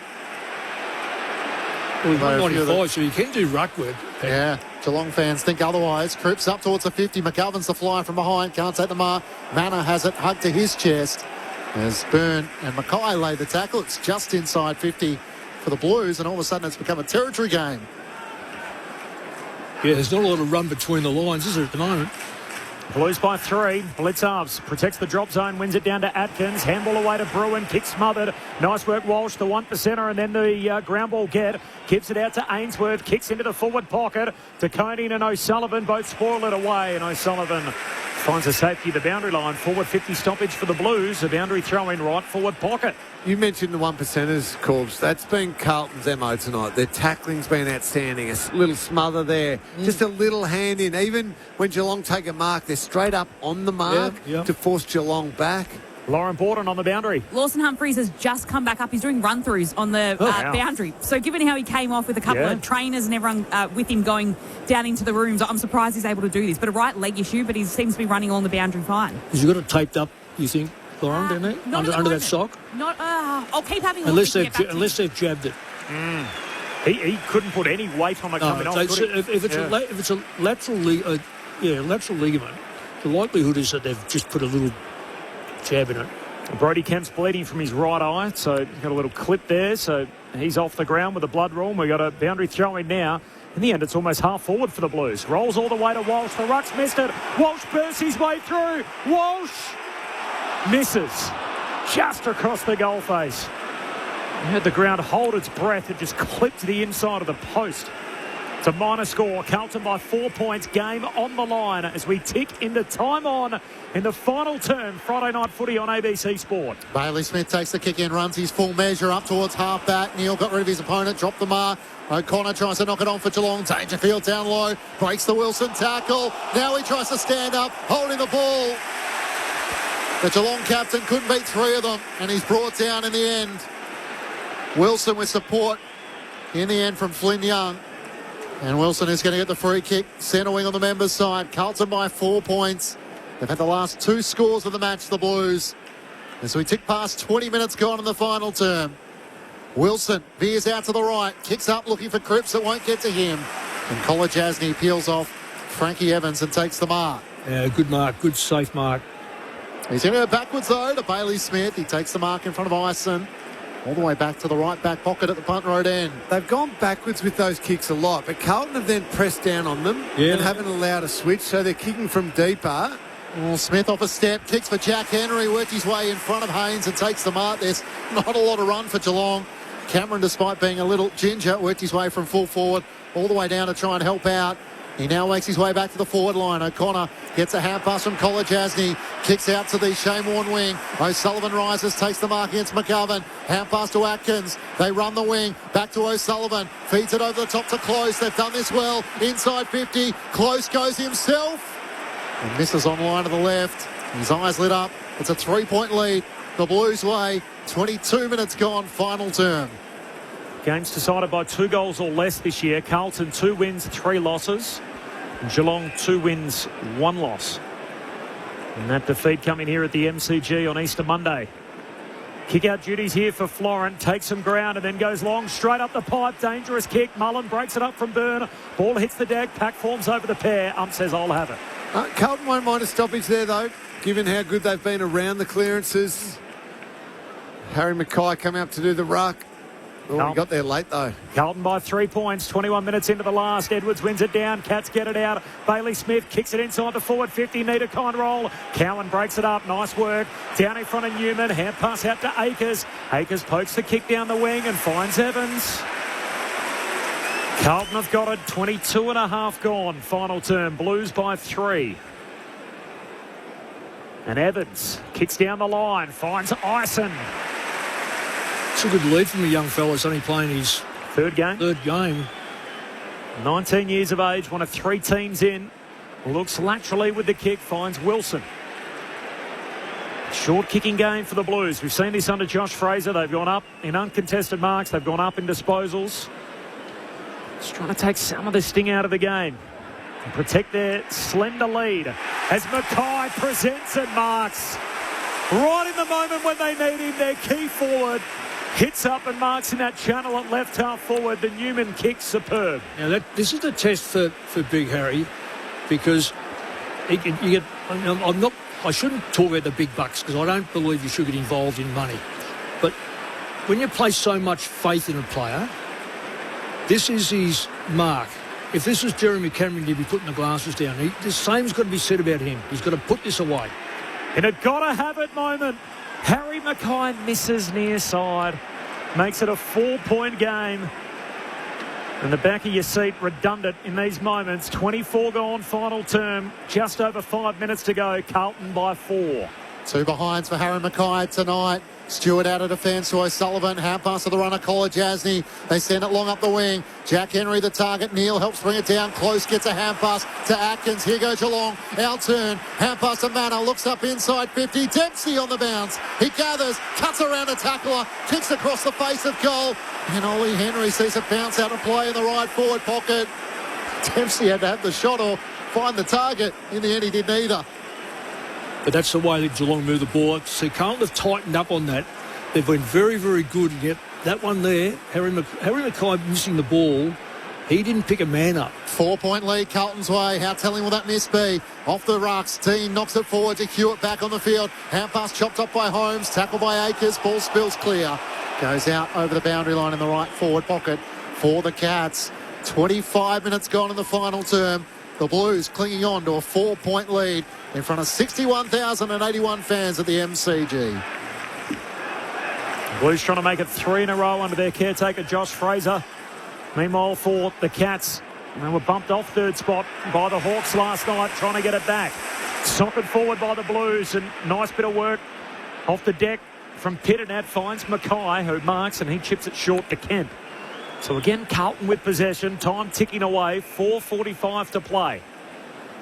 4-point lead for the Blues, and they're going down to half forward. Long kick in the Evans direction, crash landing, hits the deck hard, ball spills out the back to Stewart, gives it to O'Sullivan, takes on the tackler for Geelong. Handball to Atkins, half back, handball to the wing for Guthrie. Guthrie took on Evans. Evans, big time tackle, holding the ball. Carlton win it back in front of the benches. The Blues by 4 points. He's had some good moments, Frankie Evans, tonight. He veers out to the right, sends it inside 50. Hayward sets himself in from the side to Koning. Takes the mark for Geelong. Needs to get speed on the ball. Back to Stewart. Switches it across the goal face to O'Sullivan, who takes the mark. He really only has Close and Ollie Henry out on the far wing. Sends it down that direction in a 2-on-2. Haynes makes the spoil. Spills back to Newman. Henry does in the end. Lawson Humphries didn't run at it. It's smothered in the end by Myers. Ricochets back to Ainsworth. No chance to break clear from Newman. Umpire lets it go. Geelong take back possession. Myers trying to get it forward to Bailey Smith. Knocks it on to Blitzavs. Gets it forward to Myers. To Close. Gets a hand pass to half forward. Jack Henry knocks it forward. Tangling with Wiedering. They're too close to the boundary line and the ball goes out. It's knocked out in the end. by Wiedering, says the umpire, and Henry will take it. Jack Henry kicks it to full forward. Jeremy Cameron's got a double back, spoiled away by Cowan over the boundary line. Throw in forward pocket for the Cats. They're down by 4 points. Carlton lead, 27 gone in the last. Big time forward 50 stoppage for Geelong, who have trailed most of this final quarter. 3 minutes and change. Tick, tick, tick, tick, tick. Boundary throw in. Falls short of the ruckman. Back pocket for the Blues. Jagger Smith got it out to Cowan. High up and under to half-back. Cats at the drop. Ball pitches, runs out of play. Free kick Geelong, last disposal. A lot of numbers back. Hard to find a target inside forward 50 here. You've got to go around it. If he finds a target. 60 metres out, Bailey Smith takes it. High kick to the top of the goal square. Pack of bodies involved. Shannon Neal hits the deck. The ball finds him on the ground. Pack on top of him. Ump says, I'll have it. Ball up. Full forward for Geelong. It's Carlton by 4 points. 28 gone in the last.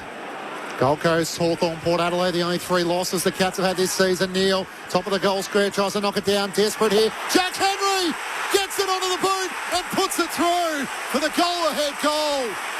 Oh, they just fabricated something there, the Cats, as they always do. And Geelong break into celebration. Jack Henry with his second.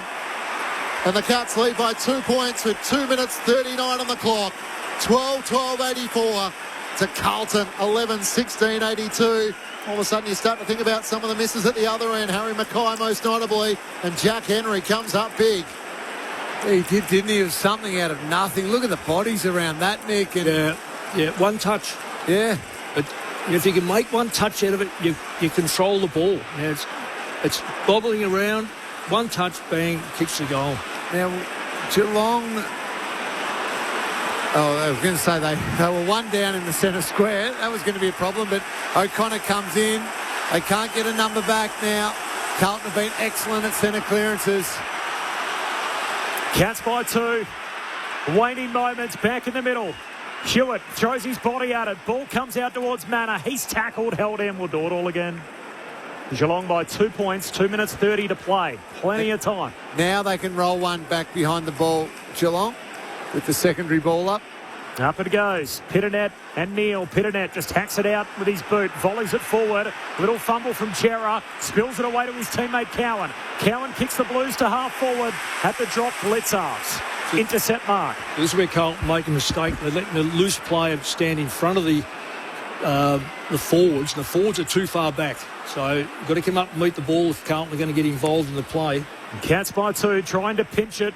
Carlton have been excellent after quarter time. Contest kick to the wing. Spills to Florin. Handball to Walsh. Handball laterally towards Hewitt. Kicks across the ground for Newman. Blues are going to get another look. Newman goes short to McGovern. Tick, tick, tick. We're almost at the half-hour mark. Geelong by 2. Mitch McGovern veers out to the right. Drives it as long as he can in the direction of Cripps, who rises and comes down with a footy. What a mark from the captain. Cameron had gone back. Jesuit has set himself in front, but there is no denying the number 9 on this occasion. Well, he's always capable of doing it. Well, look how he's going to do it around the corner too. From straight in front. I don't want to call this. He's going to have to kick across his body from no more than 15 metres out after Jack Henry goals at one end. Cripps puts the Blues back in front. Oh, captain, my captain. What a moment to take back control. With 71 seconds remaining in the match. And the Blues fans have all found their voice and they're out of their chairs. 12-16-88 to Geelong, 12-12-84. 7th lead change of the match comes at the 31-minute mark of the final term. And Patrick Cripps leading from the front, the heartbeat of the Blues. Yeah, outstanding Patrick Cripps. Put himself in that situation, said just get it into me. Jeremy Cameron had dropped back. Tom Stewart didn't fly over the back. Perhaps thought it was going to sneak over, but Cripps, great strong mark. Big goal. I'll tell you, as a coach now, you sit on your hands, you'd like to be able to put a man behind the ball or an extra winger up. So Carlton wingers are now right back doing the right thing. What a moment. Blues by 4 points. Pitternet the telling touch. Walsh overruns it. Walsh collects. Tackled front on by Edwards. Says, I'll have it. Now they can. Now they can roll back, Nick. Yeah, they can, but if you roll back and leave a ball-getting play behind, you're in real trouble. Secondary stoppage, centre square. 4-point lead for the Blues. 62 seconds left. Stoppage win for the Cats. Bailey Smith inside 50. Dangerfield threw a body at it. Wiedering takes them on. Tries to get a clearing kick away for the Blues out to half-back. Haynes had a fresh air shot. Eventually gathers. Gives it away to Florin. Big-time smother. Mullen with the 1%er. Forces it out and a boundary throw-in. 55 out from the Cats' goal. It is Carlton by 4 points. 44 seconds remaining. Can the Blues hold their nerve to cause one of the great ball overs?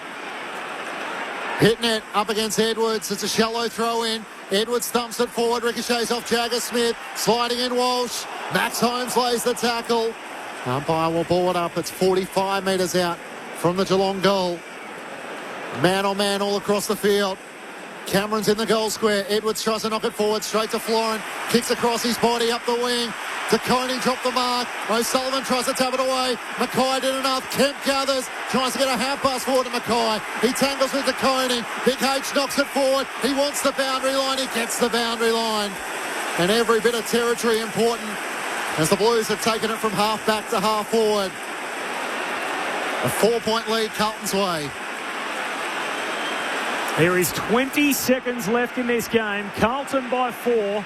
Boundary throw-in on the southern wing. This play will decide it. Blitzarves hooks it down. DeConey runs into trouble. He's taken high. Advantage applied. Dangerfield bursts away. Handball in the middle for Geelong. Misses his intended target. Newman kicks to space. Carlton are going to win. And the honeymoon phrase continues. Their caretaker coach, Josh Fraser, makes it 3-0. And it's 3 straight wins for the Baggers against the all-conquering Cats. We're the team that never lets you down. We're the only team all Carlton knows. With all the champions they like to send up, we'll keep our end up, and they will know that they've been playing against the famous old dark blues. Well, we've had the team train and the momentum behind the caretaker. What about the Josh Fraser freight train, which feels like it's gathering steam? 3 in a row for their caretaker coach. Carlton by 4 points in a game that they trailed by 20 on 2 different occasions against last year's grand finalists. It was Geelong by 19 at quarter time, by 5 at the half. The Blues by a point at 3/4 time, and it's Carlton by 4 in the finish. 12-16 to 12-12. The Baggers by 4. We are the Navy Blues. We are the old dark Navy Blues. We're the team that never lets you down. We're the only team old Carlton knows. With all the champions they like to send up, we'll keep our end up, and they will know that they've been playing against the famous old dark blues. Back in round 7, there was a Sunday fixture between West Coast and St Kilda. The game was decided by 101 points, and they recalled a behind. After play had gone on for almost 2 minutes, and they called it all the way back to overturn what was a behind and cancel it out and put it the other way. And the AFL said on Monday, that's ridiculous, we don't like it, we're not going to recall and intervene in the arc to overturn decisions. And you know what happened tonight? The very first scoring play of the night, Ollie Dempsey was seemingly kicked a goal. He did. The replay showed, came off below the knee. If that goal had stood, the result would have gone the other way. 12-16 to 12-12. There was a lot of footy played after that, but ultimately that was a behind, and it was a 1-score game in the finish. And if you want to be pedantic over such things, so that David Roden, the goal umpire, didn't call for a review, and that is the new rule that the ARC can't then call it back at a later date. And Geelong fans, I'm sure they'll be hitting the phones on Talkback Radio tomorrow and perhaps a little salty about that as the 4 points disappears. The Blues by 4 and a hell of a Friday night at the MCG. Cameron Ling and Mick Malthouse. Well, it was impressive by Carlton, though, Corbs. All that that you say is true. However, from quarter time onwards, the Blues were just fantastic. They were hard in the contest. We spoke throughout the call, Mick, that they're 1%ers, and in particular their tackling was the difference in this game. That's the reason they won it. They created multiple goals with their incredibly hard tackles. They nailed the Cats defenders, had shots at goal, and then a couple of times just a hand in, a smother, a little scramble where it looked like it was going to be a certain Geelong goal. They earned the win, and the moment at the end, Mick, where Paddy Cripps, the skipper, stood up and took the big grab and kicked the goal. A well-deserved victory by the Blues. Yeah, it's interesting when it's under a goal, so we automatically go, well, Geelong didn't do this and Geelong didn't do that. Geelong still had 63 tackles. Smith doesn't get the accolades for his tackle. He had 7. Manor had 7. Atkins had 7. We'd expect Atkins to have 7. You flipped it over. Sam Walsh, midfielder, had 7. And then no one else had anywhere those numbers. So Geelong had a lot of big numbers, but the ones that stood out were the ones that dislodged, as you said, dislodged. I remember that one on Bliscove's. That almost cut him in half. So Carlton can take away and say the tackling presented the opportunities. I thought it was just a fantastic game of football, and probably looking at last night and you compare to this one, regardless of the result, and I know you're disappointed, and I've got to say I picked them for just a family one. I picked Carlton just for family. I'm trailing by 5, so I had to go to something like this. But the significance of this is that on the back of, and this is where Michael Voss, he was sitting home thinking, why didn't this happen? But Carlton won a lot of quarters of football right up until this date. So it was a matter of them putting it, and then the last couple of weeks, I think they did start to play long quarters, or better quarters in the third and fourth quarter. They just couldn't put the 4 together. Put 3 together today against a flag favourite. I thought that they might be one side that is starting to look now at, given the fact of where the 8 is. They honestly, they play Essendon next week. They're going to be the bogey side, aren't they? And we are talking the 10 now, Mick, not even the 8. We've got to put up with it. Yeah. They are playing... You're a Wildcard fan, aren't you? Yeah, well, we won't get there yet. Let's go to the end of the year and have a real whinge about it. But remember in 2023, they were pretty mediocre at the halfway stage, and they came home with a wet sail. They won something like 12 of their last 14 games. I think what happened to the side that we did the Good Friday game where they were frightened and they were protecting a 5-goal lead. I mean, we didn't see that tonight. They fell behind when Jack Henry kicked that goal. And their captain goes down and takes a powerful mark in the goal square. They looked like the sort of team that wouldn't be denied tonight, and ultimately they navigated the key moments. They got it done. You know what's going to happen. Out of tonight, there's going to be one thing that'll be headlines tomorrow. We've got to talk Josh into coaching. Honestly, this is going to be, if he has changed, take nothing away from Michael's toughness. Michael Voss has instilled a toughness in them that's now starting to emerge. So I don't want to be, I hope he's not listening to me going, oh, yeah, you put the boots in. I don't want to do that. But what's going to happen tomorrow is this. They've now played 2 sides. One side, it's almost expected you're going to win the first game. You know, the pressure's off the players and they go out there and they play with freedom. Then they win the second game. Then they come up against a Geelong side that is running absolutely hot. And then not only running hot, end up 3 or 4 in front by midway or early in the second quarter, then start to claw their way back and then start to play really, really good football. And you think, wow, Josh, you've got to start to think about your coaching career, because why wait if you can get the best out of players and they're starting to respond to you and you're dragging us from second bottom or bottom, and now we're a realistic chance of 10, and who knows from there on in. I don't know what you think, Lingy, but I know he might start to think himself, now maybe I've got something to offer.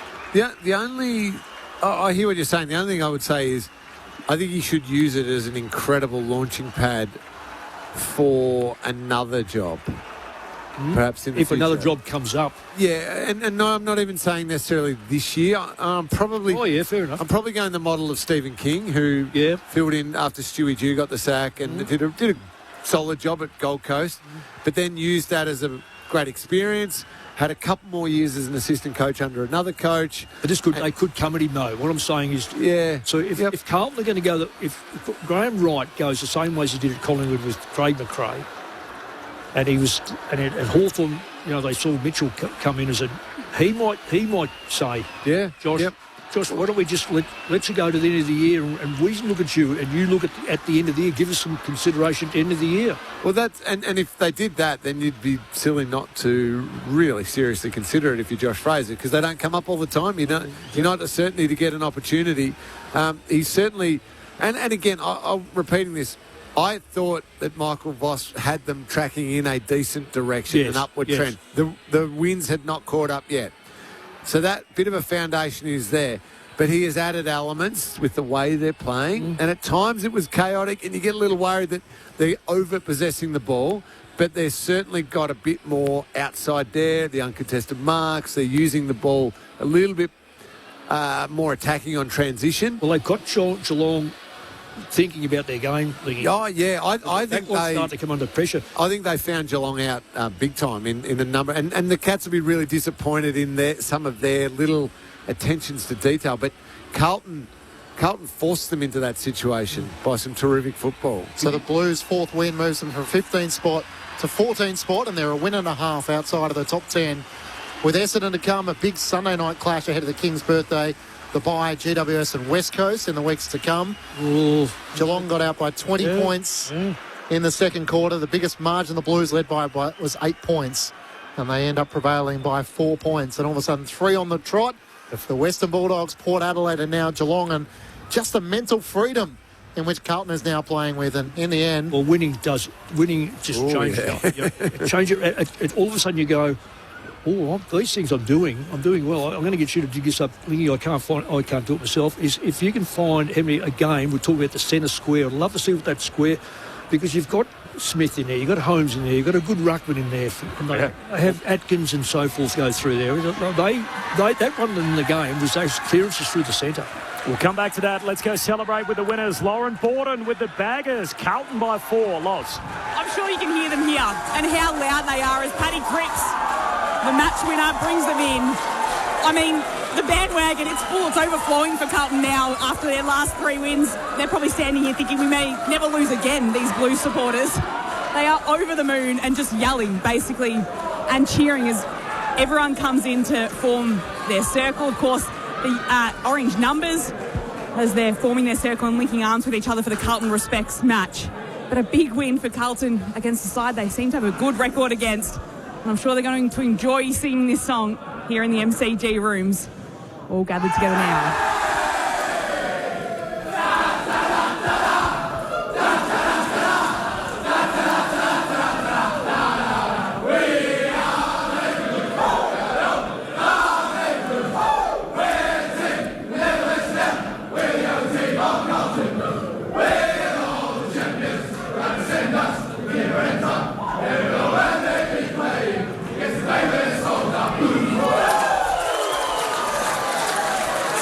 Static Carlton room, all the fans that are here, it's absolutely packed. There's probably about 200 people here crammed in singing that song along with the team. So looking forward to get a little bit of a reaction and share it with the Carlton players soon.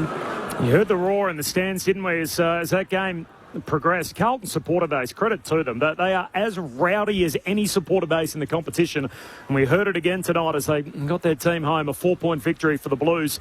There was late drama, as we've come to expect. Carlton protected a slender lead throughout the last quarter. They actually fell behind with 4 minutes to go, and Jack Henry put the Cats in front, and the Blues had to come back and win it again, and so their captain did as he went forward, took a powerful mark, knocked it through. Wasn't convincing. He decided to hook it across the body from about 15 metres out. In the end, he snuck it through, and it was enough for Carlton to get out of here with a 4-point win in front of over 61,000 fans. First coach in charge of Carlton since David Parkin in 1981 to win his first 3 games in charge of Carlton. And you might think, okay, that's a very specific stat, but they've had a lot of coaches, Carlton, in the last 40 years. And 81 premiership. There we go. Good omen. There we go. Good omen. You mentioned the centre clearances just before we heard from the Carlton song. I just want to quickly get you your stat. In a game that was decided by 4 points, Carlton out of the centre bounces kicked 4 goals 1 to Geelong's 1 goal 1. So it was the different. Clearances across the ground, reasonably even as far as scoring goes. A lot of the other stats, pretty even, as you'd imagine when the scoreboard reads what it does. But that was the difference. They were so sharp out of those centre clearances. Well, it just gives you such a kick start. You've got the ball, if you clear it, when they cleared it well. And third quarter in particular. Yeah, well, even a couple of times that last quarter, I remember Cripps punching it out. That gets the ball in the forward line, and I don't care who you are, what you are, backline players, as soon as that ball comes in and you've got no friends, they might be 15 metres away from you, that hits the deck. Because of the nature of the football, do I take it or I don't? Because I know this ball's going to bounce all over the place. It just throws doubt. The Fraser Freight Train is gathering steam. A 4-point win for the Blues. Back into the Carlton rooms with Lauren Borden. It is Corbin. I'm here with Jagger Smith. He's smiling away at some of the friends that he's spotted among these rooms. Jagger, the third win in a row. You had that, a circuit-breaking win against the Western Bulldogs, then Port Adelaide, but tonight so hard fought against a top 4 team. Can you just put into words that match? Yeah, it was a really tough fought match. It really took us 4 quarters, and it's pretty special when you hear the G like that. It's an unbelievable feeling, and to just play 4 quarters of footy today was a grind, but we got there in the end. It was a great feeling seeing Cripper raise above there at the end. You must be sore after that grind. The tackling pressure was enormous. Your team was laying so many crunching tackles throughout the match. Can you talk me through that and the directive that there was to put that pressure on Geelong? Yeah, we talked about it during the week, and when we're playing our best footy, we got our pressure up around that 1.8 mark, and I feel like we just brought that today, and we really put Geelong under pressure. But to credit to them, they were a great outfit as well. And I've never played finals, but a few of the boys said that it felt a little bit like finals footy there in the end. And just on Josh Fraser, obviously he's now got his 100% winning record at the moment with the Blues, but watching him in the pre-match, he looks so relaxed as he's doing all his commitments and then coming in to speak to you. What's he like as a coach that you've had and seen for the last 3 weeks? Yeah, the main thing that stands out to me about Fraser is he's just a really measured person. He doesn't ride the highs and lows too much, and his direction's really simple, and we absolutely love him as players, as we did Vossi, but things just can sometimes change in footy, and the fresh voice looks like it sort of helped us as well. But I said it last week, Vossi built these foundations, and we're getting the rewards now. Send you upstairs now for some more questions from Mick Moldhouse and Cameron Ling. Jagger, well done on the win. Fantastic performance. What a game of football. Quarter time, what needed to be adjusted? The first quarter, Geelong, we were probably sitting up here thinking, oh, hang on, they're in total control right now. The shift, what was the big focus for you guys? I feel like the big focus for us was that transition game. I feel like they were just kicking through us, and we were just sort of chasing them all that quarter, and we sort of got it back on terms and tried to deny their uncontested marks. We know they love to go open side, and that was the big shift, I reckon, from quarter time onwards, but you can't totally shut it out because they're a really good outfit. So it was a great game of footy. Did you, let's be honest, when Jack Henry popped that one through, did you think maybe it had slipped away from you, and despite an amazing effort that maybe the Cats had just got you, or total faith in the team as it went back to the centre? Yeah, I'm not going to lie, I wasn't too happy when he kicked that one, but I don't know if you know him, but we've got a bloke by the name of Paddy Cripps who's a pretty good player, and just to see him rise above the opposition there and take that mark, it was pretty special to see. We were scratching our heads a little bit as he took that incredible mark, and you're right, what an amazing grab.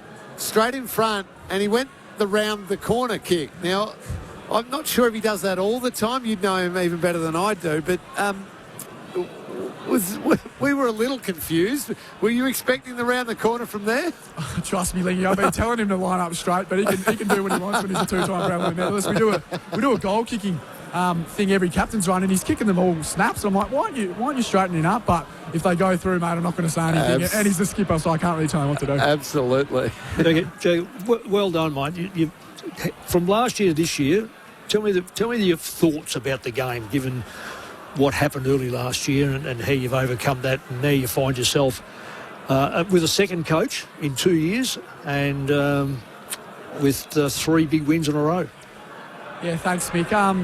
Well, the first thing, AFL footy's not easy. It's a roller coaster, and Fraser's I've been looking at Fraser because sometimes I ride the bumps a bit too hard, and you just got to try your best to really keep as measured as possible, and that's what I saw last year. Is I was probably riding the bumps a little bit as a fan. I'm like, when I get my chance this year, I'll just try to be as measured as I can. But it's easier said than done. And I'm just loving playing AFL footy in front of big crowds. It was my dream as a young kid, and it's just a dream to play on the G. Without sort of putting things in your mouth and getting the standard answer, a young fella like you're technically into your first year, and we know that last year was wiped out. Are you surprised at the faith that the coaches have had to put you, particularly Josh in the last couple of weeks, to put you smack bang in against these really big-bodied... Well, Geelong were the form. Well, they still are the form side of the competition. You're up against Holmes, you're up against Smith, and so forth. Are you surprised yourself? And how much time do you think you're putting in there as far as percentage goes? Yeah, well, it's an interesting one. I think Fraser's really backing me to try to add something different to the mix, and I think that's the thought process behind it. Try to add my sort of quick feet and agility in there, and complement like Cripper and all the other mids.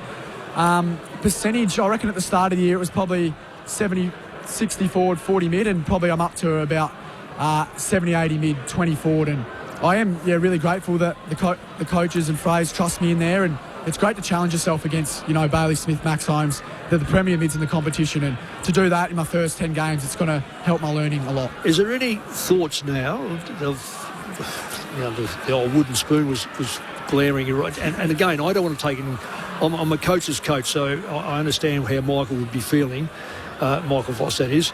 But right now, is there a feel among... going into this game, you've won the 2 games, and all of a sudden you're up against the big... these are the big boys. These are the ones that have played off last year's grand final. Did you really think, in all honesty, if you got it even, that you could win this game the way you've won the game, and that's coming from behind? Honestly, I think we did. I think we scouted them pretty well, but we always know Geelong. They were, obviously, like you said, Mick, they were in form, and we've had sort of a good run against them in the last 3 or 4 years, and we knew if we played our best footy, we can certainly match it with them, and I feel like we did that for spurts again tonight, and hopefully we can keep getting wins on the board. Okay, so you scouted them. What was the single thing that you reckon that you guys started to concentrate, not you necessarily, but the team? What was Josh's message to how to bring Geelong undone? Well, we know that they've got really good running players in Max Holmes and Bailey Smith and Tanner Bruin, and we thought if we can take away their open side transition game, that would go a long way into winning the game. And I feel like we did that in parts tonight, but they're obviously going to get it going at some point. But that was probably the main thing with Fraser. Well done. Jagger Smith with us on ABC Sport. Jagger, it's Matt Clinchy. I'm just interested in the mental side of the game. Obviously, you had the second half woes, and in the final quarter, you were able to answer the challenge from Jack Henry with your own flying captain from the goal square. You didn't go back in your shells, though. So clearly there's a confidence and belief that what you built over the last 3 weeks is something that gives you the confidence to be able to execute out there. Yeah, it's interesting. We have in the last sort of 3 weeks been able to shift momentum back in our way, and we just weren't able to do that at the early start of the year. I don't know what that was, but I feel like it's coming maybe with a bit of growth within the group. We're starting to play together a bit more. There was obviously a bit of list turnover last year, and we're starting to really sort of gel a little bit more in the last 3 or 4 weeks. Jagger, appreciate your time. Go and enjoy it. Thanks, guys, so much. Appreciate it. Well done. Jagger Smith, what a star he is, the round 1 Rising Star nom, and among the favourites for this year's overall award. So's the other bloke down back for them as well. Harry Dean, Harry Dean have to be. Has he actually got it? Has he got his nomination? He hasn't got a nom yet. Oh, we'll give him one. He's got to get one. He's the old-fashioned. He just hits hard and reads it well. Doesn't he ever? Yeah. They've got a couple of young kids. I'm amazed at how these kids come on. Like, to come off and... for those that are out there looking in, let me tell you about a knee. Knee lasts for 12 months when you're recovering. It's almost, as a coach, I've watched them, it's probably the next 12 months where players generally fear for what took place. It's not about the injury, it's about doing it again, have to go through the rehab. You always say 1 year physical, 1 year mental? Almost. Yeah. This kid here, he has shown absolutely, I don't say disregard, because he's probably cautious of it, but the way he puts himself in, I remember saying he got bowled over there. I think Holmes or Smith took him right out, and it was only just going for the full because he's only a light second year player. Let's say he's 19 going in, around about 19. He's got a massive future because what he does, and he's spot on. He doesn't lack confidence in his talk. We know Paddy's not not overly quick. Walsh is in between. He might have a little bit of speed, but he's no draft horse. But this kid he links it to Yeah. He wants to be in the middle of that. Cripps will give it out to him. Walsh will give it to him, or he can give it to Walsh. He's a serious player. And we spoke about throughout the call his ability to find the footy for so early on in his career. One touch is so impressive. His kicking is a touch on the rush side right now, Today, but I wouldn't worry about that at all. When you're only 9 games or 12 games into your career, you're obviously going to rush it a little bit. Yeah. By the time he's hit game number 30 and 40, and by then he's more confident in his knee. He's going to be a bit bigger too around the. Yeah, You can tell he's going to he'll hit all those targets. It's not a worry in the world. He was an unbackable favourite just about in the pre-season, Jagger Smith, before he'd even played a game and all the talk about him. Willem Dersma's obviously the other one out of West Coast. They've got Josh Lindsay too, who's had a nice year, their half-back flanker. Sullivan Roby at Essendon. You think Harry Dean's going to get a nom at some stage? So So they've got some.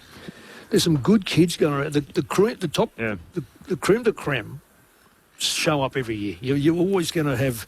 The worry to me is that you're underneath with falling away very quickly. But the cream of the crop, I mean, they just. You can see that kid there. He's just one touch. You love that one touch. Can I just ask you about Josh Fraser? So Lingy's living it at the moment. All his former teammates are either in coaching positions or on their way to getting one or a top job or whatever it turns out to be. And often, coaches and players will say, I thought that guy was always going to be a senior coach, or he completely knocked me over with a feather when he decided to pursue coaching.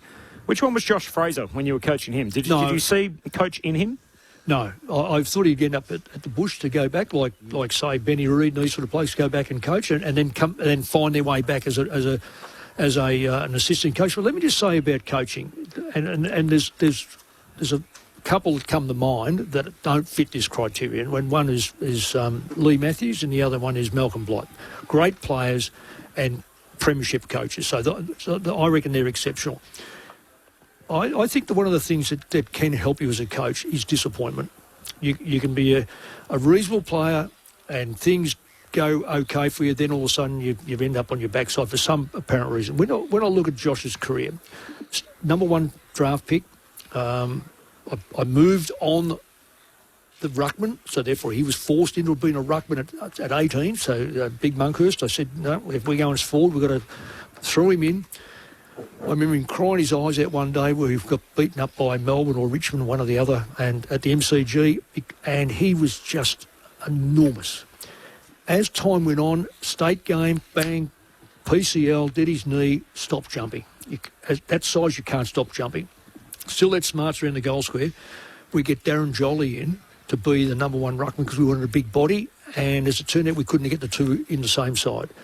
Massive disappointment. He'd been there from 2000 when we were coming off being bottom, and he worked his way up and played a few finals, and so he would have been massively disappointed. And ultimately you win it and he's not there. And he's not there. So I think the growth in that is when you analyse your own life, you don't learn a lot from winning or being on top. You learn a lot from being bounced off the bottom when things don't go according to plan, because you've got to then reevaluate and try to get back. And I think that probably what's happened to Josh, and this will be good for him, is that at some stage he's going to get beaten as a coach and he's going to work it out and go, wow, the 24th, in this case, the 24th player doesn't like me.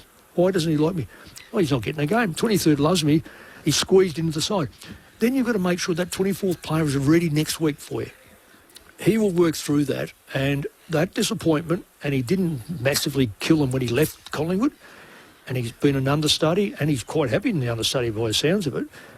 I reckon it'll do him the world of good to have been, had a few knocks in life, in sporting life. Let's get, and that can make you change your whole thinking of it's not all fantastic. It's, sometimes you miss out in life, and sometimes you have to work through these things in life.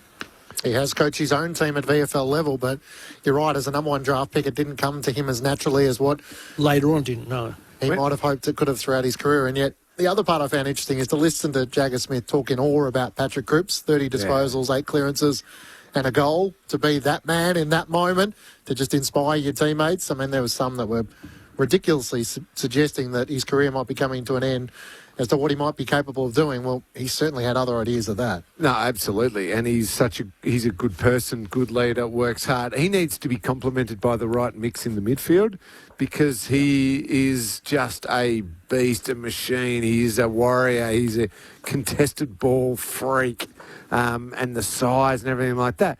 But he's not lightning fast on the outside, and he can't break through a little gap and like blow the game open with his leg speed.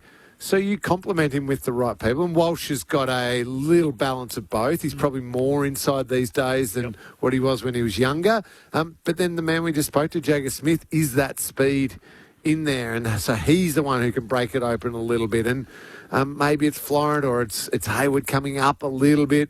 I still think, I'm with you, Mick, I still think they need more from Chera in that sort of realm. Sort of got pushed out to the wing a little, Chera. Yeah, but so ultimately, when you think of can Carlton build towards something eventually that leads to genuine success, Paddy Cripps still needs to be complemented by the right people. But as far as a leader and just standing up in big moments, that is Paddy Cripps, and it always has been. Yeah.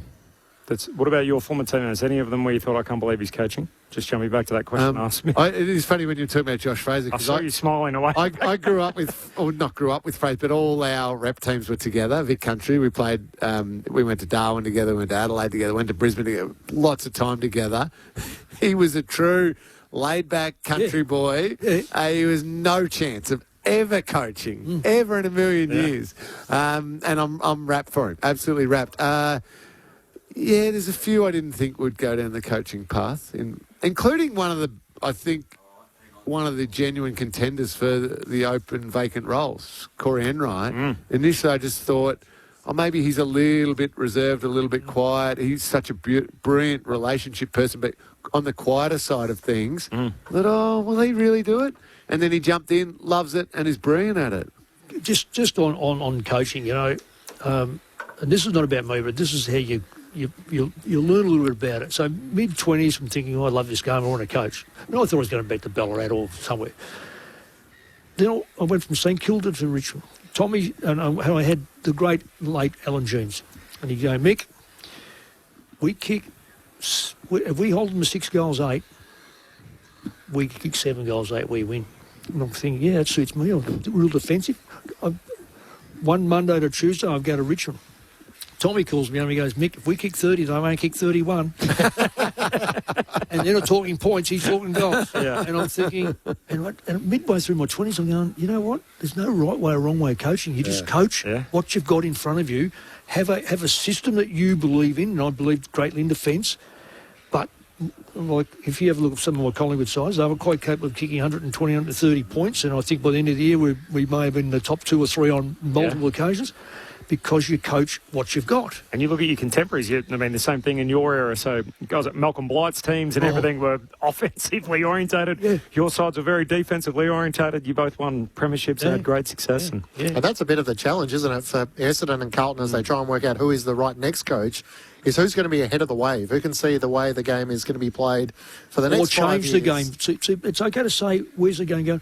Can I change the game? But, Nick, your point's a really important one I think people miss, is you can't just bring a coach in who's got an idea about the way it's going to be played if the players don't suit that. Yeah. If they're not, if you want to play outside free-flowing footy, high energy, lots of speed, lots of run, and you have players who aren't great aerobically, you can't do it. Or you can't be a contested ball team, strong, in the trenches, stoppage, if you've got a bunch of lightweights. It changes you, Lingy. Yeah. Because... I remember seeing this little red-haired bloke running around in the under-18s, and he was going to be drafted as a full forward. I'm thinking, he's not going to play full forward. Have a look at Nick, he played full forward. And he terrorised me for bloody my last year at Collingwood. So, I mean, in the middle of the ground. Yeah. So you do adjust what's happening in front of you. Only 5 teams have won their last game against the Cats. The Suns, the Hawks, the Power. And there's only 2 of those 5 teams that have won multiple games now against Geelong in a row. The Giants have won their last 4. and now the Blues have won their last 3. So they do it again tonight, a 4-point victory for the Blues. Now the Josh Fraser momentum gathers steam. So he all of a sudden has won. He's only 3 games in charge. 3-0 as the caretaker coach as the Blues move up 1 spot to 14th on the table. 4-8 record. The Cats, their record worsens to 8-4. Let's go into the Geelong rooms and we'll get Lingy's reaction off the back of it. How are things down there, Lauren Borden? Look, a lot of the players have actually already left. So as I was walking in here after coming from the Carlton rooms, a lot of players were making their way out, so they all drive separately. There's not a big team bus. Everyone just heads out when they're ready to go back down the highway. So a lot have left. Graham Myers, Sean Manor are still hanging around having a chat to some of the friends and family who have made their way into the rooms at the moment. But many of the players are already out of the change rooms. No updates so far on Jeremy Cameron, who had a bit of what looked like a hip injury. Lawson Humphreys with his right leg, and Shannon Neal with that hip injury in the first quarter. But of course, all 3 of them played out the game. So some niggling injuries they'd have. And I mean, it was one of those games where there are a lot of little niggles with Sam Walsh and his left shoulder, Mark Pitnet, and a hip injury as well. So it kind of feels like one of those games where either there might be a lot of outs next week and ones that we might not have expected, or everyone will get up and be right to play. So just down in the Geelong rooms, it's probably more of a pleasant feeling around here. It's not too despondent after the loss. I've just seen Chris Scott having a chat just in the back coaches area at the moment. But they've all gradually made their way out of the rooms already and headed back to Geelong. Thanks, Loz. Appreciate that. A big 3 weeks to come. So it ends a 4-game losing skid. They play Adelaide in Adelaide. Crows will be rested coming off the bye. They then play the Gold Coast at Cardinia Park. That's a Friday night game, I'm pretty sure. And they lost, of course, by 9 goals to the Suns way back in opening round. And then they play Fremantle over in Perth. So it's a big 3 weeks for the Cats before they get their bye in round 16.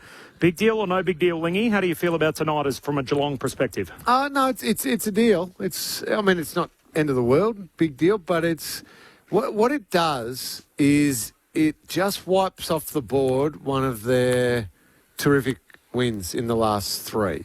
So the run of Collingwood, Brisbane in Brisbane, and then the Sydney Swans who were top of the ladder. You win all 3 of those, and then you drop this one tonight. Well, you may as well not have gone to Brisbane and won, because you would have been happy splitting those games 2-1, and that's effectively what you've gone and done. So it's a bit of a wasted opportunity to consolidate those 3 terrific wins against those teams. A couple of little concerning things. So just going to the stats for a second, Geelong had 8 more contested marks in the game. So each of those count as a contested possession.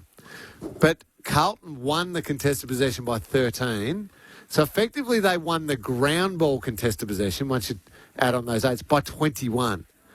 So the ground ball contested possession is plus 21 to Carlton. Wow. That's a bad loss by the Cats. And I think Smith and Holmes were good, but then who's next? Who's next? That's it. So it's constantly been the little question mark. Is there anyone? I'm going to throw this right at Jen, and I know that people at home listen to Geelong. They've listened to what you say, Lingy. Yep. Is there someone that can improve that side? Is there anyone who should go out of that side on not only tonight's form, but form over the last, say, 6 or 8 weeks? Is it someone who's not playing well enough? That's a good question. I would say, can I quickly say where you'd add to the midfield? I think bringing Tanner Bruin from halfback back onto the midfield would be a good one. Will help? Does Warp will help? Well, it's either him or Tom Atkins, whoever's playing the best in there. Now, Atkins worked incredibly hard again tonight, like he does. He only had the 2 kicks, so he had 14 handballs. He still had his 7 tackles, so he still contributes. But it's the ability to keep it, be relentless in there to allow Smith and Holmes still to shine. That's the little one. Jack Martin will come back in, but not as a midfielder. So does he take Ollie Henry's place? Oh, yeah. Henry keeps finding goals. I think Henry's next step is to make sure that even the contests that aren't going to lead to him kicking a goal, he either breaks even in them or wins them, rather than being beaten in those contests. And what about ruck? Is Stanley gone now? No, definitely not. No, Stanley is sitting there. Pretty much his primary role is every 7 to 8 weeks to rest Mitch Edwards, who was in his first season, effectively, of senior football, has played 10 games and is shouldering the majority of the workload. Stanley will come in for a 2-week hit, and then Edwards would come back in. I think they'll look for another opportunity to get him a rest. Okay, so he's played the one game this season. Yes. Reece Stanley, they've got Jai Clark out for a concussion, but really the rest is all in the VFL. Reece Stanley's playing there. Mitch Nevitt, Tyson Stengel is really the only question mark. Yes. Otherwise, they've pretty much got their best team available. Well, Close was dropped. He's come back, had no bearing on today. No, didn't have a good one today. He's been pretty good the last few weeks. Does he get replaced by Martin? Oh, potentially, but he's been good the last 3 weeks. Right, okay. Brad Close. So well, they've had 3 ripping games. I mean, tonight, this could have gone either way. If Paddy Cripps drops that mark or hits the post when he's kicking around the corner. Jeremy Cameron gets back and spoils. So they got 4 losses on the season. The first one's almost a write-off where they went to the Gold Coast. You lose. It was way back in March or whatever against the Suns. They lost to Hawthorn by a breath. It was a 1-point game on Easter Monday. Same tonight, 4-point loss. And the only other loss was another peculiar one where they lost to Port Adelaide on Anzac Day by 30 points. So that was a poor loss, that one. So they now have 2 losses to bottom 8 teams. Yeah. So teams that aren't in the wildcard spots with Carlton and Port Adelaide. And yet they've beaten the 2 top teams. They've beaten Fremantle, they've beaten Sydney. You talk about the sort of giving back a little bit of ground when it's a game of mathematics. As you always tell me, Mick, about, accounting numbers. You've got to get your wins and finish as high as possible. The importance of games like this for Geelong is that the 2 breakaway teams at the top are interstate, in inverted commas, teams, right. non-Victorian teams. Yep. So all of a sudden, if Fremantle and Sydney run away with things, you're going to find yourself in a qualifying final, even if you finish top 4 on the road, which makes it a lot tougher. Absolutely, yeah. So, again, and even with what Lauren just told us from down in Geelong Rooms, they don't panic. It would be the similar sort of vibe, obviously not quite as happy, but it's not going to be doom and gloom. They're not going to be bashing themselves over the head with what they did wrong. They will fix a few things. They'll be better in a couple of areas. Clearances clearly became problematic. Centre clearances became problematic. Carlton were terrific in that area. They fixed those up, and they get to work next week. I'm just on a bit of a time crunch on the way up. Brett from Canberra off the SMS. Mick, to his credit, said 6 weeks ago that the Blues have a 7 to 12 list. So 7th to 12th is where you had the Mick. Yep. Brett says he's not wrong. So he's keeping your receipts, Mick, and you're spot on. Michael from Richmond, how many times can a dead cat bounce? So they get the dead cat bounce. Keep rolling here. It keeps going up and up for now. Josh 3 Fraser. for now. 3 and zip. Ron says, evening team, great call. Footy's played above the shoulders, eh? And what about Paddy Cripps? Done and dusted 4 weeks ago. Look at him now with a match-winning role. And there are reports tonight too about North Melbourne small forward Lockie Doverston. There was a police statement that was provided to 7 News where a police spokesman said that police were called to a shopping centre in Rowville on the 28th of May, which was yesterday. It's understood that the occupants of 2 vehicles were throwing eggs into a car park at about 11 p.m. No vehicles or people were hit by the eggs, but police have spoken to a 19-year-old Bayswater man, and the investigation remains ongoing. So we're not allowed to laugh at these things. We're not, but I think in terms of the seriousness of issues that we've got players tied up in, I think it's fair to say that's on the lower end. It was a bit of a battle for many months when all those people who lived down in Torquay in my days, there was an ongoing battle between the different houses that may have involved a similar, bit of food. It's not. I actually had a costly exercise when I was a kid. So this is going back to 2008, and we thought it was all fun and games. And in the end, throwing eggs, you might think is a bit of fun. It can chip paint on cars, and I learned a pretty expensive lesson as a result of that. When the AFL issues their statement tomorrow, what will they say about the Ollie Dempsey moment? Corby, you get the last word. Will they say, you know what? So I'm in that camp. I'm in the camp of this is what we wanted. We wanted no review. We want the game to keep flowing. It's swings and roundabouts, but I'm also not a Geelong fan. How do you feel about it, Lingy?